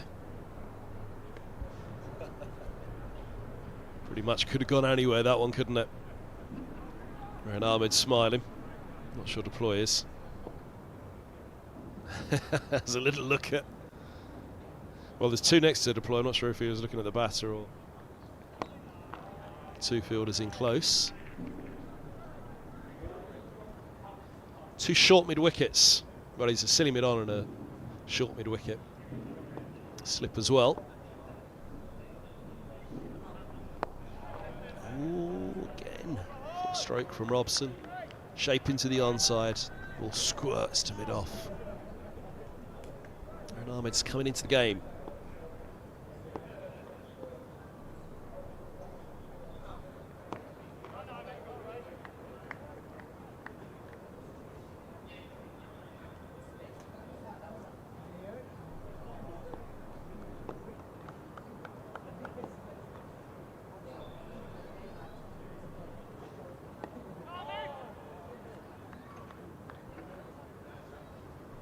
It's only 4 bowled, 6 to the second new ball at Lords. Still in the first innings of this game. Leicestershire all out for 306, 244 for 2 in reply, Middlesex. A lot of work to do for a victory to be forced. Which the batting side are closest. So effectively, they need to take 10 wickets to win the game from here. Do need a lot of runs before they do that. Leicestershire, time's running out. 18 wickets to win the game from here is pretty unlikely, even if we were to have a full day tomorrow.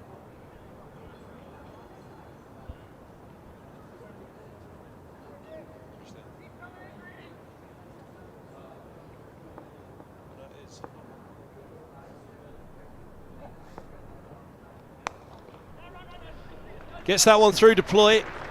They'll get 2.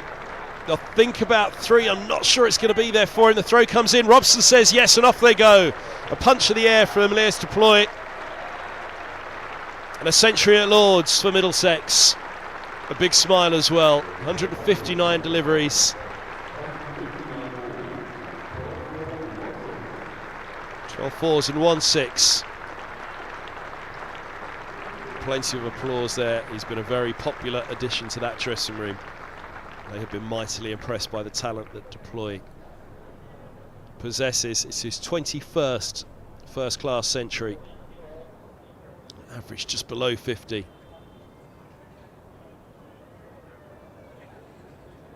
A partnership between these two, which is putting Middlesex into a very good position in this match.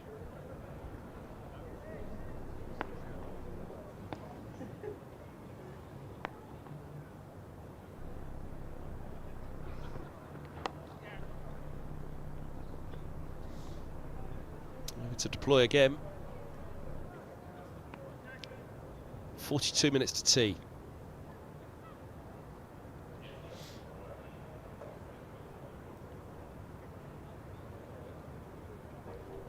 Five overs after this to a second new ball. And the ball is effectively in Middlesex's court now. How do they go about upping this rate? 3.3.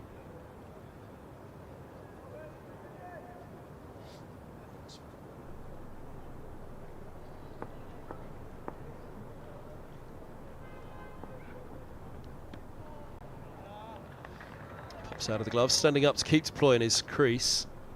These are all the things that will come into play now. Deep square, long leg, deep third for Green to deploy. Looks ponderous every time he heads back to the top of his mark.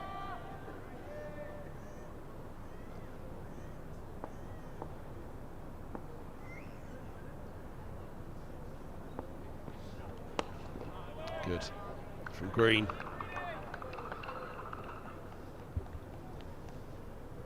Deploy.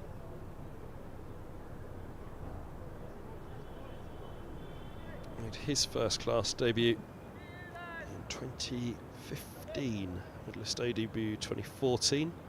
Free State against KZN Inland at Peter Maritzburg.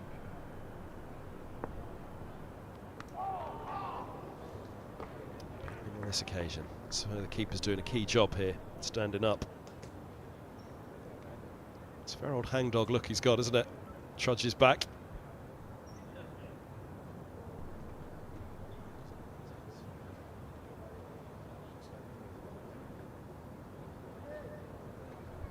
Breaks a smile.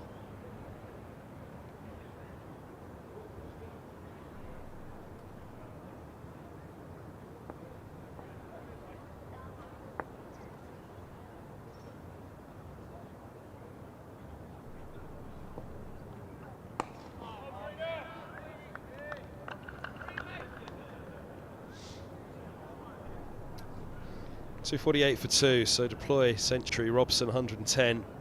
Robson's almost looks as though he's, no, it's deploy looking up towards the dressing room, but maybe the scoreboard working out the times of it. They trail by 58.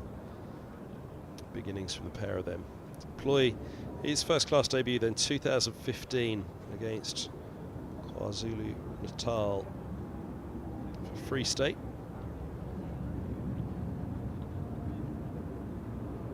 Deploy made 107 on debut, batting at 8. 375 for 9 declared. Free State work.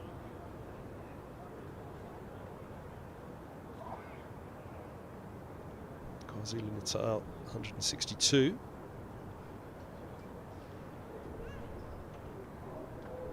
It's bad in the second innings, 116 for 5 declared. Free State. So look to up their strike rate. Match that ended up in a victory by 154 runs. Gets through, just pierces Ben Mike. Hard hit from Robson onto 111.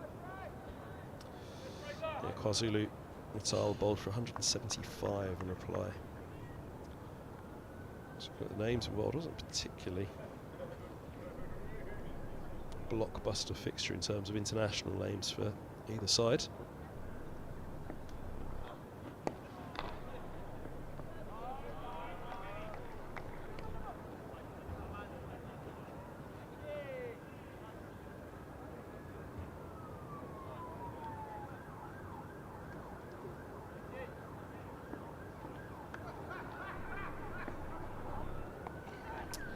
Swept. Sweepers back, just to green.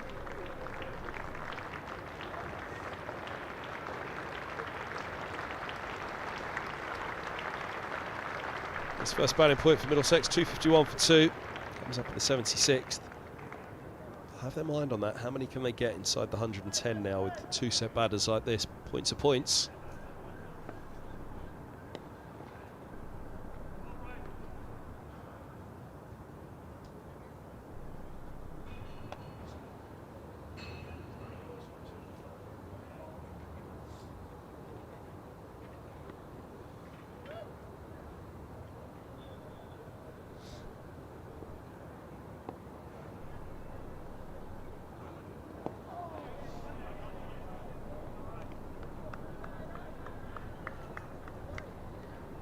Twofold here from Middlesex, really. There's time left in the game and time left in terms of bonus points. 35 with the bonus points in play.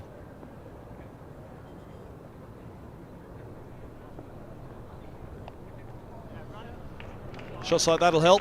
Deep square's got a chase on here. He might just have a grab at it. No, it's gone.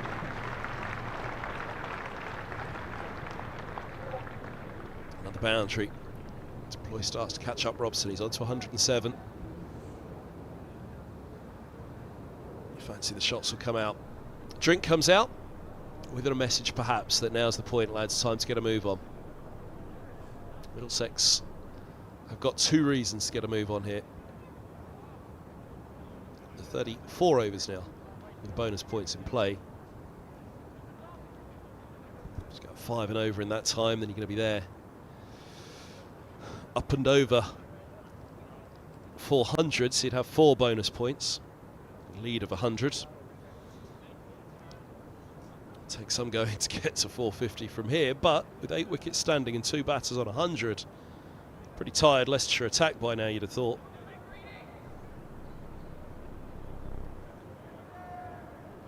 The other figure on that screen to think of for Middlesex is the overs remaining today. 34 with the bonus points in play, leaves 12. On top of that, tonight, would they pull out and have 10 overs against Leicestershire this evening if the rest of the day goes well?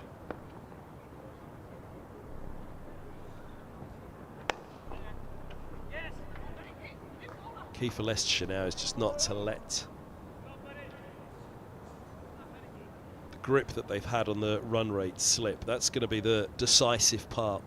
Can Middlesex get far enough ahead with 10 overs to go tonight, have a dart that they'd fancy, even though the forecast is bad, there'll be a session in it tomorrow.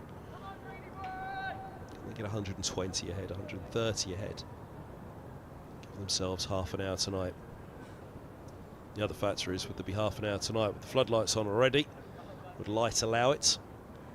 Key point to all this is Middlesex need to put their foot down if they want to make something out of this game.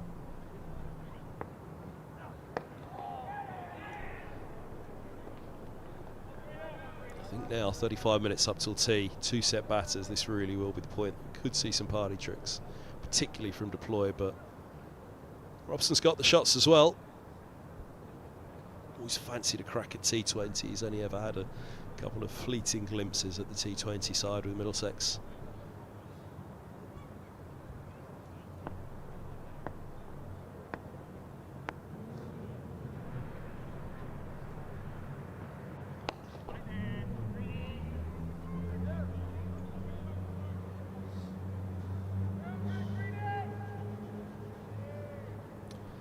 Wow, Sussex have beaten Derbyshire by an innings and 124 runs. That didn't take long. Derbyshire's second innings lasted 26 overs. 109 for 9. 5 wickets for Seals.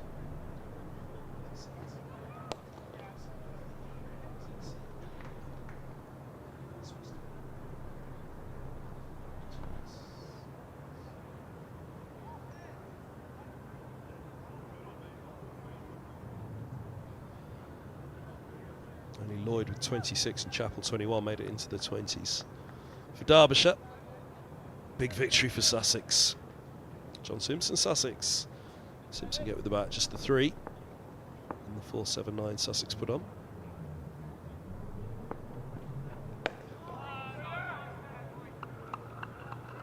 It's going to be a big encounter here. Next home game for Middlesex is against Sussex. John Simpson going out for the toss against his former county. So Sussex will leap up above Leicestershire in the live table now in Division 2.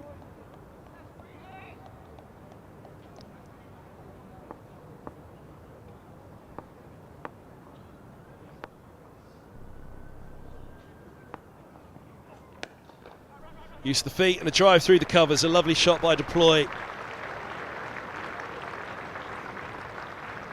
Big boundary to the Compton, but away it goes. And Middlesex 264 for 2. Partnerships 200 between this pair. Holden was out for 26. Caught Kimber bowled Curry. But a cover drive from Deploy puts a double ton on the board for the partnership. Puts Middlesex into a strong position.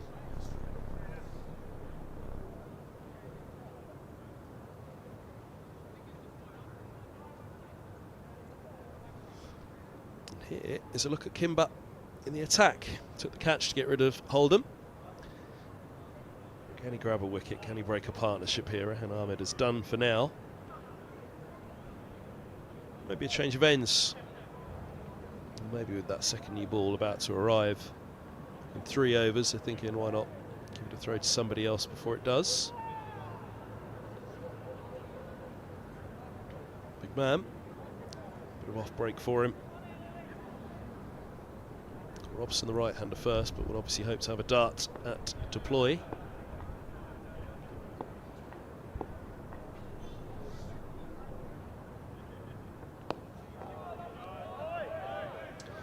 Glamorgan are 35 without loss at Headingley. They trail Yorkshire by 263. Yorkshire 519 for 7 declared. Single for Robson brings the left-hander onto strike for the off-spinner. Brook hit 65 off 83, Tattersall 55 off 57. Yorkshire 5-19 for 7 declared. Division 1, Lancashire are 296 for 7 now. They lead Kent by 127 with 3 wickets remaining.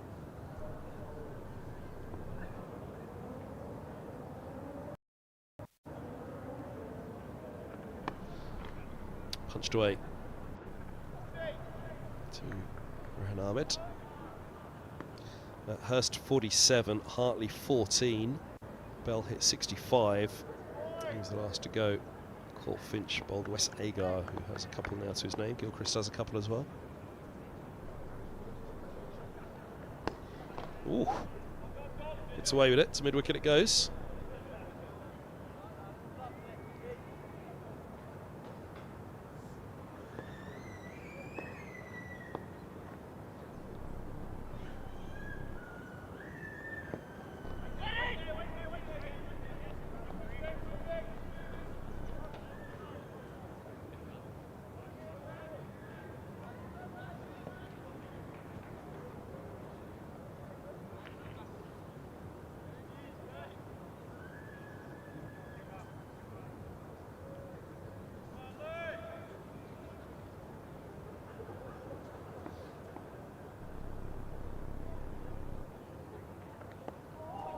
Well bowled. Probably keeps him out. 78 bowls, 267 for 2.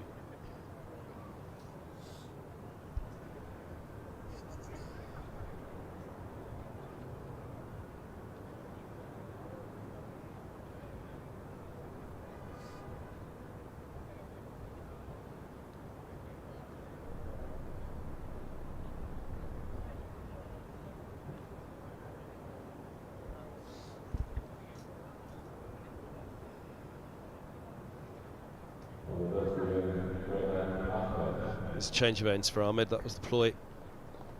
Turning him around, whether it was just the one over for Kimber to turn around or whether it's a ploy of spin from both ends in these couple of overs leading up to the second new ball. Could be a thought for Leicestershire not to take that second new ball straight away, which the harder ball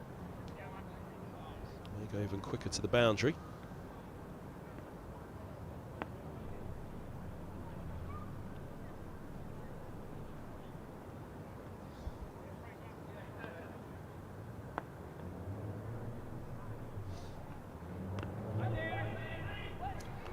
Another good news, brightened up a little bit out there. You can see the shadows aren't as pronounced on the players from the 4 floodlights here at Lord's.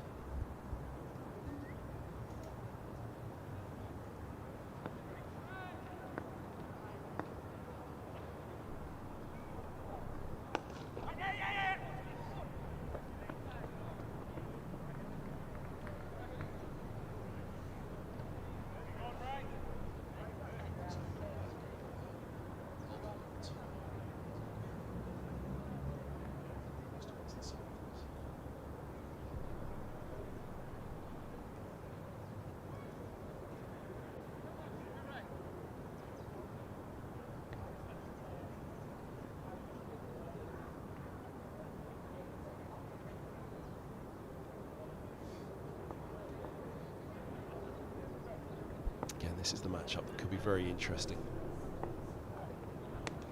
Short boundary to the leg side, 2 back, allows to deploy a comfortable single. You just fancy we'll start to look at that short boundary. Leg break googlies though from Rehan Ahmed to turn it up the slope away from the shorter boundary, which is a pretty useful tactic here.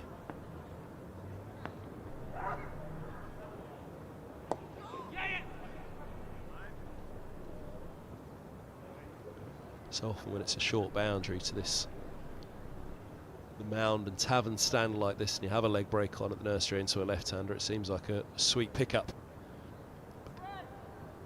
Very potent googly possesses is a real threat. That's short, and that's put away. Bisects the pair of them. They're not far apart, but it is a short boundary, as we've been saying. So off the bat, that was 4 straight away. Deploy moves level with Robson.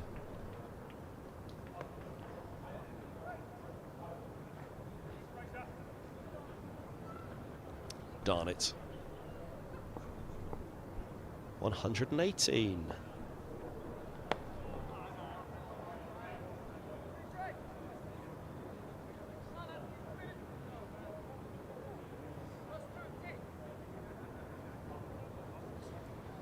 .274 for 2 after 79. Kimber to continue.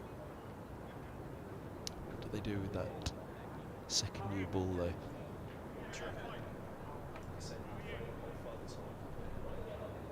Basically the sky behind them. Second frame up old father time and the sky behind them.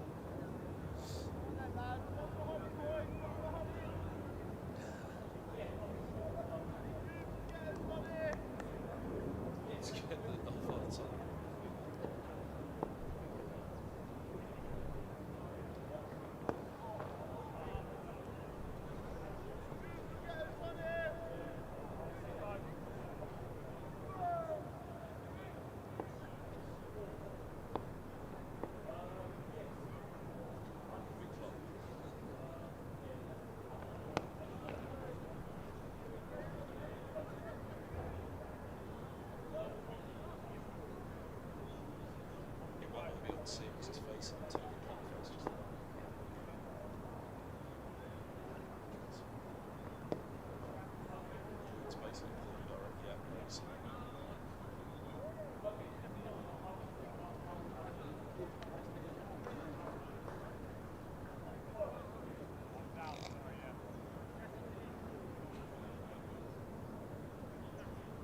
There's old father time.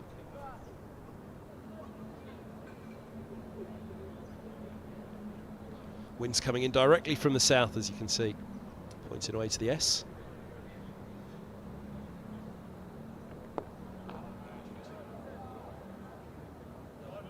Clouds behind him, goes to the wide shot.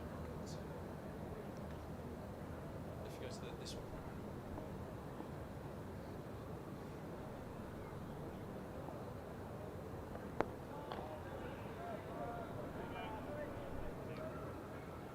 Comes to this one.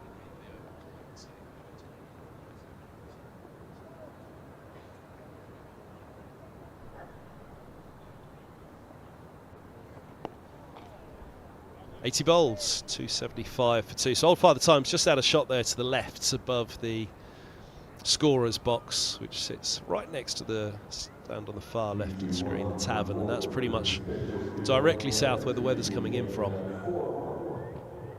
The PA at the ground announcing tea, or reminding those inside that tea is 20 minutes away, 4 o'clock.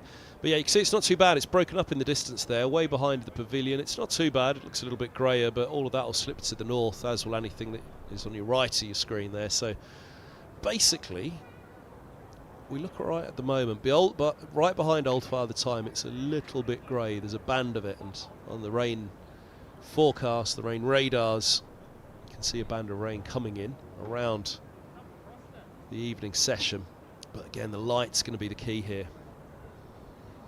So there's an onus on Middlesex to get going. Second new ball is available.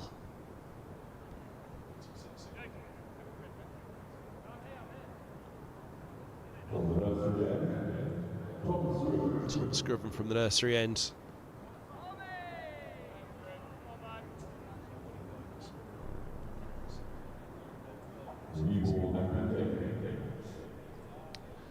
Sam Robson, 190. Goodness me, it brightens up again out there. So another light bit of cloud reaches us. 119 for Robson, 118 deployed, 275 for 2. Trailing by 31. There it is, the new ball in hand. 80 overs done. 2 slips, deep third, long leg. Another of the points that there's been so many of them today, you wonder which way will this slide.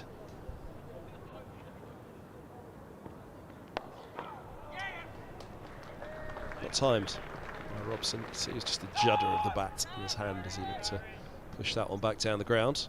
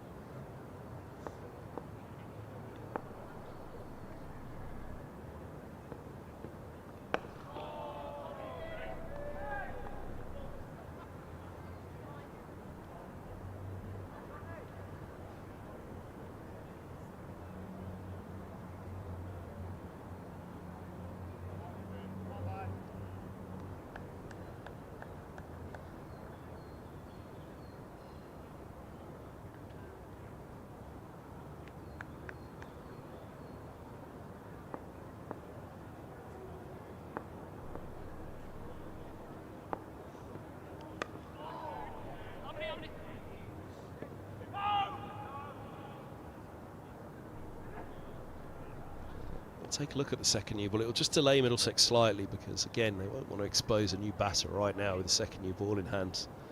So it will slow slightly that attempt to get the run rate up from 3.4. It's all very easy in the planning and the want, but in the execution, far more difficult, especially in Leicestershire bowling as tight as they have been.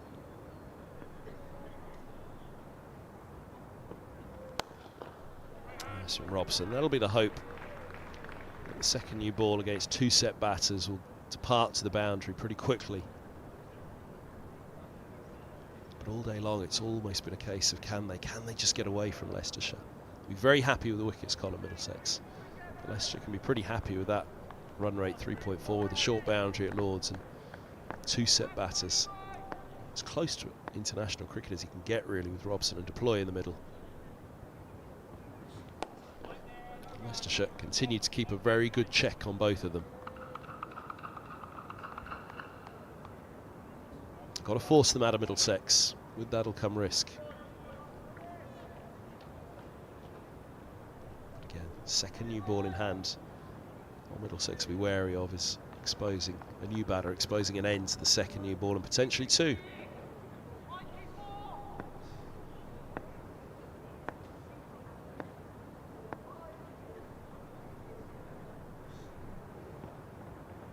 Oh, he's missed out there, Robson. Leg side, 6-3 field. Disappointed with that one. 120 for Robson, 119 for Deploy. He'll have the strike. Middlesex 277 for 2.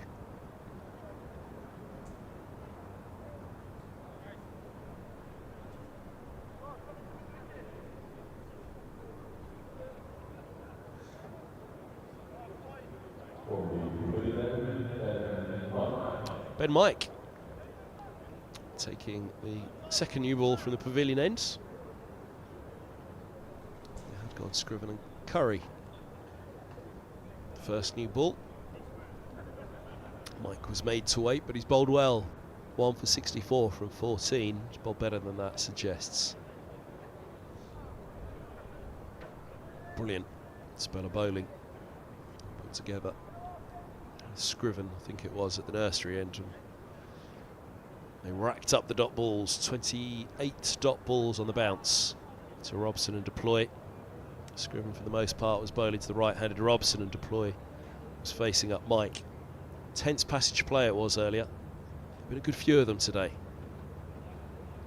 Leicester just haven't let Middlesex get away, despite the partnership, despite that wickets column.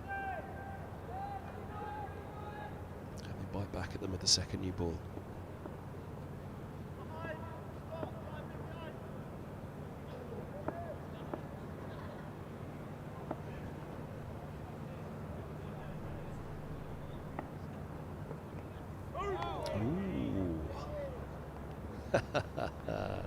Smiles all round. Welcome back to the battle. You're 1 for the over, says umpire Baldwin. Watch the ball. Watch the ball. There's the mantra from Deploy. Duck the ball, duck the ball. Excellent bouncer from Ben Mike. Interesting seeing the delayed reaction of the umpire as well, following that ball through to the keeper.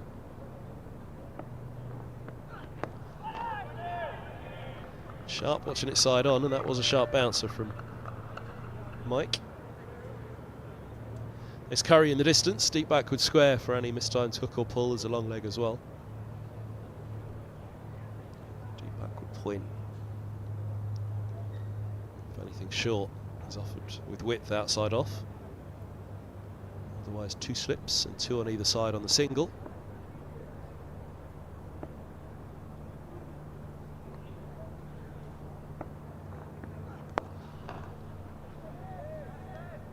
Minutes till tea. Second new ball.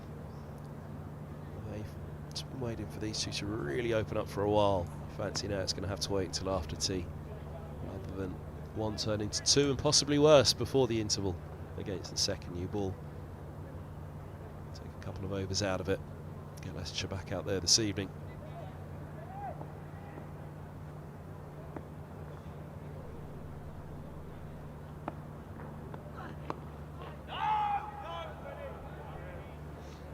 the attacking talent that Middlesex have to come in. Higgins, Eskenazi, Fernandez, Davies, Roland Jones.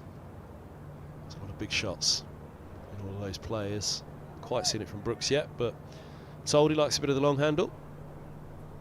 Umpire Baldwin surveying the sky behind the pavilion. You can tell him from our lofty position up here it's fine on the horizon, even though it's a bit gloomy just over the back at the moment.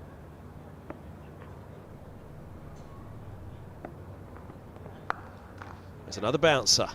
And this one, timed quite nice at steep mid-wicket. A chase for Curry, a slide, a tumble, a dig of the dirt. Takes a big divot out.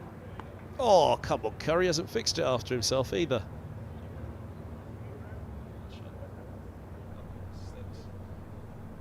You can just about see it on that far right of the screen there. There's a little divot taken out of the ground by Curry.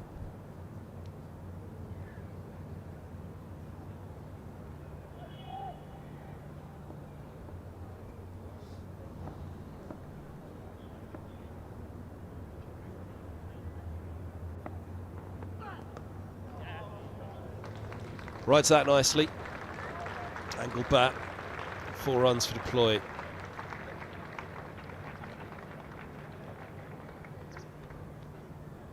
Six off the over.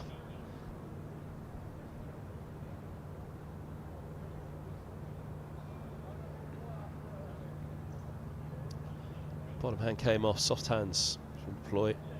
Angling it. Thick edge squirts away. 82 bowls, just over 10 minutes to tea on this third day. Second day of cricket. First day was a washout. Only one to come. It's weather watch at the moment in this match. Middlesex will fancy the match position, even if it were a full day tomorrow. There's still time against them. Leicestershire pretty keen to go out and make another good fist of it like they did in the first inning. They made a good fist of it throughout the game.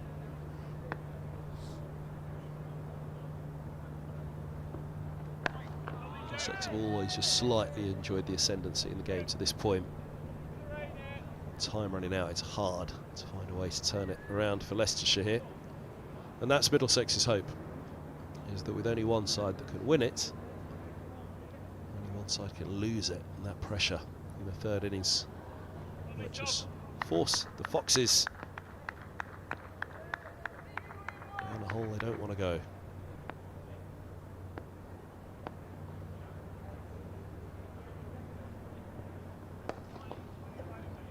Side again. Again, what Robson's just watchful at the moment for tea. He's not gone hard at that.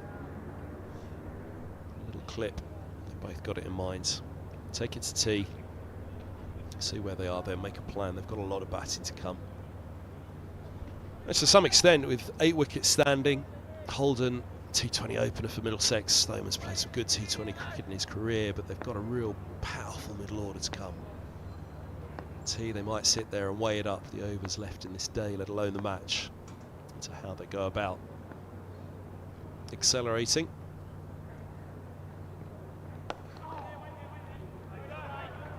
Good stop by Rain Ahmed. Been good in the field as well, Leicestershire. Middlesex were obviously disappointed with their catching yesterday. 4/5 chances, one of them was particularly tough. None of them were easy, and there never are catches. Obviously a very tough one to Roland Jones, one in between second and third.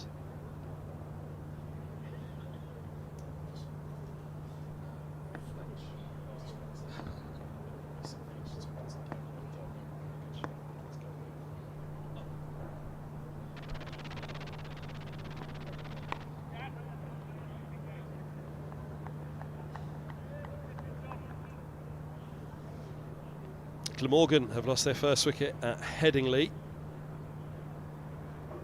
56 for 1. Root bowls Moriarty for 35. Eddie Byram still there on 21. Trail Yorkshire by 242. Lancashire 312 for 7. They lead Kent by 143. It looked a very, very dicey decision to force the follow-on at that point. Open up Lancashire's only chance of victory really by asking them to go and bat again. Middlesex one following on at Wantage Road a couple of years back. Beautiful. Stands up tall, times it perfectly. Stroked away into the offside. 4 more.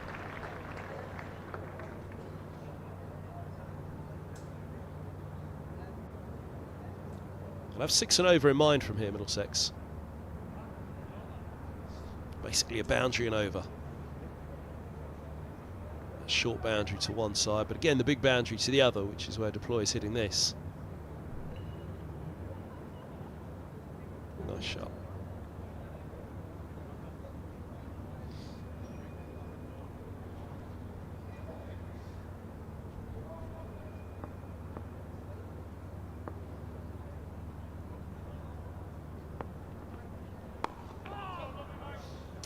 Just 5 off that one then. 288 for 2. So where they go to go at 5 and over, leave themselves 8 overs tonight at Leicestershire. Another 150 from here puts them a lead of 170. Just says to Leicestershire, make sure you don't have a bad start. Middlesex lost Stoneman for 8, Holden for 26, but again, it was a good 26 from 56 balls last night from Holden. Set it up for today. Took a few overs out of it. Put a few overs into these legs.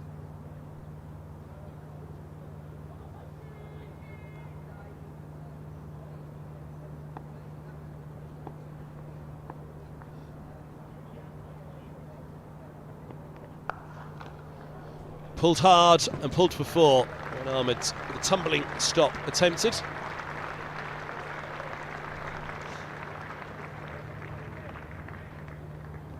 Robson so good on the back foot.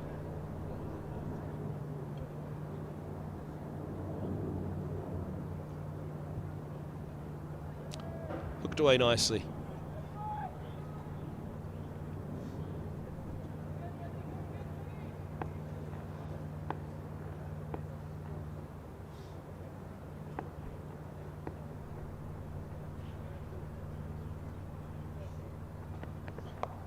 And he goes again. And this time he goes all the way. Hooked into the tavern, into the mound indeed for 6. Robson overtakes Deploy once again. 10 off the first 2 balls of the over. Tee approaches. Middlesex on the move on the 3rd day.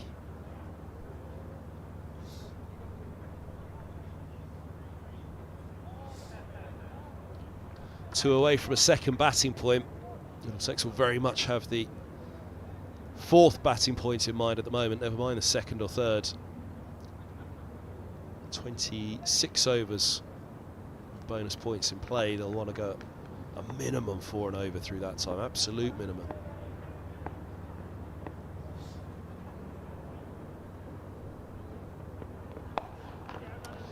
And that will be 4 more. 14 off the first 4 of the over. 300 up for Middlesex, 302 for 2.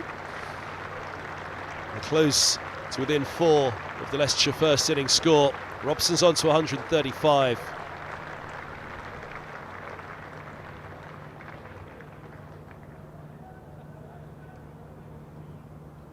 Drops in short again.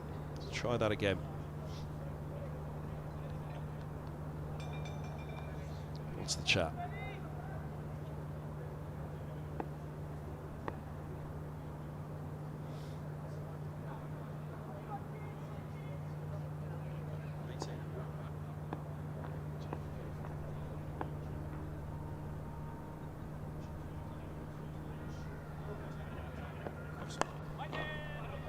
Pushed away into the offside. This is a 3rd wicket record for Middlesex against Leicestershire, beating Richard Kettleborough and Owe Shah.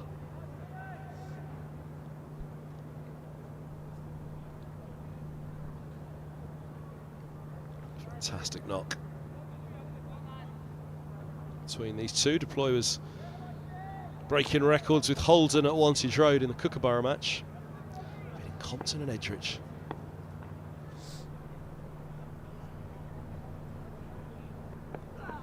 Oh, full bunger. He gets away with it. Robson will be disappointed there. Almost chipped it indeed. Checked it in the end.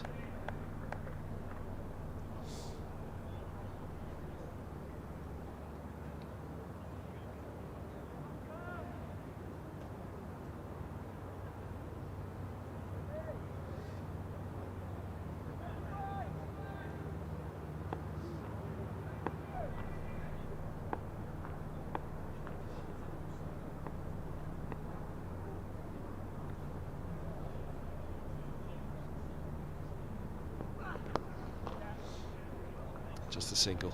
Stump half volley, but Ryan Ahmed set back. 15 off the over, 303 for 6. Run rate's up to 3.6. A couple more overs like that help Middlesex move along their way. But tee approaches. This will probably be the final over before tee. Middlesex may just have the lead by tee on day 3. Smiling assassins at the moment. Hurting the Leicestershire cause. It's not a cull just yet, though. Got a lot of work to do if they're to force the matter in this match.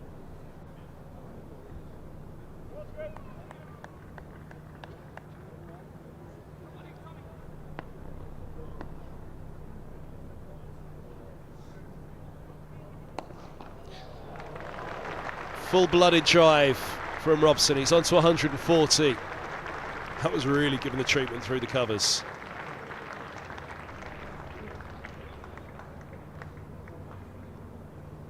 Feels like tea's coming at a bad time for Middlesex. Robson and deploy. Oh, nicely taken, sir. Fielding practice, I can't quite see it. Bumps up off one of the little drills that they have. Bumps up off the road over the advertising board. Would have seen it late.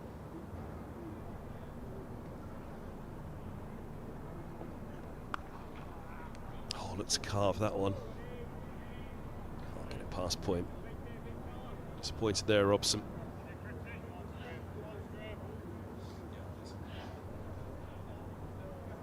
I think he held on over the ropes. Beautiful shot by Robson. Really gave it the treatment now. Watch. Pop. Yeah, well done. I think he did he? He did. A little shine as well by the looks of it. Must be a Foxes fan.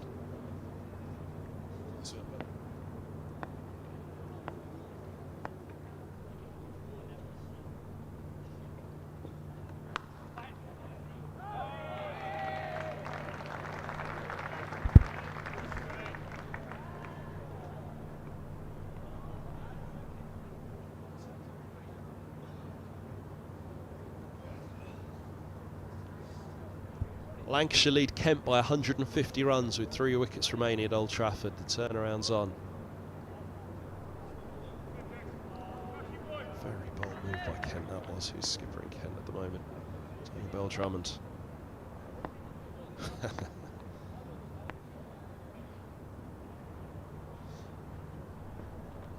Oh, it comes back up the slope to Robson. A little inside edge. Picks him up a single. I wonder how the Kent bowlers felt about the Kent batting captain's decision to enforce that follow-on. Go on, get out there and bowl them out again. Skip, it's only day 2.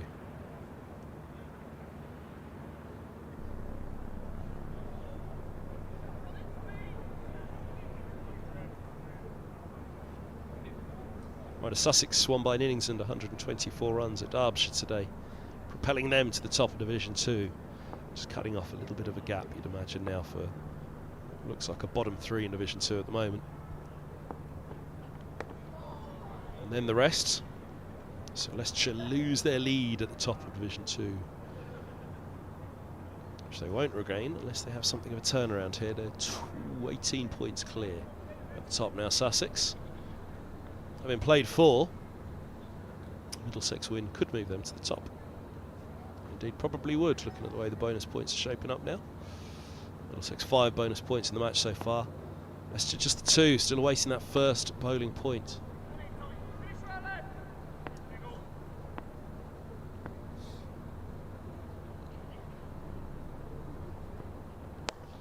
Lovely shot by Robson down the ground, beautiful. We haven't seen too many straight drives in this game. Don't know if he just got fingertips of that, the bowler. There's a slide, oh goodness me. Rope burn, double rope burn as well. That's where the rope overlaps there.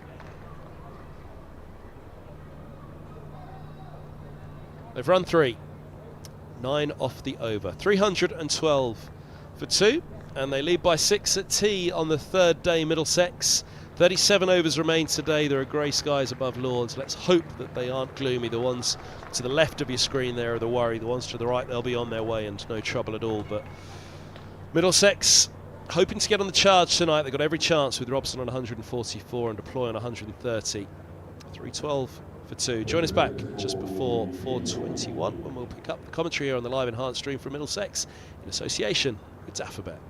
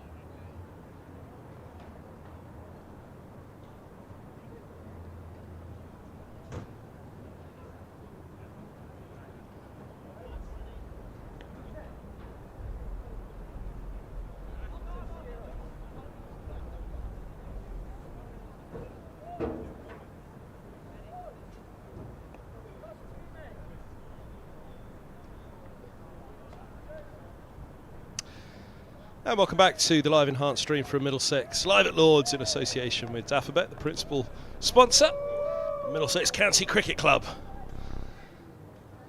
And they'll be pretty pleased with their side. They lead by 6 with 8 wickets standing.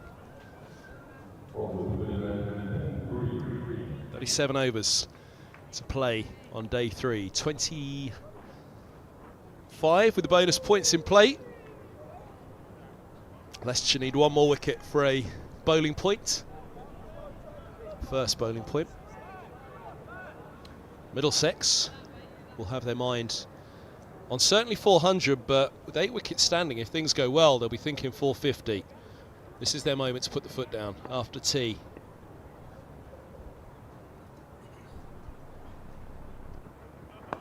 Green gets things underway after tea. The pavilion ends.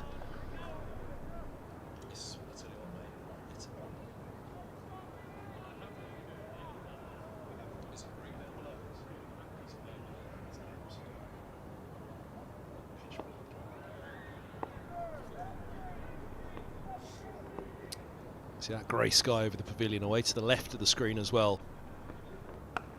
It's pretty grey. Middlesex will hope that time's on their side. Neutral, I'm sure, will hope as well. Make a game of this, set something up for this evening session, and what play there will be tomorrow with threats of more showers. But there's been a big band of rain approaching for some time. The forecasts have said, and if that's what it is, then we're probably in luck, because that's not terminal for today. Right, it'll take some more much needed time out of the game, but you would hope we've got a good evening session still to be had here.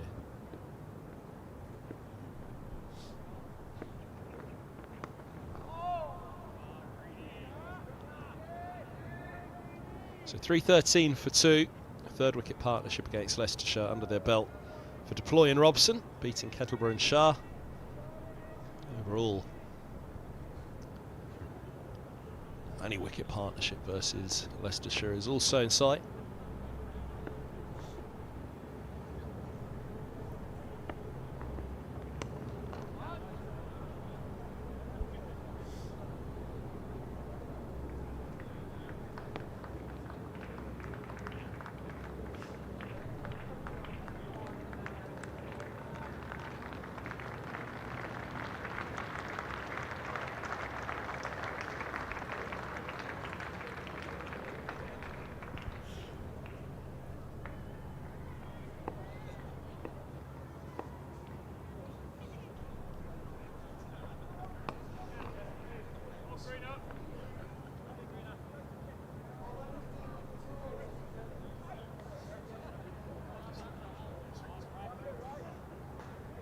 .315 for 2. Just a gentle 3 off this over so far. They'll have an over or so to see themselves in, but you do wonder what the chat in the dressing room was. I mean, what's capable in 20 overs nowadays? 2 set batters, 8 wickets standing. Pretty much got their T20 lineup to follow, but for Holden, who's already gone. There's the first sight of it.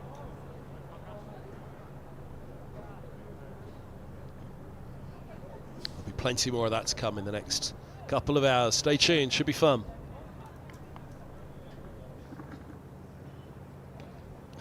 Just had to make sure he didn't fall out of his crease.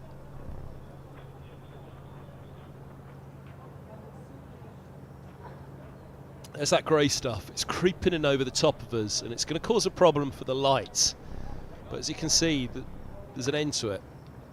It's afterwards, so hopefully passes through pretty quickly. The wind's died down. I've said all of that. You can just about see a little flutter on the Leicestershire flag to the right of the pavilion there, above the north turret.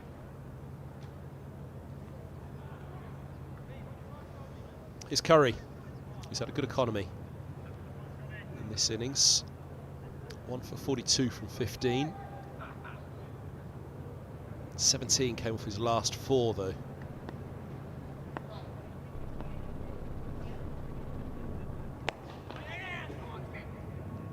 This is what we're going to look out for now. They'll look to move the singles. They've got the field back. There's 4 back, so there's going to be gaps.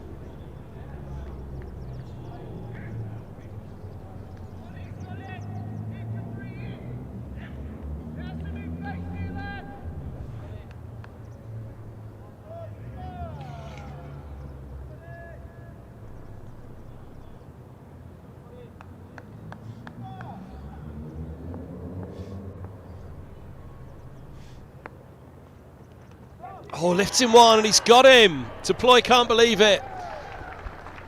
He's gone for 131. Curry has persevered all day and he gets one to lift with the second new ball to take the edge up the slope. 316 for 3. The partnership comes to an end.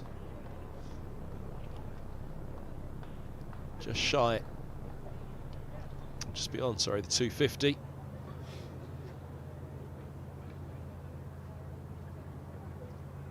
A little bit of bounce. Got its line up the slope. Deploy drags himself off. First century at Lords for Middlesex. Loved it. Extra bounce, I said. Didn't realise it was that much. Middlesex shouldn't mind that too much. They're in a strong position and they want to try and force this match. I don't think that will or should distract from what the goal is in this evening's session, and that's to attack. Something in the lead and try and put some pressure on Leicestershire before the elements win over, as we're told they will at some stage tomorrow.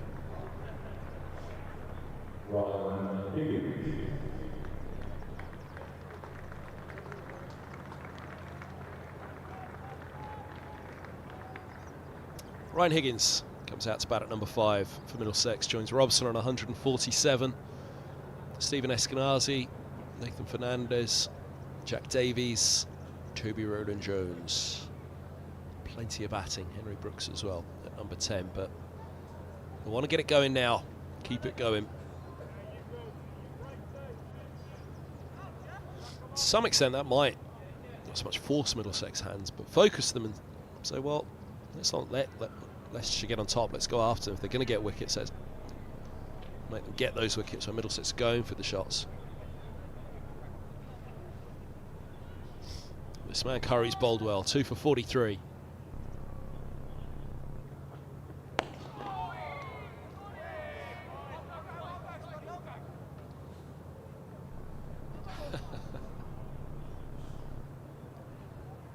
Always involved in something, here you go. Waving at us all from the balcony earlier. Middlesex will hope he's waving his bat later.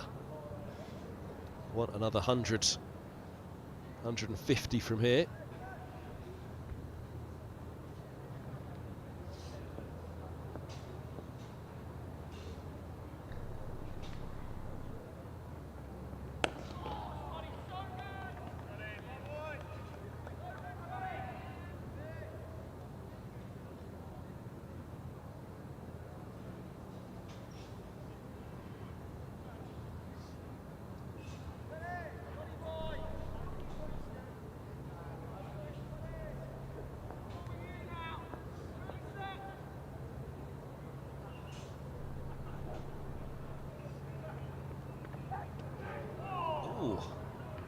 Side. Stopped by Cox behind the stumps.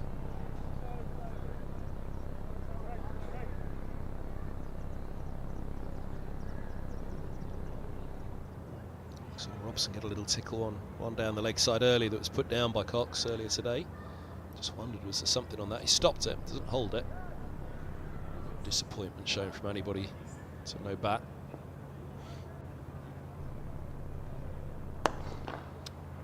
Delivery from Curry. Wicket of Leas Deploy, 131. Called Cox, bowled Curry. Lifting ball to the glove.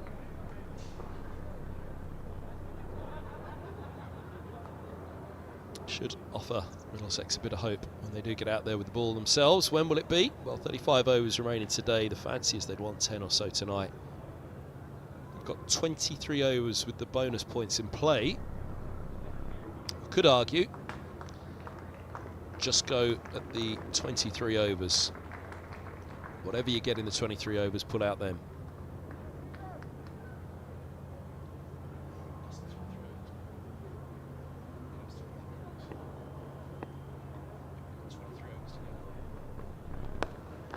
Lovely drive to cover.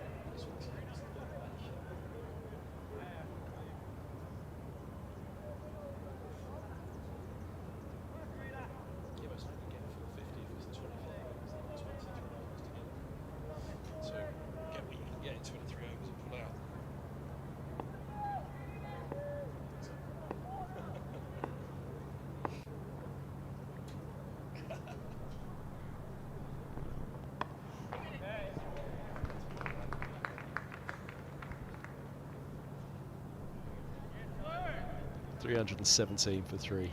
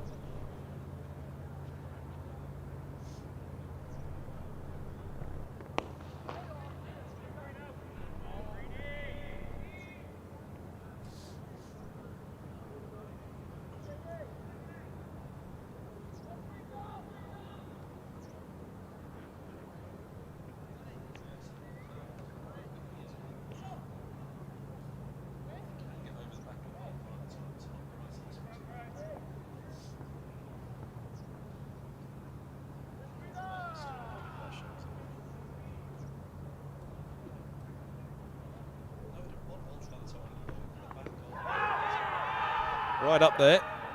Is it just going down?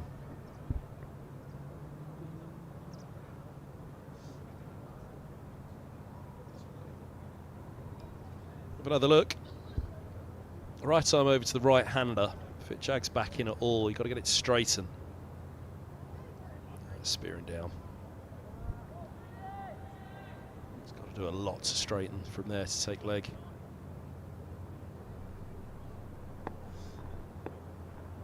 As full as it was, it's hard to convince the umpire it's going to straighten from that.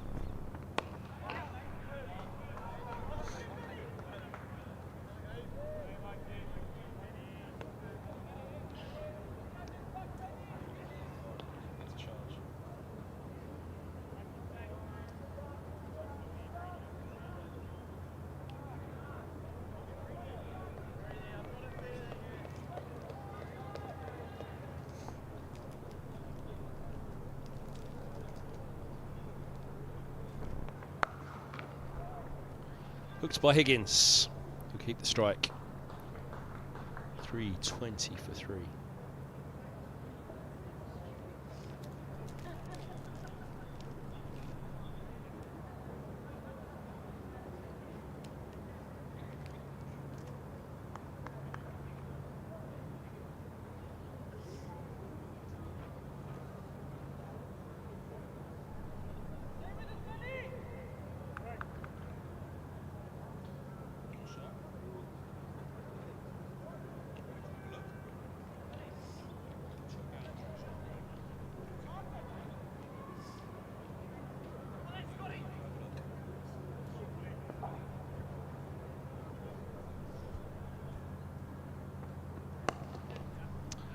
Side, it'll just be a single. Those two set back. You can see the shadows around the players now.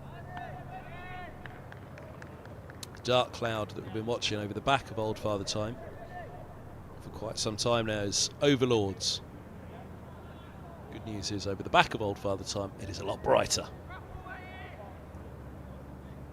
Here's Robson, 149 to his name.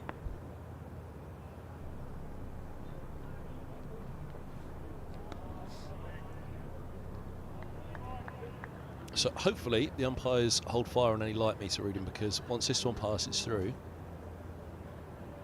we're all right. Just need the wind to pick up again. It's died down.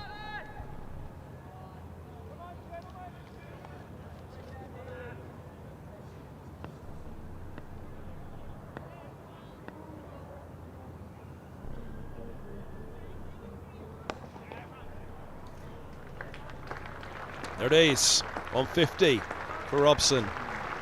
Turns to the side and returns to the runs. 259 deliveries, 13 fours, and that's 6 into the tavern stand. Outstanding knock by Robson. Looks up at the scoreboard, admires his work, thinks about what needs to be done next.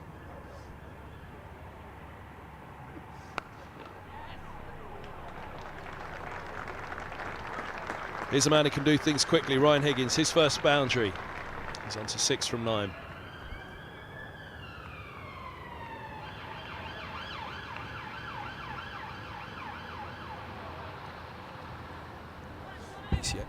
PCA Player of the Month, Ryan Higgins.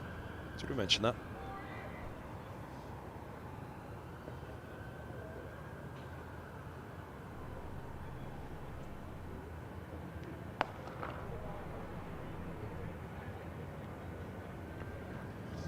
It has the feel out in the middle, the lights, as though the heavens are about to open. I just hope the umpires don't get jittery. I hope they can see over the back of the Allen stand, over the back of the tavern.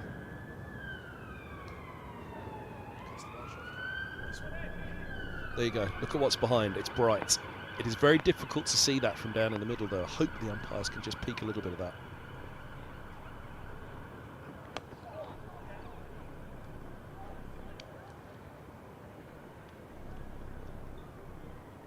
Uh-oh.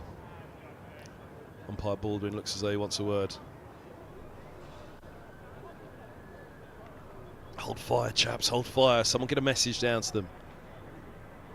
It's going to pass, hopefully rather quickly. What can we do? They're thinking about it. Looks like we're in trouble.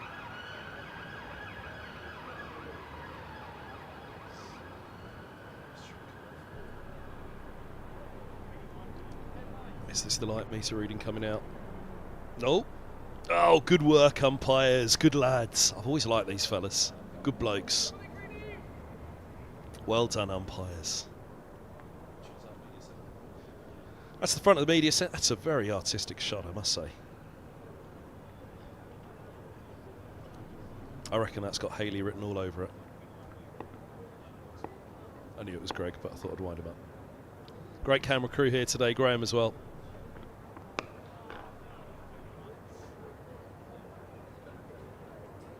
Director's hard work, but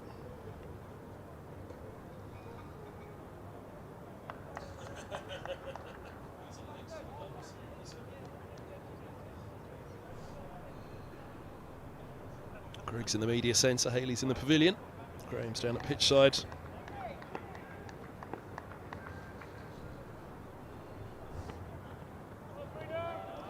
And we all wish that Jake was at the Oval.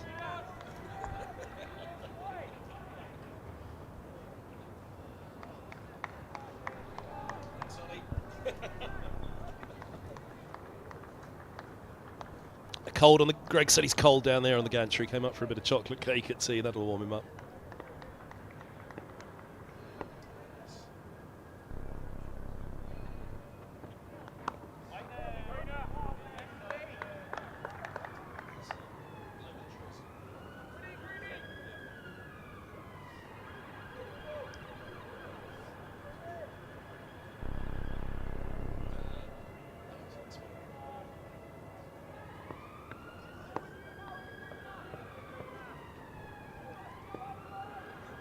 .28 for 3, 22 the lead.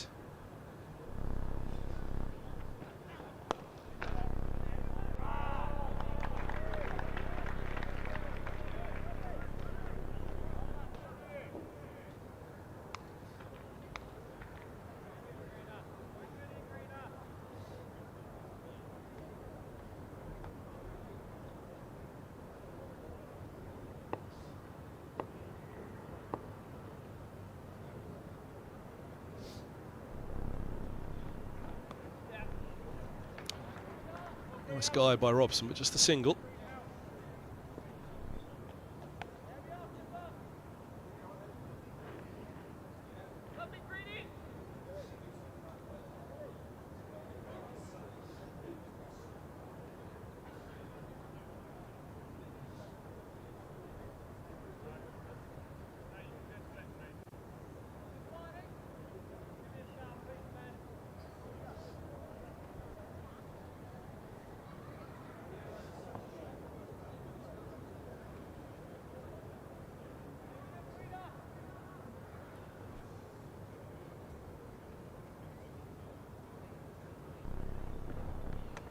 Oh, he's gone. Higgins looked for the big shot, looked for the short boundary. Green looks to his first wicket. Off stump rock back. Middlesex lose their fourth.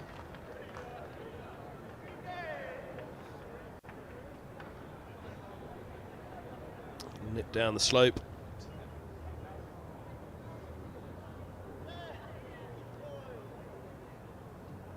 Little shuffle and then a attempted heave into that short boundary.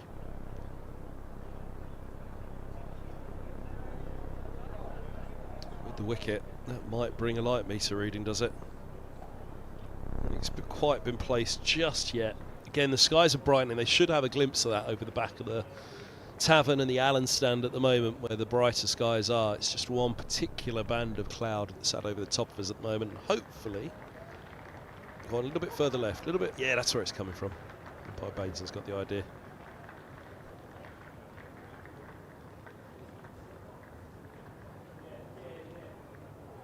No sign of that.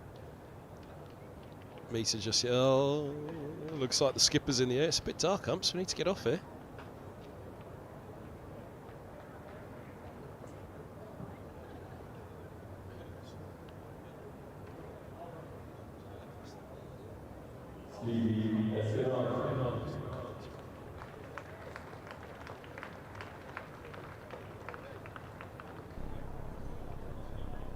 There we go. Brighter skies on the way.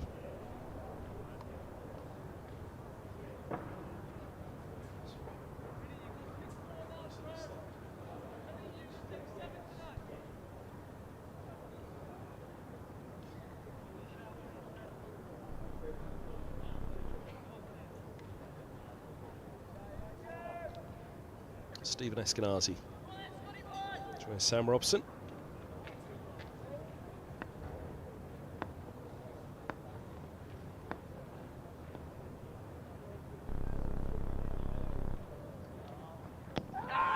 Leg side.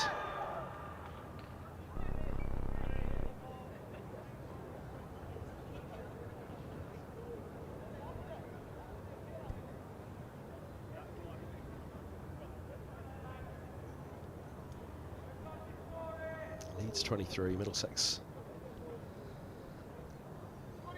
Very keen to put at least a 1 in front of that. Get up over the 400 themselves in terms of batting points.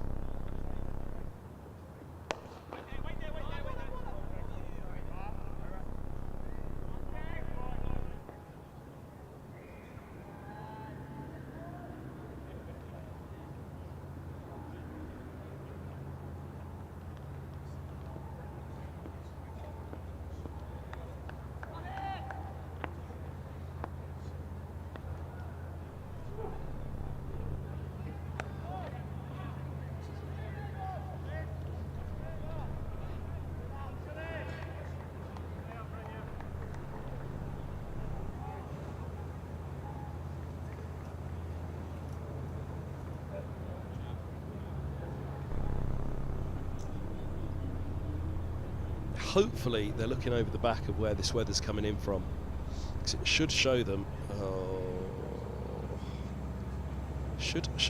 we're all right, but we're off. But they're looking in the right direction. Oh no, they're looking up to the scorer's box, I think. Look over the back of the scorer's box and it's an awful lot brighter. It will be with us soon.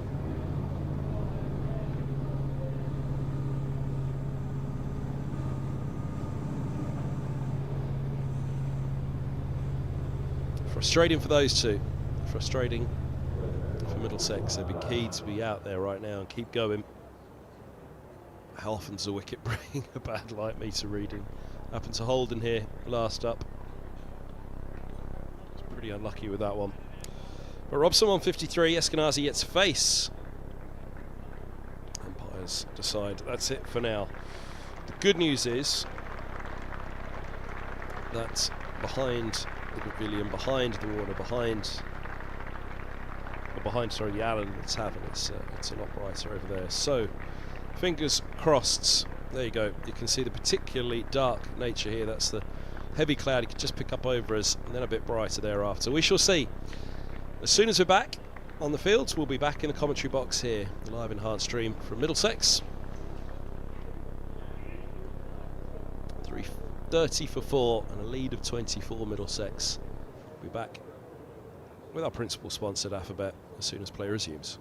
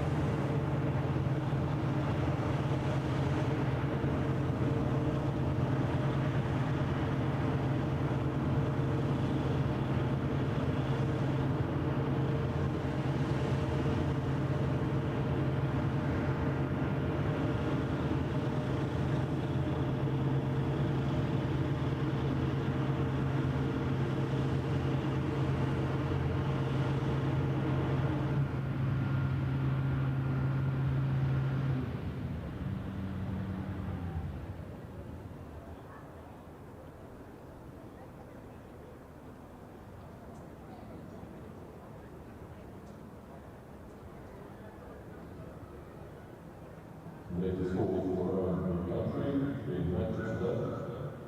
Lancashire dismissed in their second innings for 332, and will be 164 runs to win when their innings commences shortly.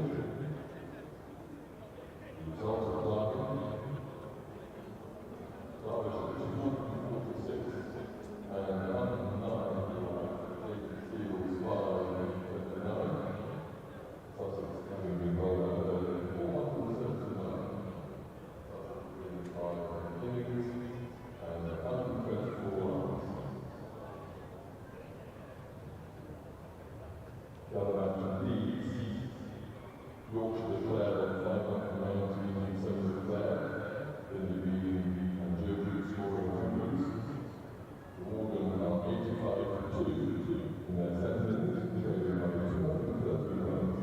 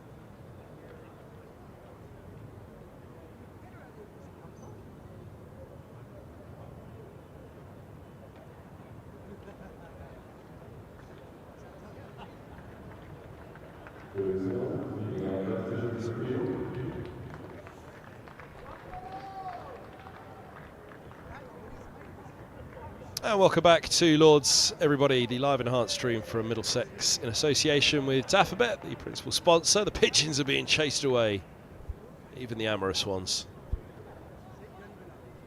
Enough of that for a Sunday. 330 for 4. We've lost 6 overs to bad light, and there was a spot of rain. It's only ever going to be a brief interruption. The rain just made it that little bit longer once the hover cover had to come out. Stephen Eskenazi is the new batter, replacing Ryan Higgins, and he comes on strike now with that single taken just before the interruption.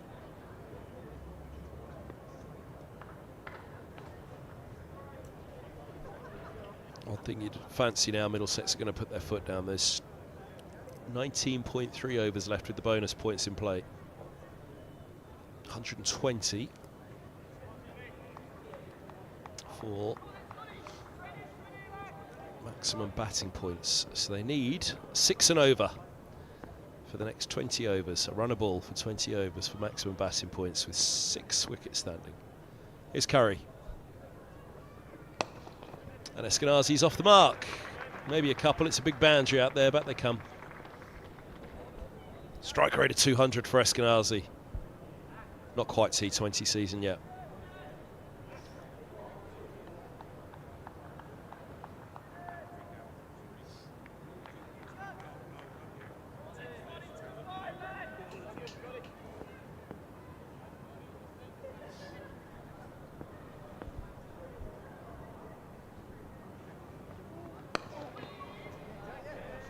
A single more for the T20 skipper. Still Fernandez and Davies to come, then Roland Jones. There's plenty of batting. They've got to keep going now, Middlesex. Another 6 overs gone of this match. No time to make up tomorrow. 96 overs less whatever rain will interrupt.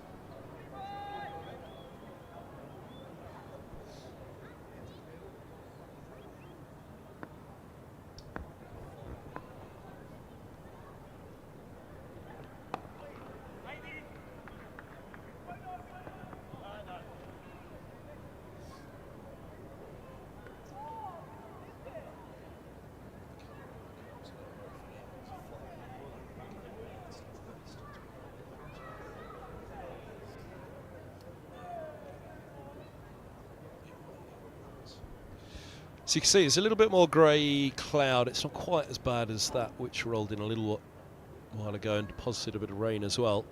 But it's all coming in from pretty much either side of the flats there.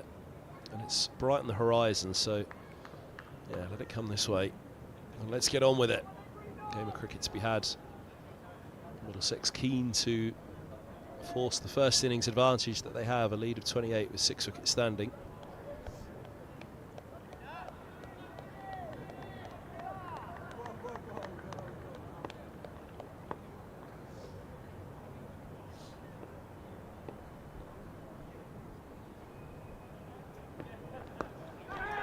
Leg side and punished. Onto the legs of Robson is rarely a place he wants to stray.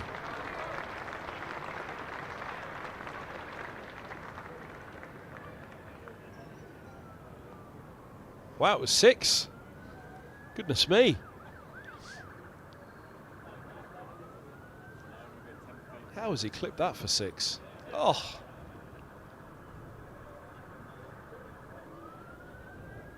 Well, that helps the run rate. 3.7 now. Sam Robson making a late charge for the Middlesex T20 side.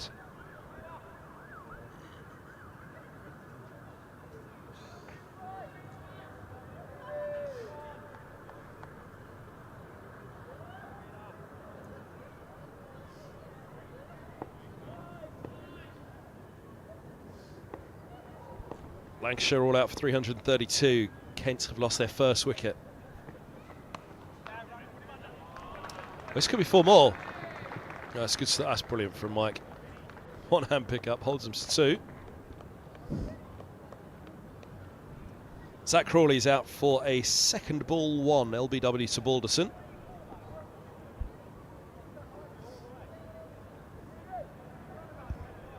Bell Drummond comes in, the man who enforced the follow-on. He's probably got the bit between his teeth.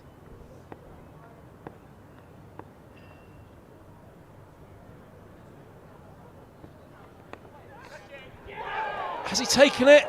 Goodness me, has. It's Hanscom who removes Robson. 162. Looking to up the scoring rate. Hanscom takes an absolute screamer. Robson's done.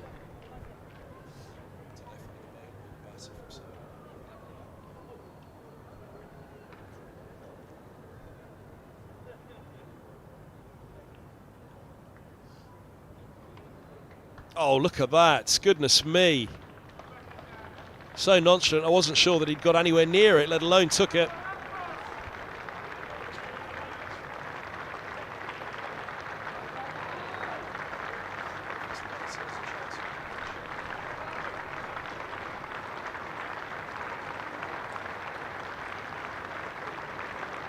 Oh, the way he went at it, I thought that he was waving it in the air.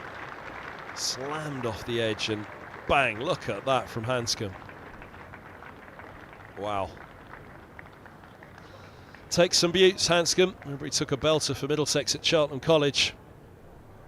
He's taken another to get rid of Robson. 342 for 5.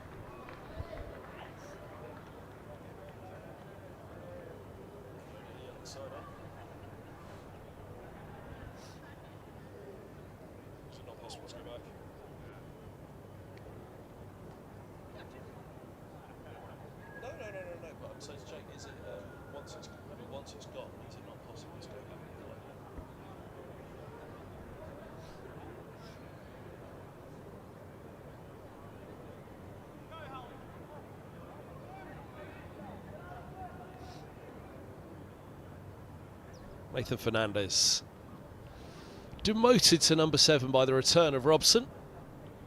By the demise of Robson, he's invited to the middle to bat.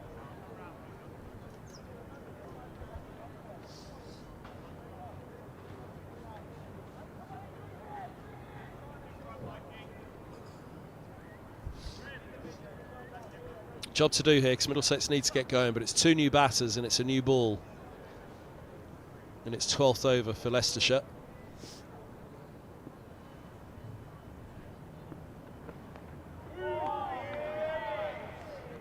Have a bowling point to their name. They're one shy of a second bowling point now.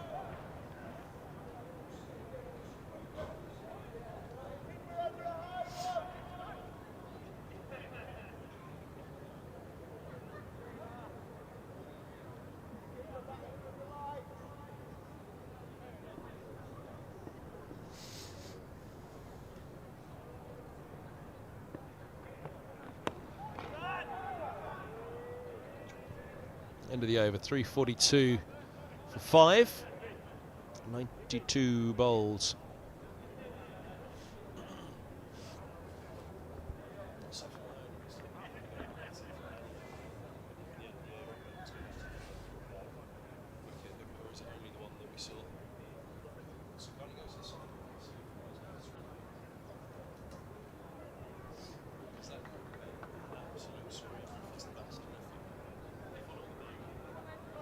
Here's the reaction of the bowler to the catch. Has he? Oh, yes, he has.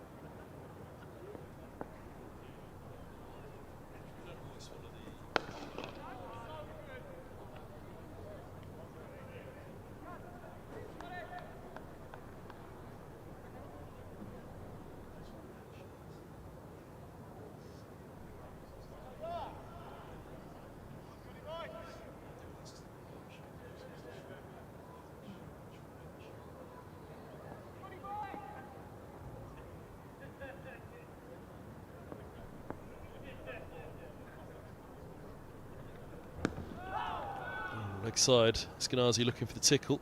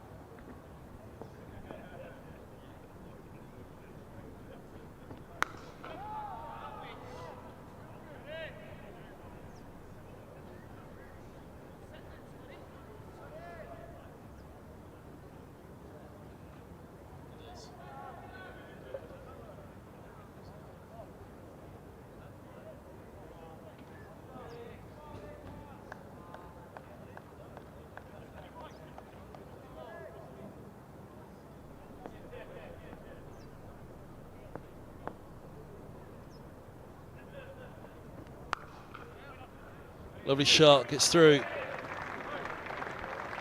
3:46 for 5. 4 more for a batting point. Middlesex, third batting point.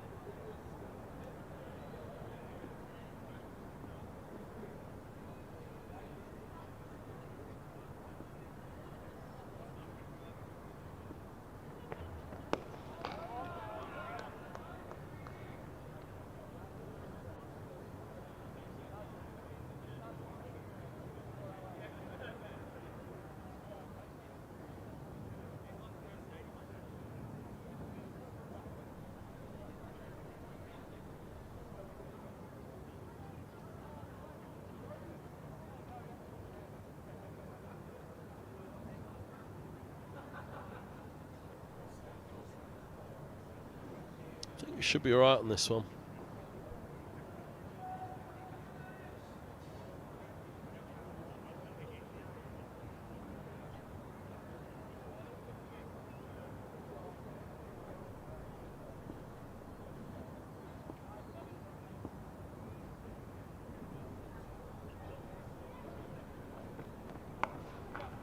That's a lovely shot.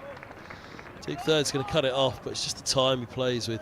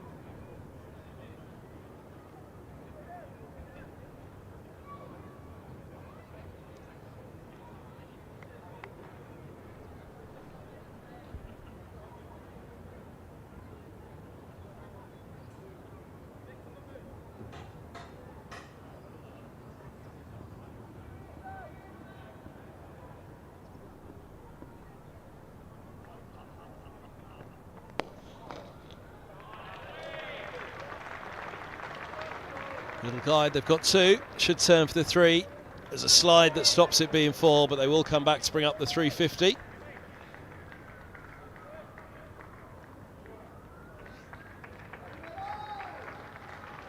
I think Mr. Middlesex questioning whether it was a boundary. Polite inquiry from the umpire.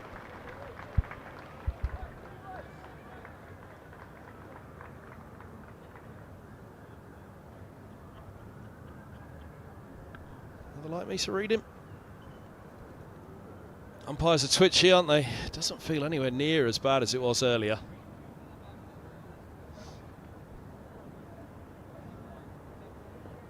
Oh, yeah, overturned for the boundary. Not sure who has overturned it, but somebody has. Light meter's fine. Then on we go. It's nowhere near as dark as it was earlier.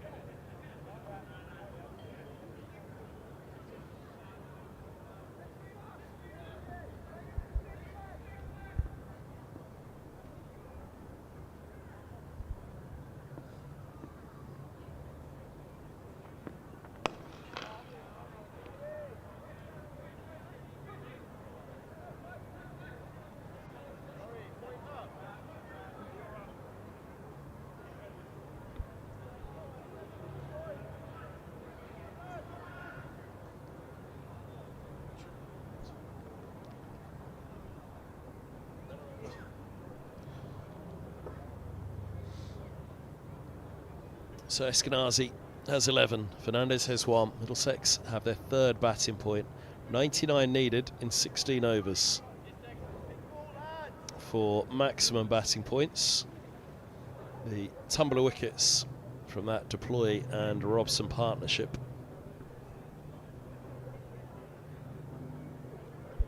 It's pretty much ruled that out.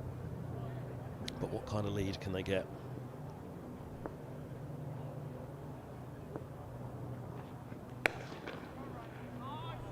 Will they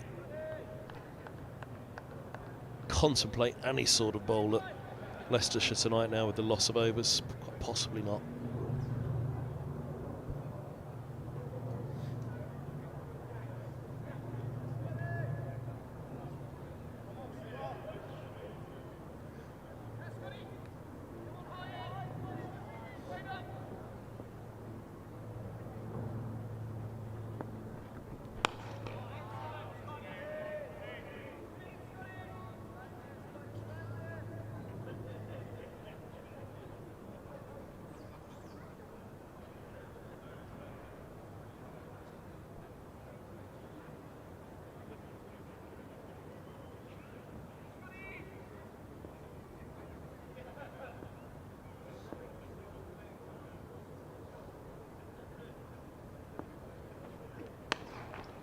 Nice shot.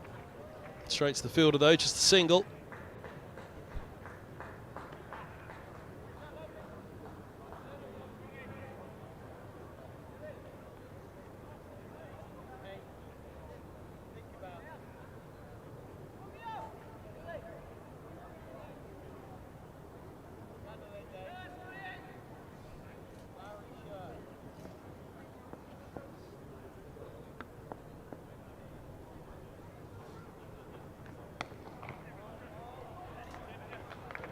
That's beautifully placed. Couldn't have done it better. Right in between two of them.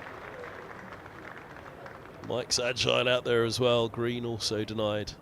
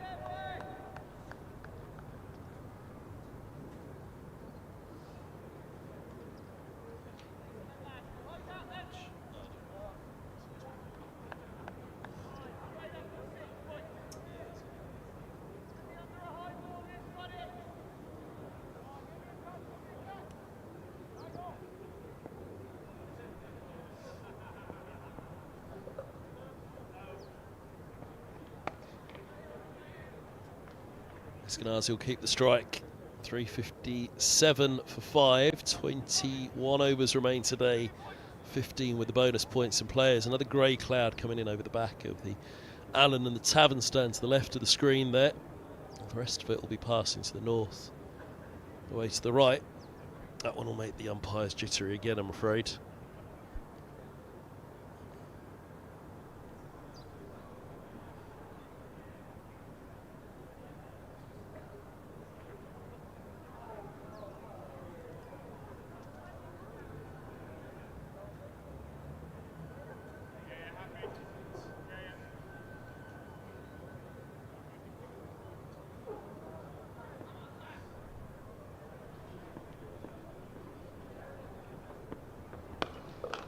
Oh, bit of loop. Maybe slower ball tried.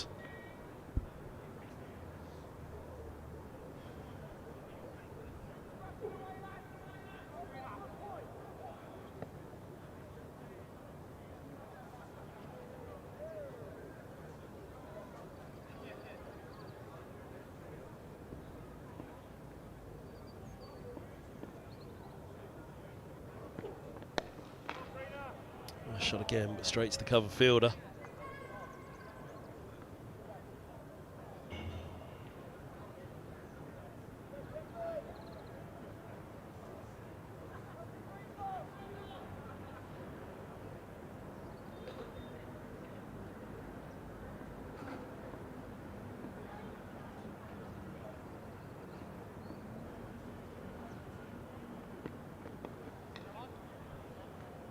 Guided fine by Eskenazi.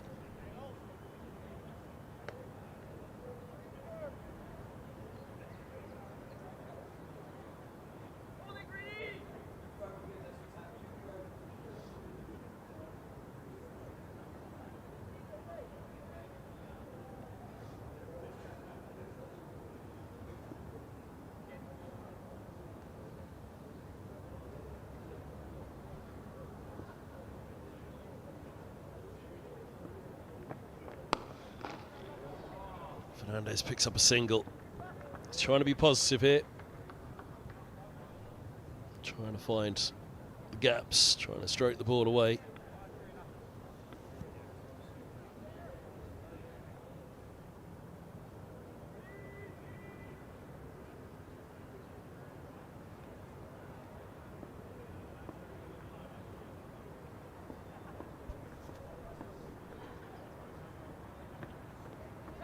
Use of the feet from Eskenazi, it'll be a wide. Leicestershire disappointed, but first class cricket. Eskenazi moves across. Green, yeah, it's outside the white line.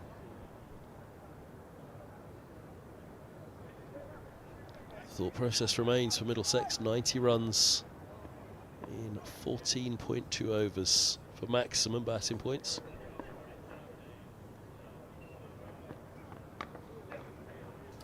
Slapped square but mistimed. One's come of the over.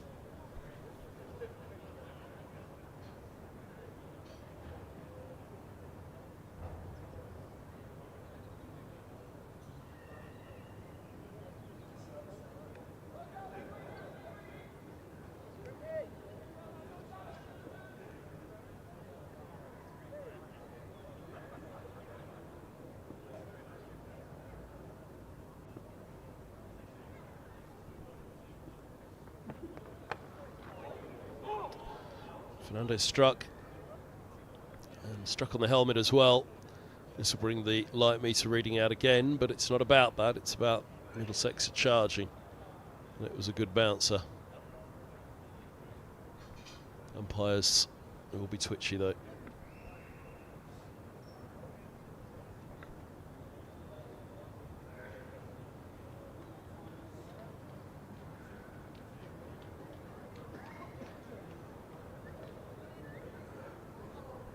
I don't know whether it's Hill who's asking for the light meter read. He's paying very close attention to it. Umpires have said get on with it.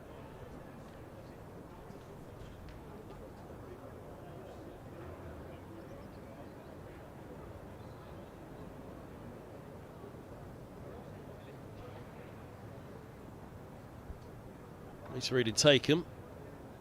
Happy for now.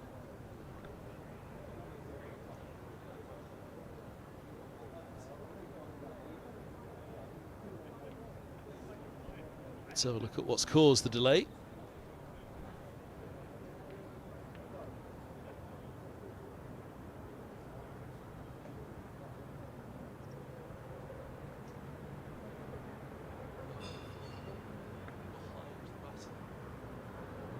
So look at the other end.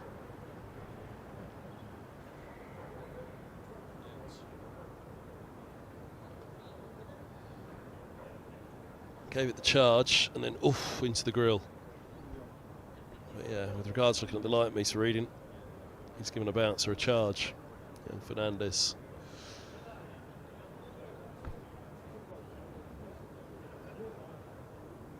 Pete Waxman, physio, he's fine. Concussion check. Umpires want to know, was concussion check okay? And it looks as though it's fine.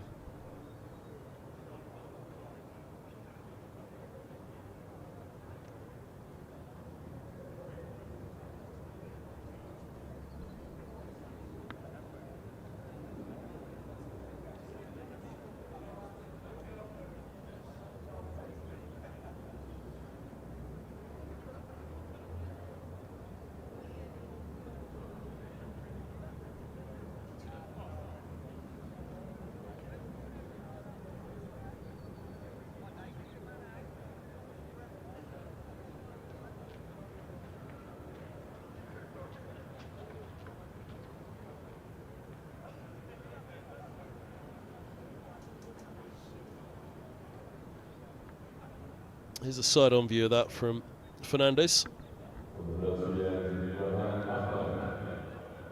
Gives it the charge, and then just there, point of impact.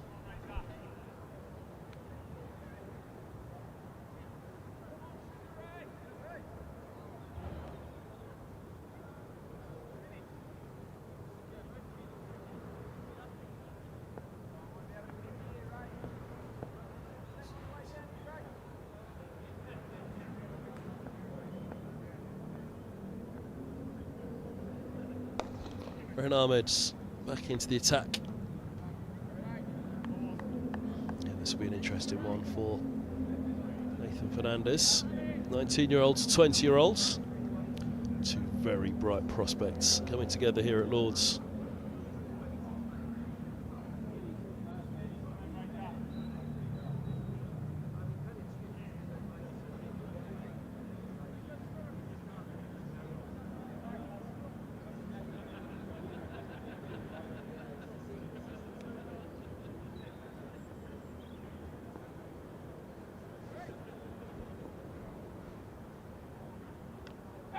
There's the first attempt. He's targeting Father Time.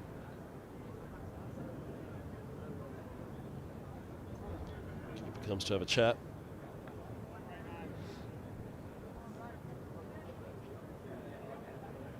Huge Evo attempted, spinning down the leg side.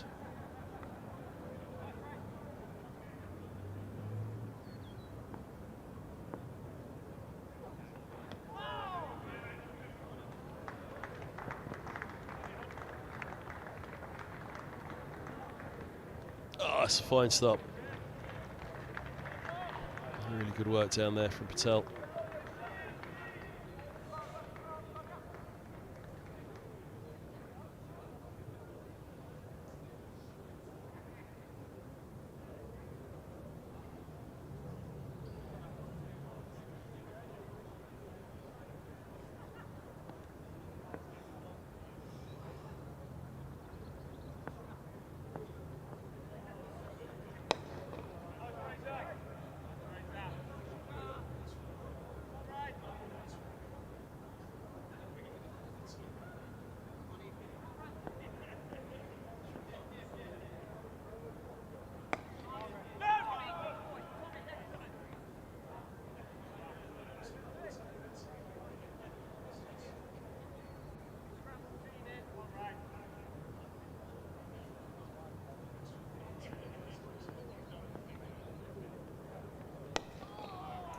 Double to in the over, 97 done, 3-6-5 for 5.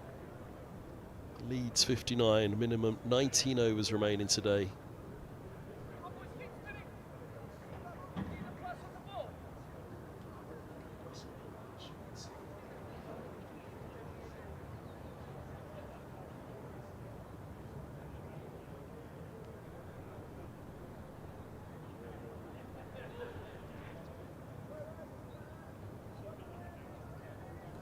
There it is, there's rain coming in behind old Father Time again. You can see it falling behind him. Unfortunately, that's heading this way. The good news is there's a little bit of blue sky behind it.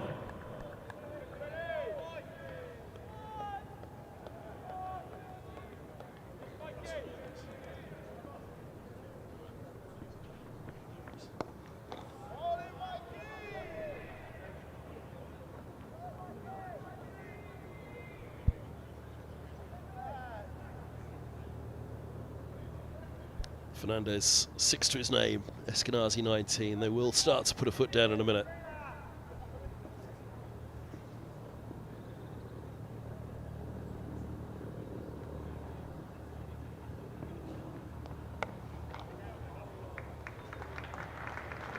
There you go, he gets it away this one.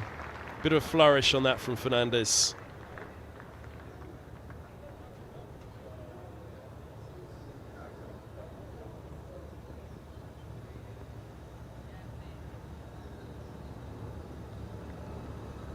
Lovely, lovely shot.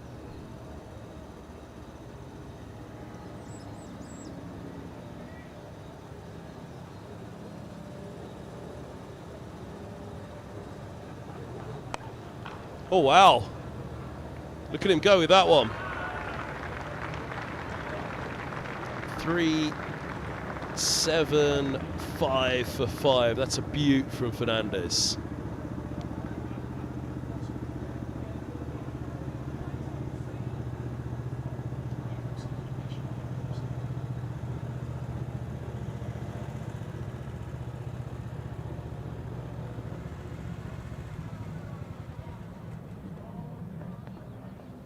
Resists it this time, thinks about the uppercut afterwards.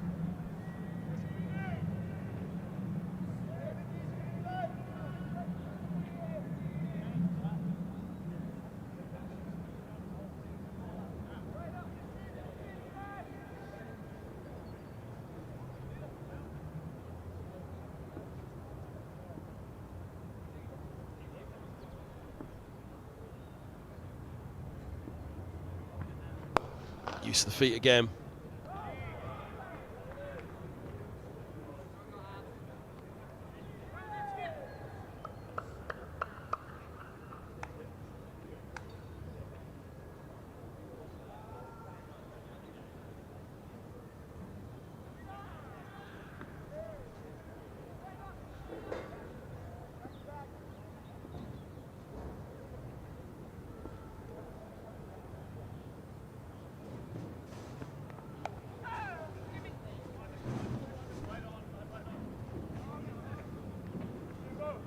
Single more. Now we'll keep the strike. Lead 70, 376 for 5. 12 overs to score, 24 runs for the 400.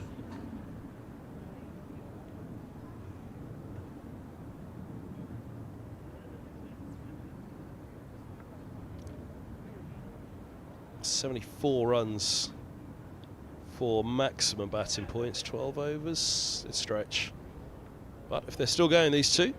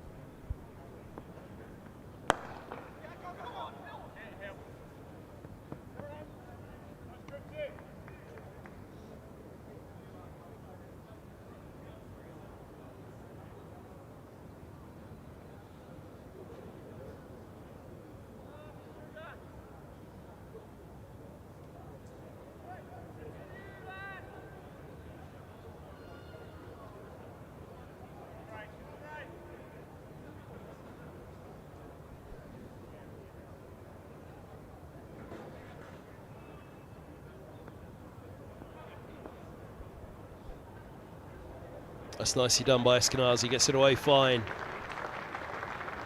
Good chase being given by Patel, he won't catch that one though.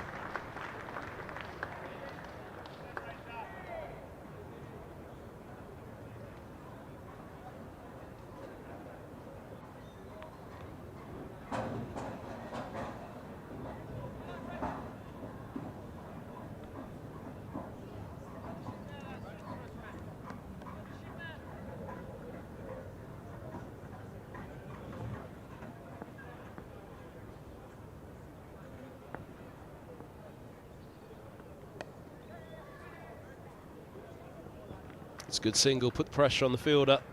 Throw wasn't great. Dive coming in from Fernandez.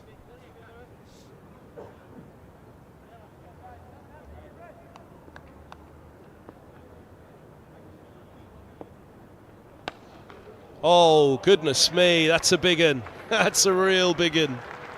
Oh, volleyed back in as well from Curry. Fancy footwork on the boundary. Very fancy back work from Fernandez. Clear that front foot. Look at that go. Launched. This wasn't bad on the end either. Bounces back. Conversion at the end. Drags that one down the ground, doesn't get hold of it. That league's kicking on though for Middlesex, 83 now.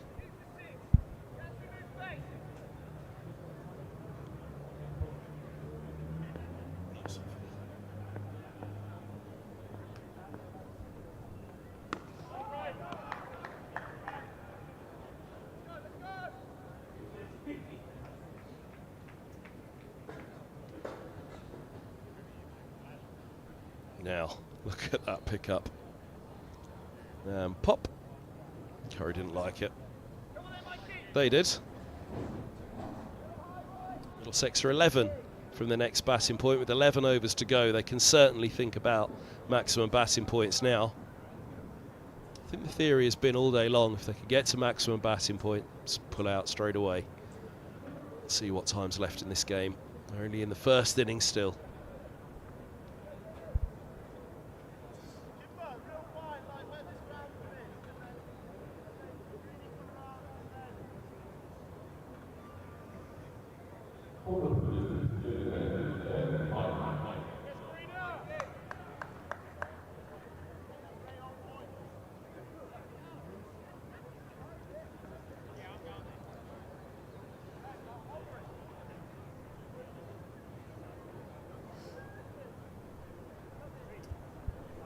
Ben Mike's back on.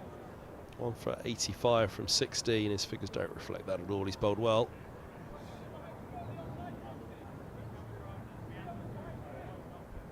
Tough day for the Leicestershire bowlers, getting their reward with the two big batters, Robson and Deploy. Higgins since. There goes Fernandez again, one-handed hook out to mid-wicket. Get hold of it at all. Probably saved him in the end. There we go, the light again. Now that rain still just about holding off in the distance. There is some blue sky. The umpires will not see that for a moment though.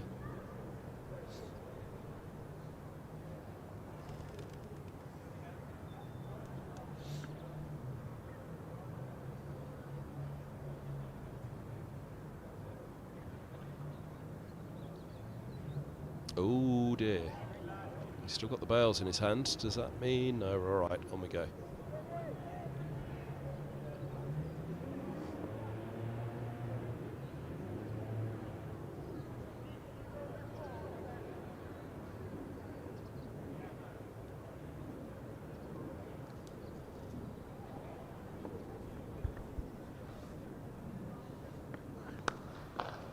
Shot from Eskenazi. Sweeper's back. It'll just be a single.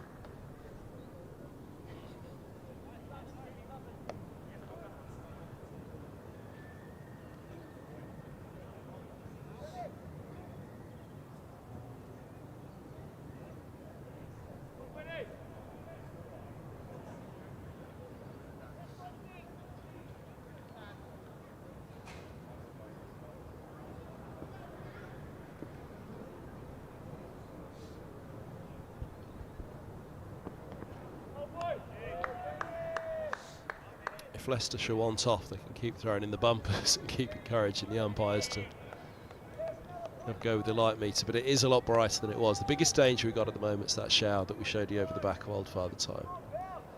But on to that, would you believe there's blue sky? I don't know if that'll quite reach us in the next hour though. 16.3 overs to go on the third day. Again, we'll need the full 96 tomorrow, you fancy, from here.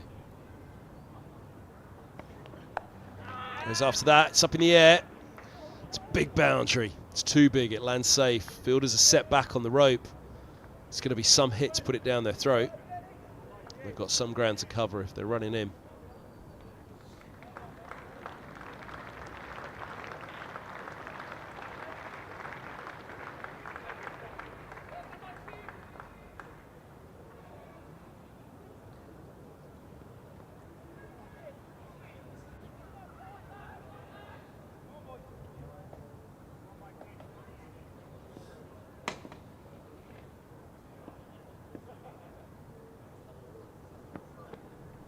Eskenazi going for something cheeky. Through to the keeper it goes.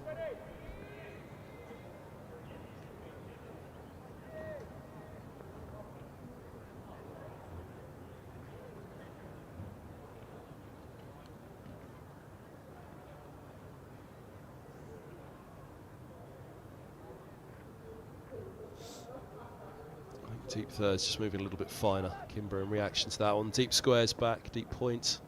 Long leg as well. Another heave across the line. Off stumps out of the grounds. Eskenazi looking to go after the short boundary, much as Higgins did. Mike bowls him. 2 for 88 for Mike. He's bowled far better than his figures suggest. It's a second bowling point as well for Leicestershire.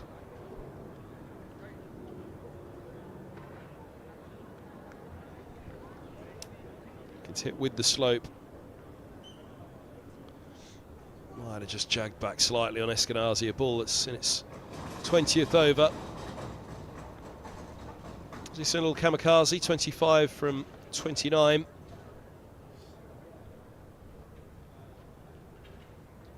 Yeah, might have just come back. Shake of the head from Eskenazi. He's doing the right thing for his side, though. Trying to open up, trying to force matters. Fernandez still there, 27 from 23. Davies and Roland Jones, Brooks and Bamber still to come. Middlesex want another 58 runs in 10 overs. It's on. If they were to get it. A lead of what, 130 that would be. 129. More actually. Would they instantly press the button? 4 overs. The 2 for the change of innings, have 4 overs at Leicestershire tonight. Jack Davies demoted to 8 by Fernandez's position at 7. De Carey's dropping out for this match.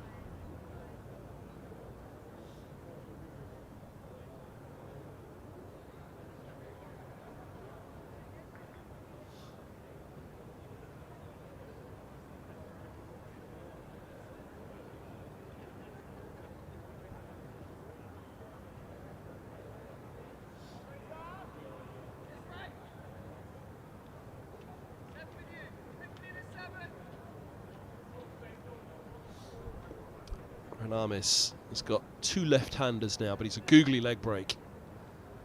Rehan Ahmed, so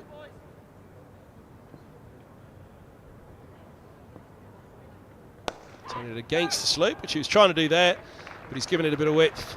And Fernandez gives it the treatment. He's on to 31 from 24. Middlesex are 4 runs away from that 4th batting point.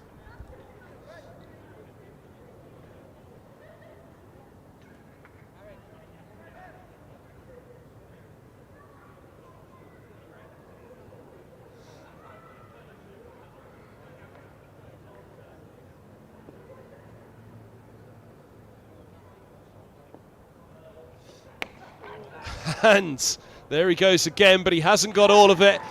And the man who has got all of it is Curry on the boundary rope. He holds on. The end of Fernandez, a fine 31 from 25. A useful little cameo, gets Middlesex to the verge of their 4th batting point, but Rehan Ahmed strikes back.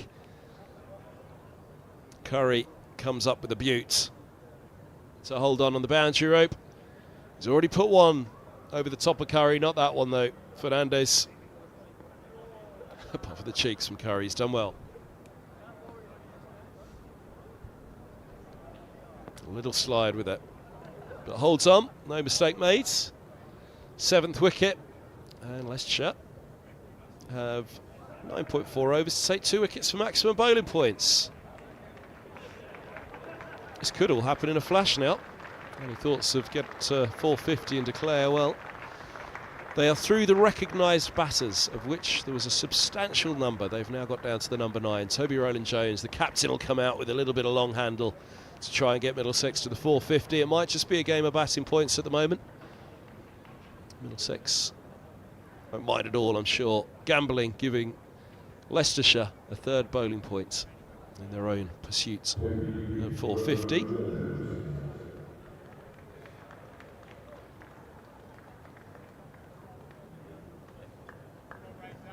Let's have another look.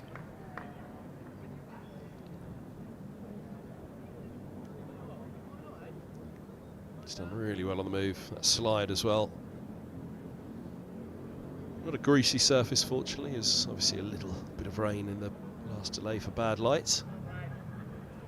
That rain that was behind the tavern stand appears to have deposited whatever it had and finished. Unless I'm missing it somewhere immediately behind the Allen, but we're looking alright for a moment. Let's say there's even a glimpse of blue sky over there, but I'm not sure that'll reach us in the next hour.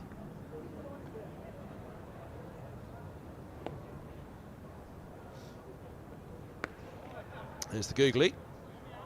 But a single for Roland Jones off the mark, first ball. Two batters are yet to face. Here's Davies' first ball.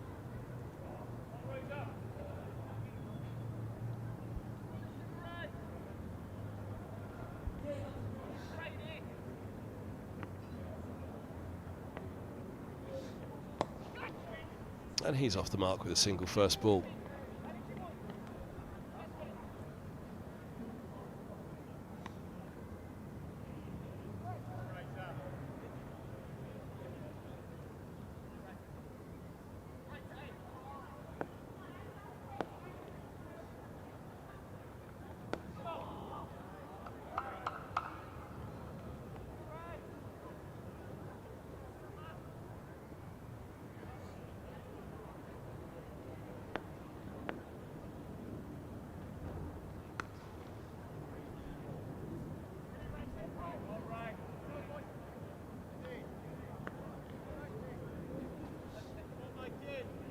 .101 bowls, 399 for 7.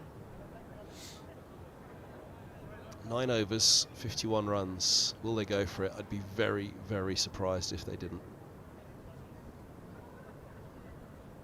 Middlesex's best return from the match at the moment is grab another point. Well, 2 with a single more required, assuming they get that with 3 wickets standing.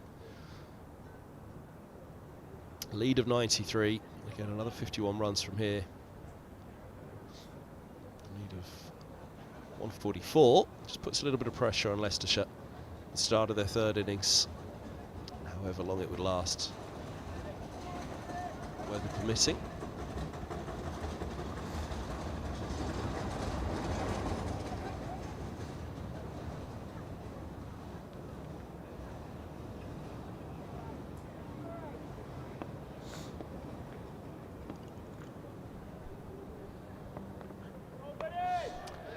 Welcome to the crease, Toby Roland Jones, Ben Mike.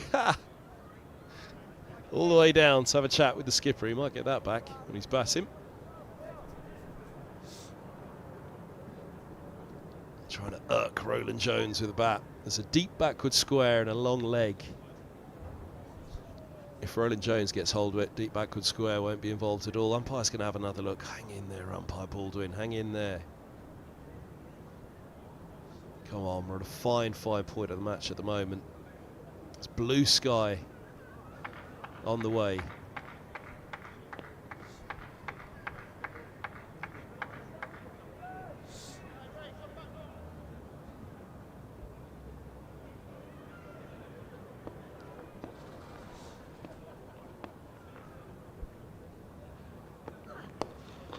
Leg side, and that could be 4.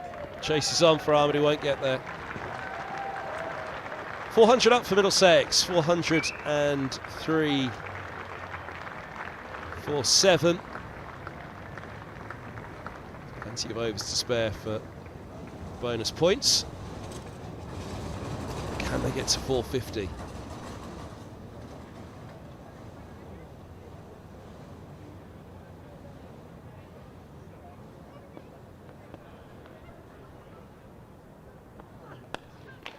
Played away outside off, open face, I'll think 2, but just the single. Green's there. Now to Davies.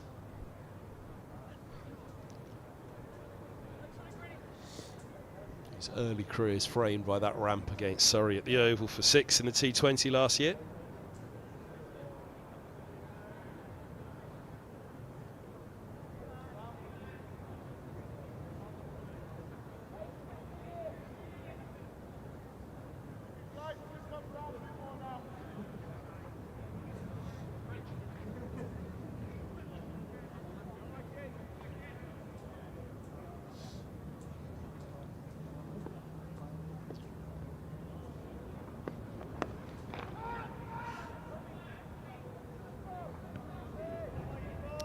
46 runs in 8.2 overs.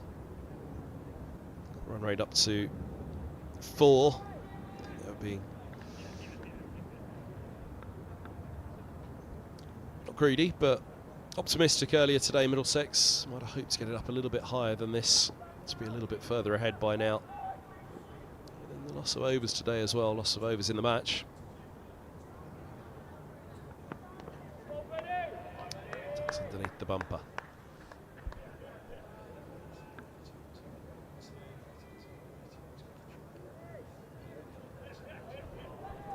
Umpire's just having a look at the follow through of Ben Mike. Middlesex won't mind that at all. You follow through as much as you like, Mike. It's very unlikely that Middlesex are going to have to bat again in this match. Leicestershire are going to have to bat.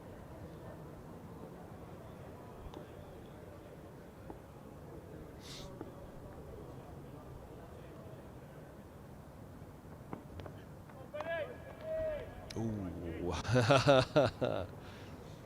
He's just realised he's followed through onto the pitch again there and immediately apologised to the umpire. It is to seek no advantage whatsoever on Mike's behalf, and if anything, it's a disadvantage to Leicestershire. 404 for 7, 46 required for another batting point, the final batting point.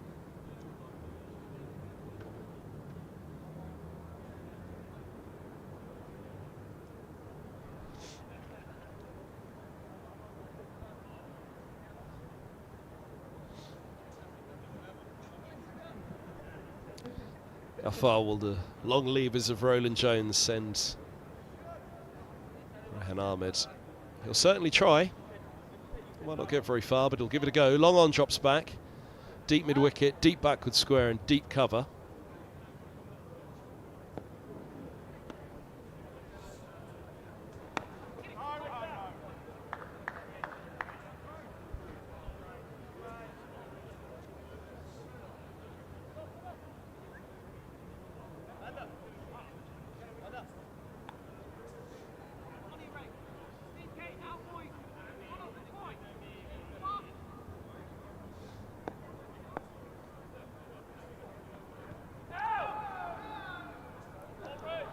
Off the pads to Hanscom.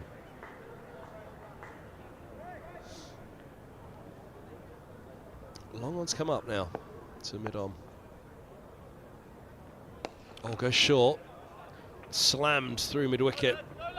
There's long on's chase, or mid-on's chase as he is now. They've taken 2.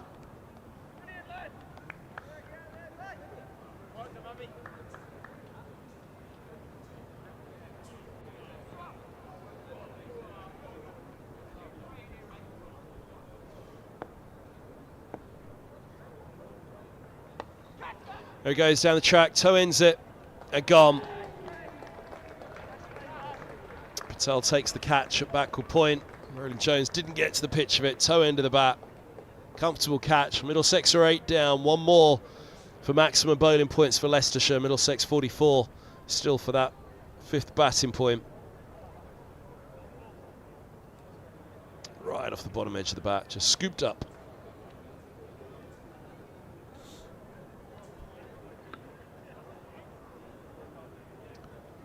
Look from the pavilion end at this one.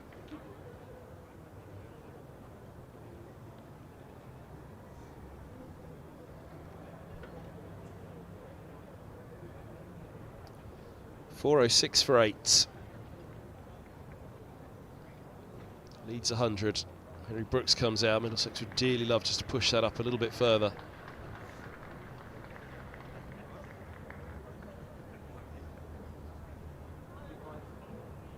.44 more is absolutely the target for Middlesex. Got the dark stuff over us at the moment. It looks as though it rained itself out on the way here, which is great news, but just how dark does it remain overhead? There is blue sky coming, as we've been saying. You can just start to pick up the start of the blue stuff to the left of your screen there. Will it get here quickly enough? The game needs every over it can get right now.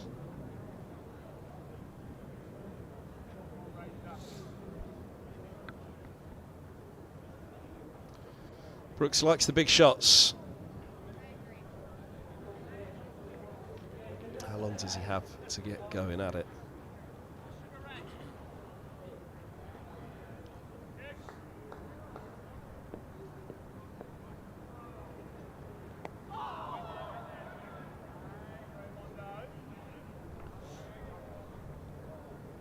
Ahmed 2 for 85. Let's go of his 20th. Picked up Fernandez and Roland Jones on the charge. A single gets Brooks off the mark. He'll keep the strike. 103 done. So Roland Jones is gone. Patel taking the catch off Rehan Ahmed. What can these two do? Really, well, an opening bat on the left. Jack Davies, opening bat for England under 19. Debut for Middlesex as an opening bat. Middle order as a wicket keeper. And oh dear. Are we done? Well, that's sad news. There is a bit of blue sky on the way. Possibly got 20-25 minutes for it to get here. If the umpires can see that, looking over the back of the tavern stand at the moment, they're looking up to Old Father Time. 13 overs remain today. We lose overs as soon as they walk off. 407 for 8, so still 7 overs of the points in play. Mike's enjoying a chat by the looks of it with the batters. And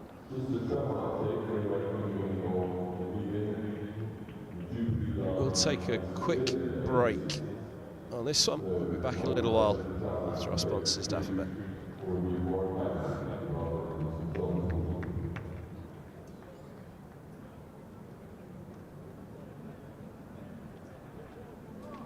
(101's the lead).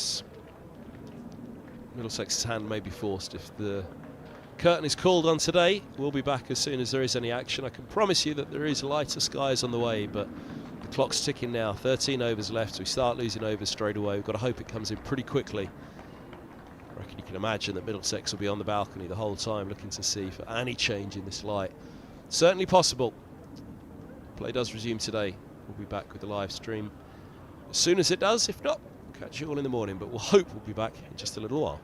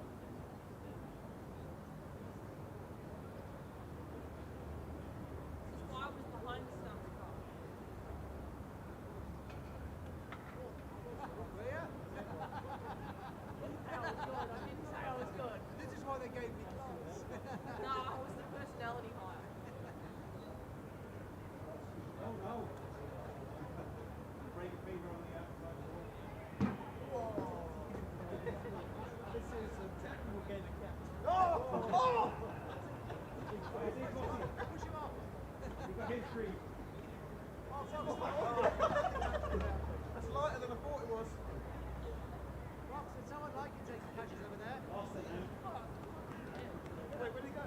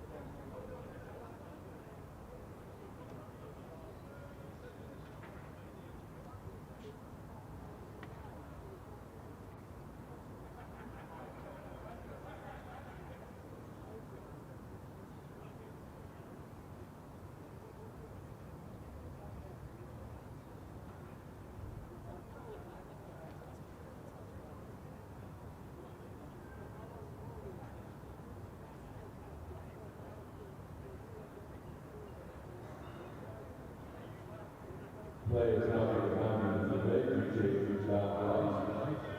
Match resumes tomorrow at 11 o'clock. Please follow the series instructions and review.